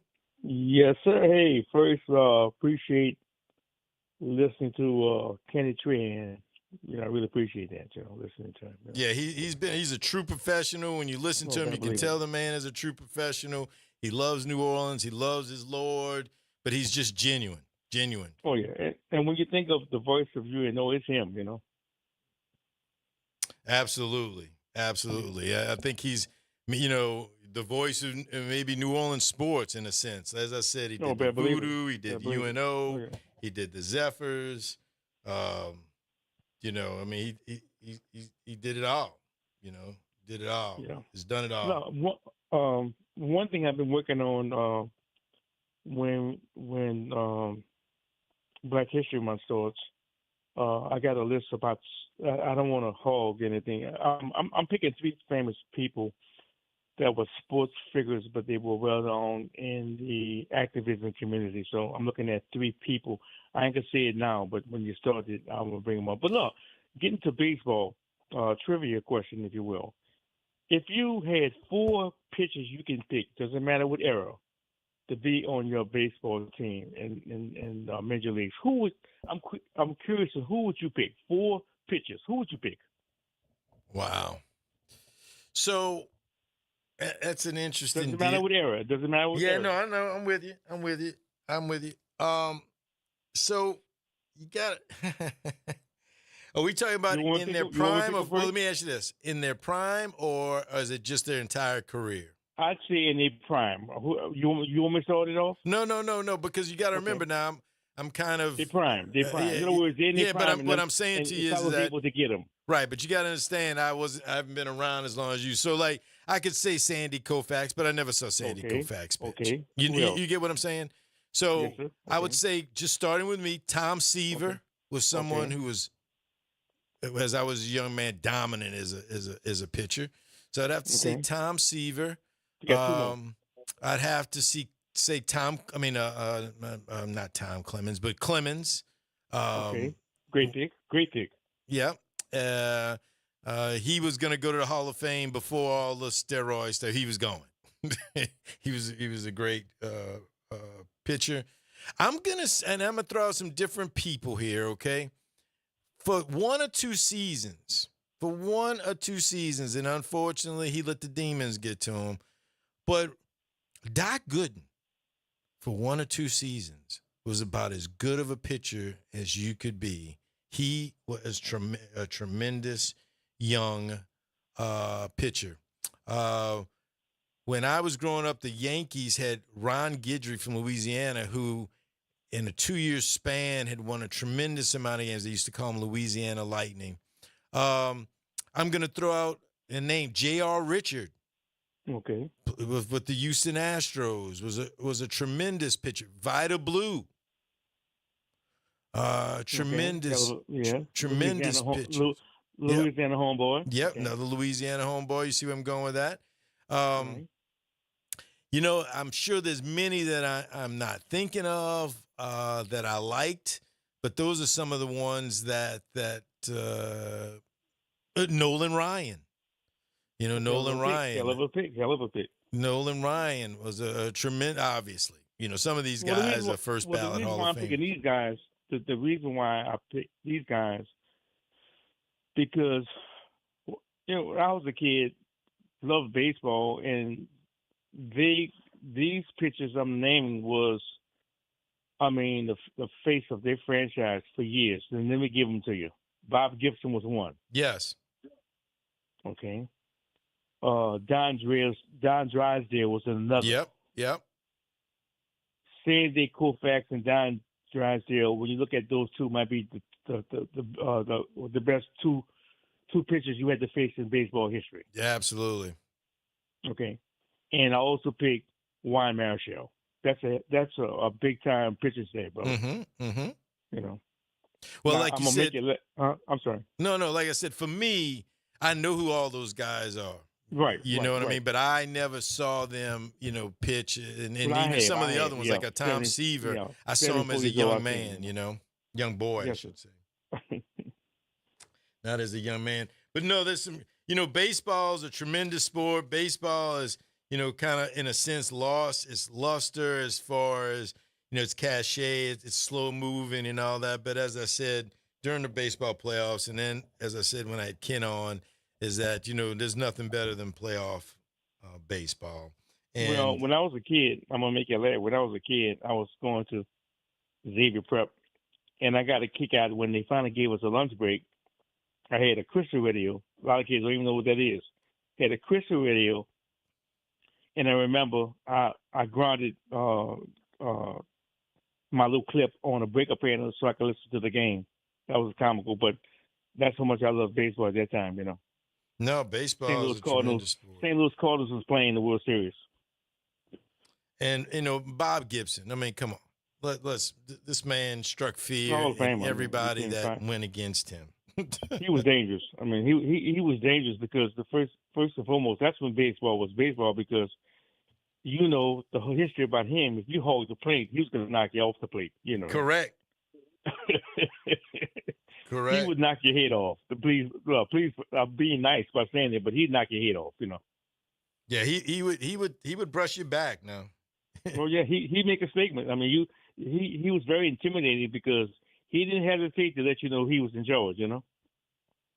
Yeah, no, I think because of Bob Gibson and maybe another pitcher, but I know for sure because of Bob Gibson, they changed the height of the pitching mound, right? You know what? That's a good question. I know they look. You're I right. know. Look, I know they lowered it. Right. They lowered it, and it was right. because of Bob Gibson. But I think maybe Bob Gibson and someone else. It may be one of the Drysdale, somebody. But for sure, Bob Gibson was the primary reason, and maybe somebody else because they were just so. Obviously the sports. Back then they didn't say it as much, but now obviously they're outwardly about, hey, we need to score more. We need more people to come to the games. We need people who want to watch it, right? And if Bob Gibson, I can't remember whoever else is throwing up goose eggs, that's not very fun for anybody unless you a fan of the team that pitcher's pitching for, right? But everybody else, the casual fan is trying to look for scoring and home runs and whatever, RBIs and whatever, what have you. So, well, think about it. In that era, now I want you to think about it. And in that era, when you was a 20-game winner, dude, that was big time. Mm-hmm. Think about it. When you won 20 games, that was big time. Because at that time, you didn't have to all.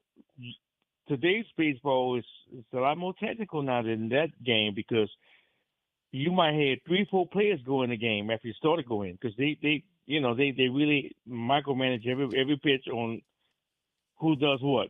At that era, if you win the game, you almost need to act to Congress to get that guy out. Don't talk about Bob Gibson. Once he was in, you need to act to Congress to get him out. So he was, he was a beast because let's face it, he was a premier. Him, Drysdale, Koufax, Juan Marichal, they were premier in terms of winning 20 games. He wasn't this guy was he was a very good pitcher for a couple through 2, 3, 4 years. Very good, very good. And then was just a good pitcher for many other years. But I wouldn't necessarily call him one of the greatest of all time. But when I was coming out, I loved him. And you're going to know two guys were like this. And because of their windups, Luis Tiant and Fernando Venezuela. They were beasts, yeah. Tiant, a Cuban, if I'm not mistaken. Yep. And Tiant, you got to understand now, he was old school, He had to really pay his dues to make the major leagues. It wasn't like it was a given for him, Yep. But they had, I think, if I'm not mistaken, the Cuban baseball players, they were second to none. I mean, even you talk about the Negro League with McGaw, I mean, they were second to none. I mean, I think if they, even during the Negro League time, if you got the Cubans from Cuba and brought them down here, they probably could beat anybody in baseball, including the Negro Leagues. I mean, that's how good they were, Oh, absolutely.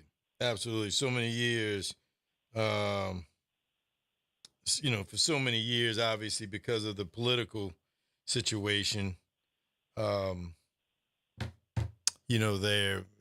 so many great athletes were never able to be seen by the Western world.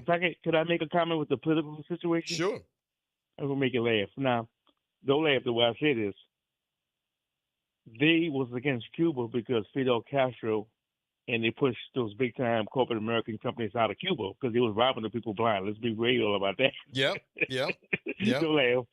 But everybody was anti-communist. But the thing about that was, you keep on saying anti-commie. But yeah, we're trading with Vietnam now. Let's be real now. I was wearing a shirt. Don't laugh. I'm a Vietnam vet. I almost got insulted when I seen it. I said, Elmo, it can't be that serious. But I put on a shirt, nice shirt. My wife bought me a nice Arrow shirt. And guess what else made in Vietnam? And I had to swallow my pride wearing it. I said, well, Elmo, it can't be that serious. Oh, yeah, at the time I put it on, it was serious, Yeah. And the reason why it was serious, it's not that I'm against people. It's just that being a Vietnam vet, I had to swallow my pride a little bit, Mm-hmm. No, that makes sense to some people, Yeah. No, I get it. Anything else, Elmore, before we let you go, my friend? I'm just getting, look, don't laugh. I pick my poison. Don't laugh how I say it.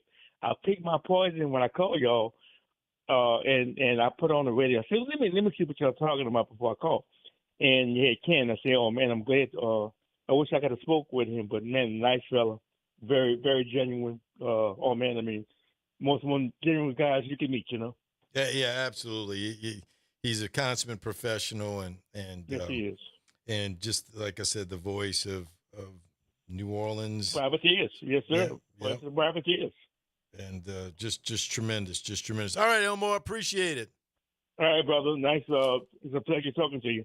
All right, thank you. All right, man. Thank you. Just to let you know that I know a little something, right? Babe Ruth. The what group? I said Babe Ruth. Oh, Babe Ruth. Dontrell Willis. No, is that his name? Dontrell from the Marlins. Greg Maddux. Greg who? Maddux from the Braves. And the new dude. Oceani. Oh. Oceani, whatever his name is. You didn't do. Can you figure out why? All of these have something in common. This is why I like certain pitchers. Are they pitchers that all have hit home runs in a Major League Baseball game? They are all pitchers that can bat. Well, there's a lot of pitchers that can bat. No, that can really bat. No. There are a lot of pitchers. They just don't? Well, as they come up through the ranks, they're spending so much money on them. They make them, because a lot of these times, these guys are great. Even though they're a pitcher, they're great athletes. Right. They're big. And coming up, they had the bat in high school, they had the bat in college, they had the bat in the minor leagues, and they could really hit. Now, some of them, they lit. Greg Maddux hit. Before, in one league, the National League, pitchers had the bat. In the American League, they used the DH. Now both use the DH. So if you were a National League pitcher, Greg Maddux, he batted. There were a number of guys, you'd be surprised, guys that could really hit. Because a lot of those guys, I remember Tom Glavine talking about the Braves. Tom Glavine was a pitcher. I think he might be in the Hall of Fame as a pitcher, but he was a big-time hockey player. He had to decide between hockey and these guys are a lot of these guys are quarterbacks, football players, basketball players. I mean, when you've got major league professional talent to play one sport, you probably could excel at 3 or 4. It's just the one you picked. Right? It's just the one you picked, right? You know what I mean? You could have picked another one and got a scholarship and maybe went play. Probably the same route. Correct. Some of these guys are, but yes, I wasn't so sure about the Dontrell Willis, but once you said Maddux and then Shohei Ohtani and then Babe Ruth, and Willis, I understand because his career was short. But I remember Dontrell Willis, and once you said the other 3, I remembered him being able to hit as a pitcher, right? Yeah. At first, when you said Babe Ruth, Dontrell Willis, I'm like, okay, this is strange. This is gonna be a doozy, right? I mean, I'm gonna just say, you could probably figure out why he was second on the list. No, he's black. That's why he was second? Yeah, on my list. Okay. Above Greg Maddux and Shohei Ohtani? Yeah. But you just couldn't put him against. I just couldn't put him. I mean, that was a little too much of a stretch. Yeah. Yeah. Now, I will tell you this. I will say this. The difference is that, and I'm not quite sure exactly, okay, but the difference is that Maddux was batting while he was pitching. Shohei Ohtani obviously does. I mean, he didn't this year because he had the rotator cuff, but he will be pitching next year in batting. And Dontrell Willis, same thing. But Babe Ruth was a pitcher for the Red Sox, and then he batted and all that. But when he got traded to the Yankees, he didn't pitch anymore. They just used him basically and said, look, you want to drink in corrals all night in New York? Just do it. Just hit home runs when you show up at the pub. You know what I mean? And so it was one of those things where once he got to the Yankees, he was no longer a pitcher. But still. But still slamming. But that was his position. And that when they traded for him, they traded for him as a pitcher and a batter. But when he got there, he was hitting home runs. They were like, Wait. You just worry about keep hitting. You just don't just worry worry about about offense. We the Yankees. We got pitchers. You just nobody can keep hitting home runs like you hitting them. And guess what else? You know why else they were doing it too? Because guess what he was doing every time he was hitting home runs? That cash register for that owner was going cha-ching because everybody he was putting behinds in the seats. People wanted to come see them home runs. It wasn't like it is today where people hitting home runs. He was hitting a bunch of home runs, but not a lot of when people it wasn't were. happening. When it wasn't happening. Yep. No, that's a good list. That's a good list of 4. I like that. I like that. All right. Well, as we mentioned earlier in the show, Jazz is without a doubt the rabbit's foot for the New Orleans Pelicans. And I know he is coming to my side because he's starting to call Willie Green Billy Green. So I know slowly but surely I'm working Jazz over to my side of the fence. Now, if they keep winning. I didn't call him Billy Green. I referred to him as Billy Green because that's how you speak to him. Oh, okay. So that's a passive-aggressive way of calling him Billy without really saying you call him Billy. You're putting it on me. But I get that. But guess what? They start winning some games. Maybe get to double-digit wins. I might have to call the man by Willie Green. Willie Green. We talked about Richard the other day. Willie and Will and Billy, and they all mean the same things. There's a number of names that mean 2 things. And I'm glad. I'm glad that they won. I'm glad that they got it turned around. People here just want them to win a little bit. Whoa. Slow your horses. That turned around word, you might be going a little too far. Let's get a couple of more W's before we say got it turned around. We're rolling now. We're only getting it turned around. There's in a 5-team division. We're only behind the 4th place team by 10 wins. You see what I'm saying? We're only behind baby steps. We're only behind the people leading the division by 17 wins. Baby steps. One foot in front of the others, fellas. Hey, one more win is double digits, and then we're on a roll from there. I know after last night, y'all put that juju on them. You and Zoe and Kimber. We just don't know if it's y'all brought the dolls and the pins and all that. We just don't know if it's numerically possible still. Hey, it's all numerically possible. It's all numerically possible. If you believe, Jazz.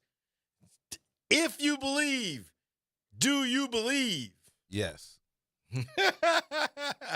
Well, let's listen to some other people that believe too. Let's listen to these Pelicans and see what they have to say about where they are right now with the wins and kind of the turnaround slowly happening and getting people back healthy and how things are going. Talked a lot about trade the past couple of weeks, but can you kind of just talk through that defensive play you made there, Dean? Big time on his part. I thought Jordan Hawkins got fouled. They were trying to foul him, and for whatever reason they didn't call it. But big time play to track it down and go after it and make the free throws at the end. One of the reasons y'all brought DeJounte here was to kind of help close out the game. I think he had 13 points maybe over the last 6 minutes. But what about his play down the stretch? This is who he is, who he's been over the course of his last 5 or 7 seasons, and it's good to see him push through. He had the hand injury, he came back, knocking off rust, and he's tough, mentally tough. He's a leader, and it was great to see him put together a game like he did tonight, just to remind everybody of what he's capable of doing on the basketball floor. Trey's put these games together where, shots may not be fouled, but he's finding a way to get to the free throw line. He's finding a way to grab rebounds, have the game saved and block. Just what can you speak about how he's finding ways to impact the game just outside of putting the ball in the basket, which has been happening too? Yeah, I think when you look at the box score, 10 rebounds, it jumps out to you right away. That means his activity is high. He understands that, you know, we haven't been doing a great job of finishing possessions defensively, but Trey is he's been amazing for us. His ability to shoot the ball, drive the ball, get to the free throw line. He made a huge play at the end where, you know, it was a drive kick. He might have had the shot, and then he swung it to Javonte for the wide open three. That was a big time play, and that's where he's continuously growing. And speaking of Javonte, he had a big night for y'all to just contribute in many different ways. Just what has he been able to bring? You know, you've been having to toggle him, you know, as a starter, as a reserve, playing, you know, a bunch of different roles. He's brought consistency every day. He comes in, he gets his work in. He'll have some games that, you know, we're shuffling him around, moving him in different spots. He never complains, and he's a true pro. Glad to have him a part of our group. Well, can you pinpoint when you noticed DeJounte Murray now starting to basically find his confidence when that turnaround happened? You know, it's been gradual. It takes some time, you know. First game of the season, now he's out 6 to 8 weeks. New teammate, new environment, new community. So, you know, it just took time for him to be able to get to this point where he feels comfortable, confident, and his teammates been doing a great job of rallying behind him. And does probably nothing show his confidence more than when he shot that pull-up three? He started hopping on one leg even before the ball went in. Did you notice that? That was fun. Truly a fun game to watch, and we're all extremely happy and proud of DeJounte, and those are the moments that he lives for. Y'all really balanced tonight, like in the scoring tonight. What do you think about that? Just how y'all are able to spread it around and a bunch of guys knock some shots down? Yeah, it's we've been working, and we're getting better and better. We're getting more confident in what we can do on the floor. We're having some consistency with guys, the same guys starting, playing off each other. So, you know, some nights Trey's got it going, we're looking for Trey. Some nights it's CJ, he's got it going, we're looking for CJ. Tonight it was DeJounte, and we just kept getting the ball in his hands and letting him operate. But collectively, all of our guys have been doing a great job of just continuing to stay with it, buying in, even as we have faced some difficulties throughout the course of the season. You guys last night in Chicago registered your best night in terms of rim and three rate, like in terms of the amount of shots you got in those areas. That's been an area I know early in the season we talked about you guys were among the worst in the league at, and now over the last 15 games or so, 17 games or so, it's been steadily climbing upwards. Just, you know, what can you tell us about the work that you and your team have put into improving the shot profile and what may be contributing to that improvement there? Yeah, it's a credit to all of our staff, our coaching staff, you know, identifying where we can be better. And then the credit goes to our players. Early in the season, we were dealing with so many injuries, shuffling different lineups, you know, and then trying to work on those concepts in practice. And we just stayed the course, stayed with it, and then as we're getting healthier, guys are understanding how offensively that impacts our team and how it creates quality shots for us. So it's a collective effort, and, you know, extremely proud of our group for going out and executing, you know, those concepts that we try to drip feed day in and day out. Well, do you have an update on Jose Alvarado? It looks like he took himself out of the game after, I guess he was hit on the hand or something. He got an X-ray and so negative so far, so we'll have an update further. Thanks. All right. There is Jazz's Coach of the Year vote right there. Billy William Green. The man. One of the people he mentioned in the interview was DeJounte Murray. And I know a lot of people here in New Orleans, the fans here, have crossed thoughts about him. You know, his first time he got hurt, and he's free agent pickup, and he hasn't really done anything, and the team's been bad. But we're going to see, now that we're about to go on about a 20-game winning streak, I'm sure DeJounte Murray will be a key part of that. So let's listen to what DeJounte Murray has to say. Games, and tonight you were able to do it. 13 points over the last 6 minutes. But what was it like just kind of get yourself going like that in the fourth quarter? Really just trying to stick with it. you know, the beauty of being a part of a team that got the talent we have. You don't gotta do too much. It could be any guy's given night. You know, I just know myself. I live for those moments, and whatever it is. If it's I gotta sit down and guard, gotta get a rebound, gotta get a bucket, gotta create for my teammates. I think it just comes down to winning basketball, and I think, you know, that's what we're trying to create here, you know, on a daily basis. So, you know, great team win. You showed a lot of it, probably the most emotion you've shown since you've been here on the shot. You know, you kind of stood on one leg and all that. But what was kind of the emotions like for you on that shot? Man, just I'm trying to, you know, get my fun, nothing with the team, you know, just dealing with a lot. You know, it's been tough for me. You know, I'm a strong person, but at the same time, I'm human. And I think sometimes I could forget that, you know, just the responsibilities I had since a kid all the way to now. I always try to be that strong, tough person, you know, don't let my emotions out, you know, but as I'm, you know, getting older and maturing, you know, those are great things to do.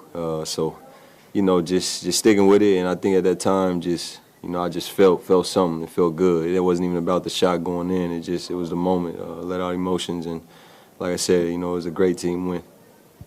Gotten back to taking more threes, you know, 10 attempts tonight. I think it was 11 or something the other night.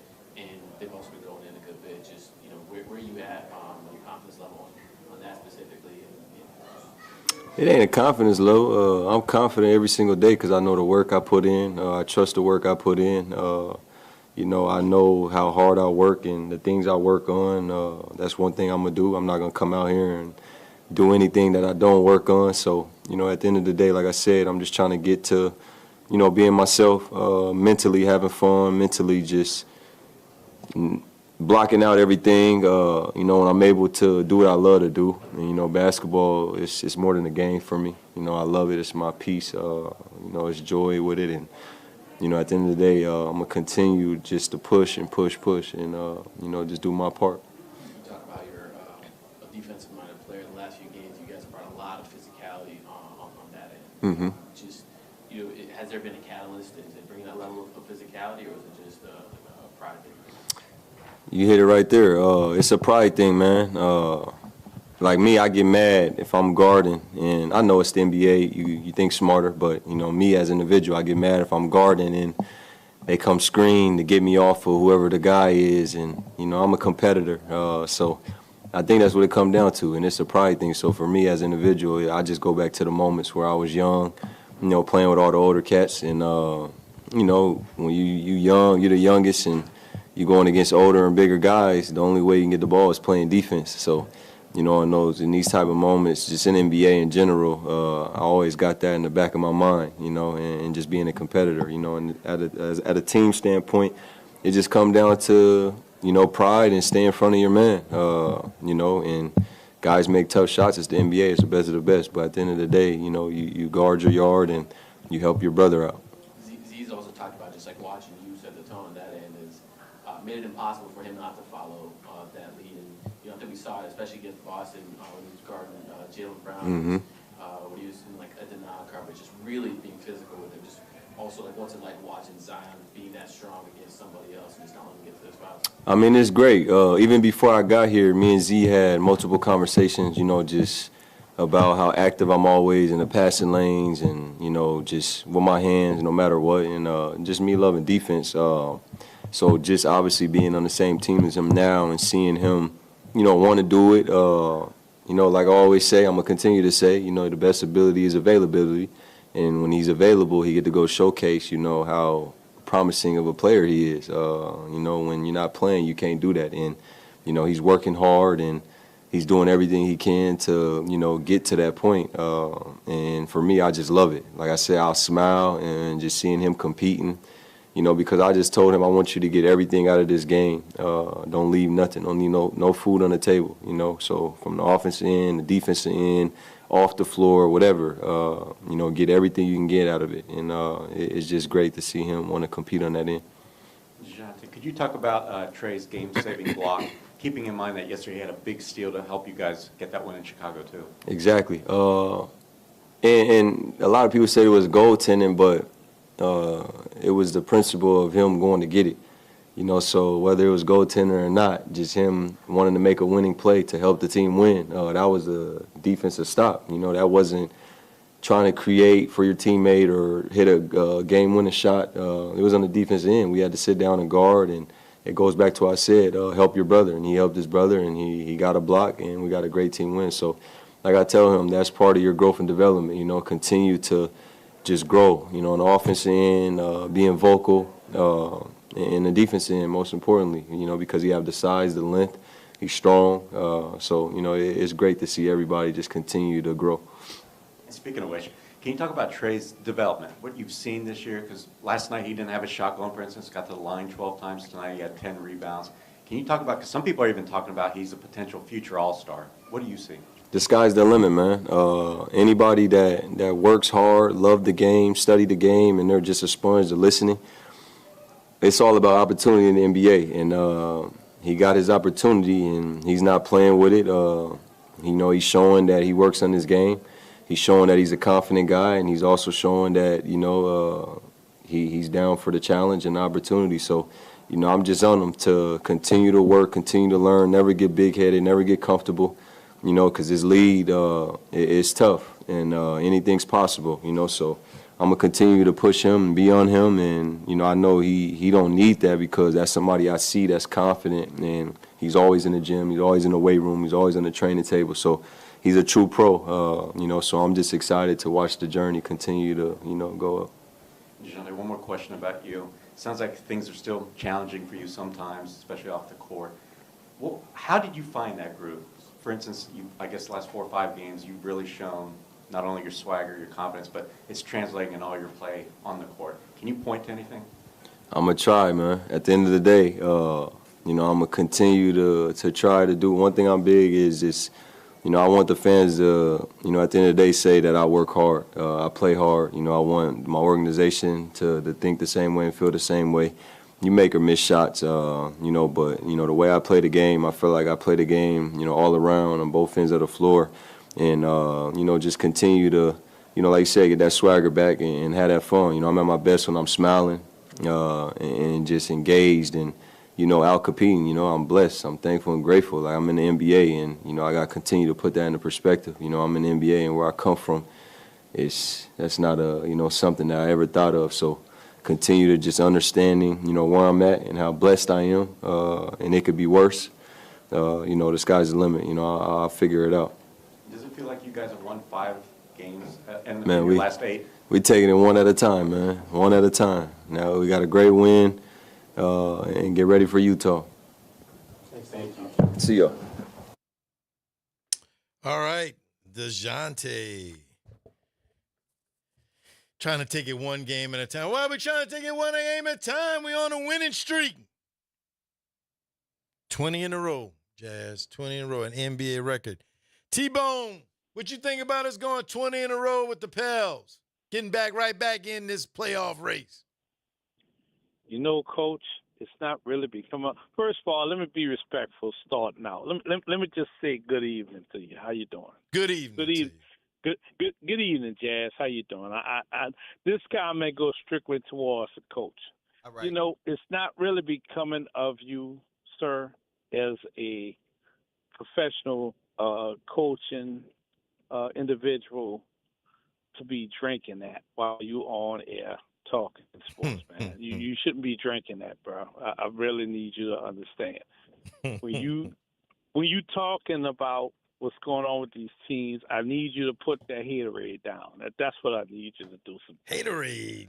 Come on, that man. Haterade, man. You be drinking that Haterade heavy, man. You be spitting it to the mic. I be hearing it. You know, it's too much.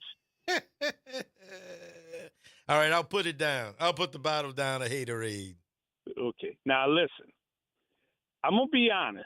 I don't think they can go on a 20-game streak. That's not realistic. But honestly, I like the energy that's coming out of that young man that just spoke right there. Because I saw a news conference a couple of games back, and you know how we complained about B.I. when he do an interview, and he sound like he has sleep. And sometimes he looked like he play half sleep. This young man sounds like he could be the true future leadership I've been asking for. See, I've been asking for a floor general. I've been asking for somebody with some bite to their game that's going to get up in there, defend, and do some offense. That's what this team really needs, that spark plug. Now, at one point, people were saying it was Jose. And you did kind of see that energy change up when Jose get on the floor.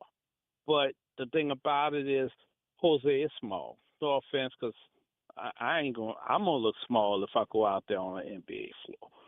But at the same time, you really need one of those floor generals that's got some height, that's got some bite, that's going to take it to the hole when they need to, that's going to pay somebody's shot, slam it down their throat when they need to, and change the momentum and the attitude of the five that's on the floor. I'm just saying.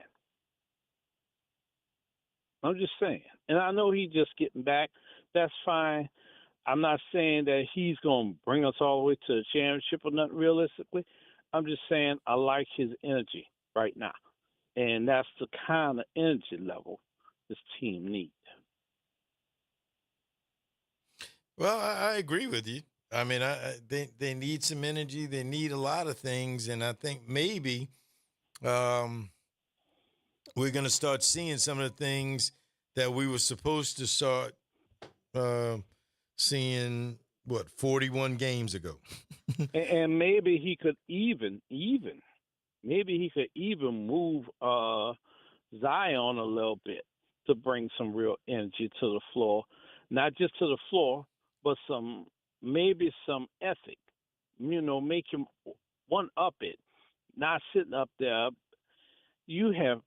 I've heard so many commentators in recent days talking about that one-game suspension and what kind of attitude Zion has towards his team right now. And the fans don't need to hear that. And I got to be honest with you. I was one of them like, you know what? He don't want to play. Let his ass go somewhere else. Mm-hmm. That's the way I feel. Mm-hmm. If he don't want to play and he's asking for more money, guess what? Go get your money somewhere else. That's the way I feel, because if I'm going to sit up there and spend my spare time and maybe my money to go see you play, I'm not going to waste my time going to see you play if you don't want to play. Yep. Why should I? I got other things to do. Trust me, I do. You're going to still get your money from endorsements or whatever, that's fine. I ain't mad with nobody making their paper. But if you ain't worth it, I treat it like a restaurant, okay? If I got the money to go to a good restaurant, I want the food to be hitting and good. If I didn't pay that kind of money and the restaurant sucks, that's going to be your last time getting my money. That's just the way I see it. No, I mean, that's how it should be, right? Yeah, I think so. I mean, the thing about it is we don't talk about this all the time, but fans pay a grip to get season tickets for an NBA game, for an NFL game, to get tickets here and there in between games, because with the NBA, by having a longer season, you got more games. But why should I patronize garbage? Why? I could go get me a poor boy and a big shot and take my wife to the hole in the wall after that and save my change. Yep. That's exactly right.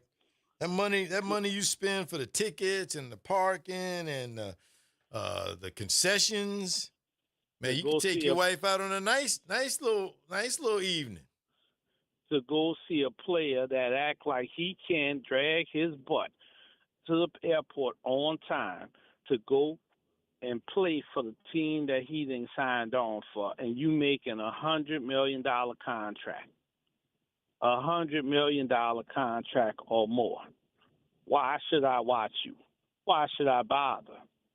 Should I buy your jersey? Hell no.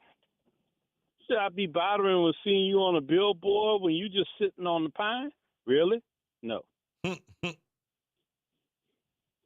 No.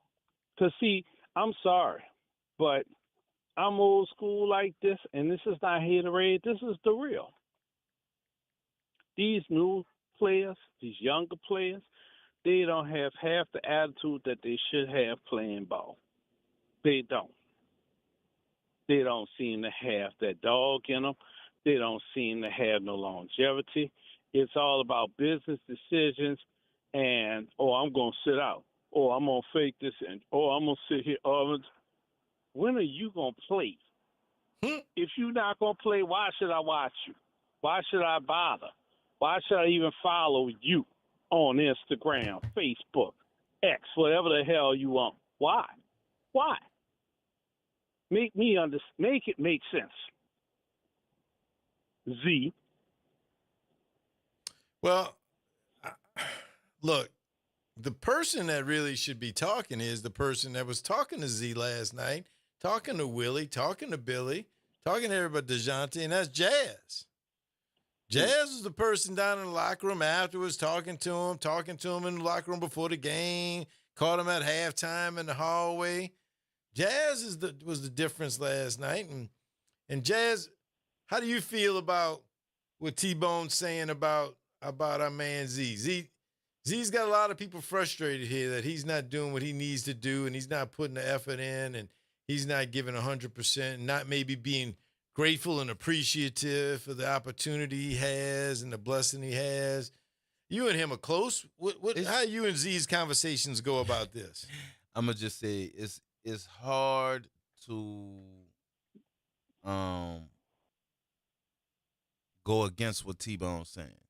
It's hard to go against what T-Bone's saying because it's what Zion shows, right? It doesn't. He doesn't show like he cares enough to be in shape. First off, I mean, there hasn't been a season where he's looked like he's been in shape for the whole season from the beginning to the end. He doesn't have it. He doesn't display infinity for affection for playing in the city. He just doesn't. Now, am I saying that he doesn't like New Orleans? No, that's not what I'm saying. Am I saying he doesn't want to play in New Orleans? No, that's not what I'm saying also. What I'm saying is I think Zion is still a little immature to the point where as he doesn't realize what his actions are looking like. I 100% concur. 100% concur. And there's so many other of your colleagues that are commenting on this coach in the industry that's saying what's wrong with him. You know, this is what 5 years. 5 years we saying the same old song, and he has aspirations to go to a bigger market probably. Why should they pay you if you ain't worth the stuff that you was said to be when you came out of college? That's the big thing. See, you was hyped as the next big thing for the NBA, the next NBA franchise player. That's what they said about you coming out. Yes, when you get on the floor or in top form and you play good. You do. But see, all them little highlight reels where you do this dominant dunk, and then 5-10 games after that, we don't see you. You finally come back after so-called injury, and you can't make the plane. We sitting up here wanting to see you get back in 2 consecutive seasons. We saw 1 season of him good. 1. We haven't seen him play 2 seasons in a row yet, Coach. I mean, why should I even bother to even worry about highlight reel of you? There ain't none. They ain't none. They ain't got enough. He's got some highlights, but he doesn't have. That's it. He doesn't And have that's his highlights. Look, here's the thing about Zion, and we're gonna have to go to a break. But here's the thing about Zion.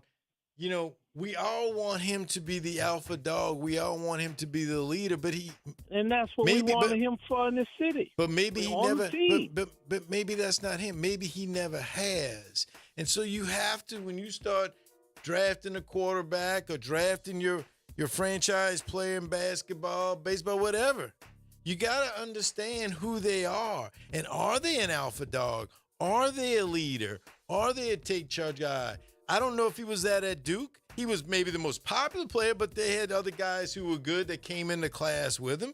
And he's never been a alpha dog since he's been here with the Pelicans.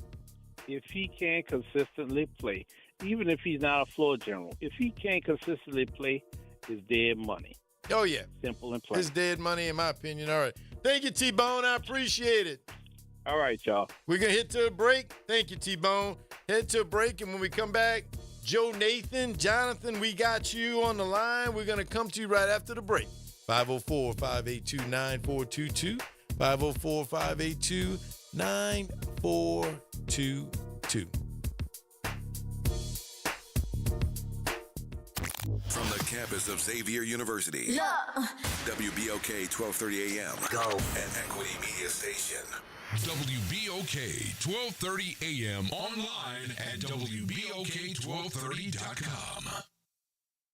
Hey everybody, it's Graylin Bryant Banks. And Kimber White Dupree. From the front porch, y'all. You know how we do every Monday. It's Movie Monday. And Tuesday is Trivia Tuesday. And y'all know we have nothing but bad cheering coming through here on Wednesday. But stick with us. On Thursday, we travel. That's right. And Friday's Free Your Mind Friday, so get your brass up. Something on your mind? Want to get it off your chest? Holla at your people. WBOK 1230 AM, the station you listen to. All day long. NOLA Public Schools' main round enrollment for kindergarten through 12th grade is now open.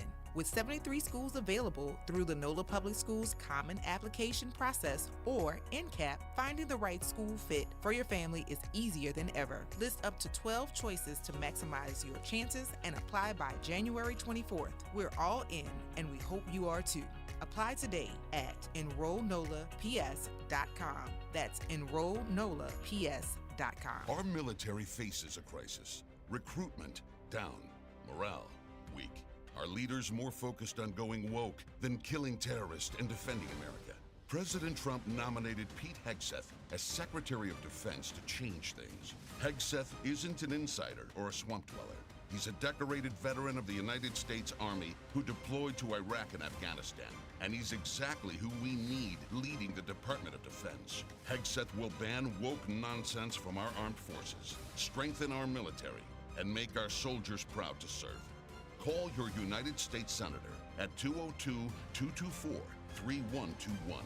Tell them stand with Trump. Confirm Pete Hegseth as Secretary of Defense. Again, call your senator at 202-224-3121. Tell them to vote to confirm Pete Hegseth and make our military great again. Paid for by American Leadership PAC. Visit DePaul's new Algiers Health Center at 2801 General de Gaulle Drive to receive primary and preventive care for both adults and children. Services also include behavioral health, imaging, and on-site pharmacy, vision, Medicaid enrollment assistance, and more. For appointments, visit DePaulCommunityHealthCenters.org or call 504-207-3060. Making a difference in the community. WBOK 1230 AM.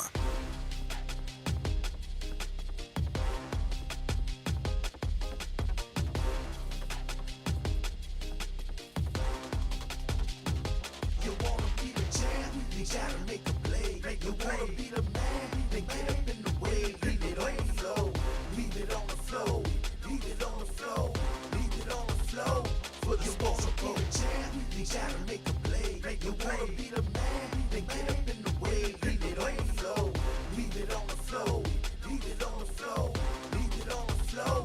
For the sports, you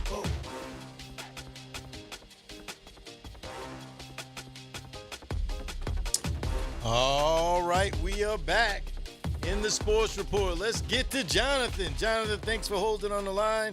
You are in the Sports Report, Jonathan. What have you, my friend? What's going on, man? How you doing, Coach? It's going good. Going good, Jonathan. How you doing? I'm good, man. It's been a long time, but I'm always listening, so I'm always on point with what y'all guys are talking about. Yeah, the Zion situation, I never was sold on Zion to begin with. Now, let me preface that by saying the guy is a talented athlete. But if I had my choices, or if I was a GM, I would have went after Morant when they came out, because I thought he was the most prepared player. Now, a lot of people kind of stayed away from Morant because of the fact he had gone to a smaller school. He didn't have all the fanfare that Zion had, per se. But I thought he was a better prepared pro. A guy that's coming in, and he played high school ball. The competition that he played against was average at best, maybe a little bit above average, the teams he was playing against when he was in high school. He saw big-time basketball when he got to Duke. And, yes, he was a good player at Duke, but he wasn't there long enough. And he had the overweight situation then. I just never thought that he would be able to handle the rigors of an NBA season. And that's been proven to us over and over again. You know, I look back, these guys today, and I'm old school, you know, and I get it, the NIL and guys want to come out early and they got to take care of their family and all of that kind of stuff. But I'm still a person that believes that a guy, if he doesn't have at least 2 years of college ball under his belt, you know, asking him to get on a professional team and perform at a high level with guys that's hungry, guys that's grown men, guys that's making a living, you know, with some maturity up under their belt, that's asking a lot. And you're putting the whole franchise on the guy's back, and it's blowing up in your face. Like I say, don't get me wrong, he's talented. I get it. He's talented. He's a tremendous athlete. But being in college a little bit longer, getting a little bit more seasoning on him, and getting himself in NBA shape. They keep talking about he's in better shape than he's ever been, but he's still out of shape, in my opinion. You know, so I mean, we're expecting a lot from a guy that just can't give us a lot. Okay, now, prime example, same thing happened with the Ball brothers. They were pushed into the league at an early age. Now that was their dad doing it. No knock against their dad and how he got them into the league and all of that. But Lonzo is just now starting to play like a professional player. He's just now starting. He's had several injuries that's kept him out a couple of years, right? I mean, he was exposed when he was in college when he went up against some serious competition, and he's never been right since. And it looks like the younger brother is falling into the same thing because he's hurt all the time now. You know, I think these guys are coming out too early, you know, and I know it's not going to stop. That horse has been let out the barn. That's not going to stop. They're going to continue on from here on out, and especially with the money involved. But everybody's looking for the next superstar, and these guys just don't have it in them to be that superstar to carry a team or a franchise. No, I'm with you. I'm definitely with you on that. I mean, I can't go against anything you said. I think not only me, but I think you could say that for everybody in the listening audience and those who aren't listening. The way you feel about Zion and the way you feel about how he has been, how he's handled himself and carried himself since he's been here as a professional basketball player has been disappointing. And I think you speak for a lot of the people in New Orleans. He's what, 5 years in now? Yep. At least? Yep. Something like that. Because he's missed a whole year at one time, like year 3 and year 2, he missed a whole year. So, all right, Jonathan, well, appreciate it, my friend. Great call to close out the show tonight. Thank you so much. Yes, sir. All right. That's going to wrap it up for us tonight in the Sports Report. I am the coach, Garrett Sashray, and we got Jazz behind the glass. Come on back. We'll be back here tomorrow. Same bat channel, same bat time. Or is it same bat time, same bat channel? I don't know. Good night, people. Welcome to Chemical of the Month, a service of the community scientist and Rise St. James.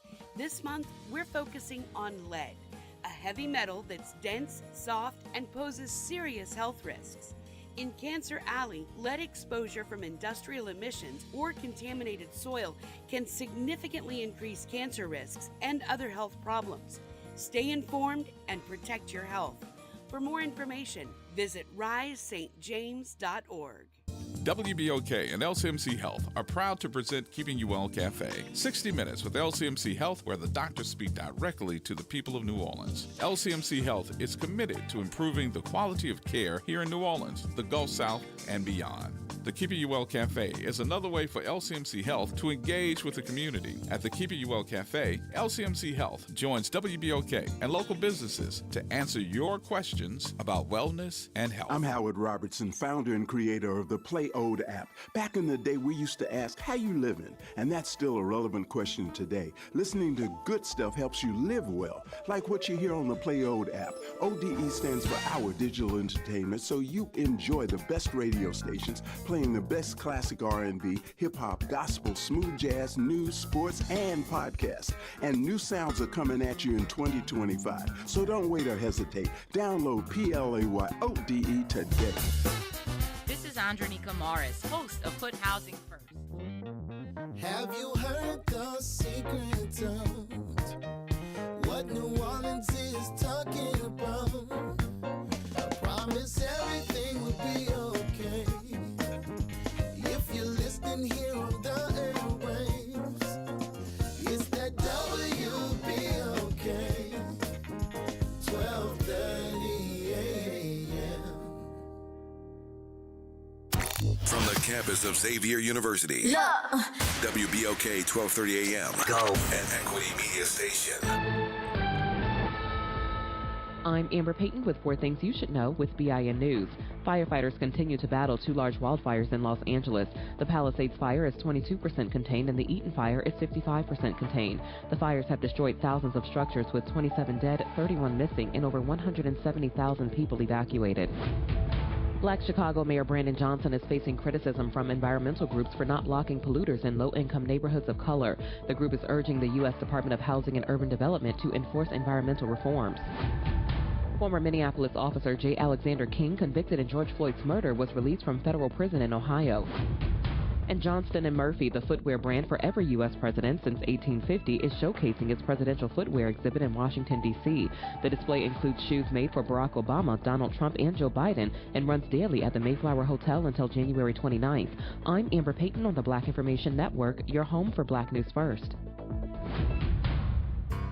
It's now time for Let's Elevate, the Arnie and Kerry Show with Arnie Filko and Kerry Grant. Hi, good evening, everyone. Good evening, New Orleans. Thrilled to be with you. I am Arnie Filko. The real live Kerry Grant. The real live. The real live is in studio tonight. Yes. And as he is most of the time. And the Arnie Filko is still in a frigid, absolutely freezing Washington, D.C. Wow. For another day tomorrow of work with our esteemed members of Congress. And, Kerry, I love being in Washington. I have to tell you, it makes me feel much smarter than I am. And it's great to be with incredible people here and people I've been lobbying with. But I will be happy to come home on Saturday to a little bit warmer weather because my bones are truly freezing. Well, it's going to follow you down here because, turn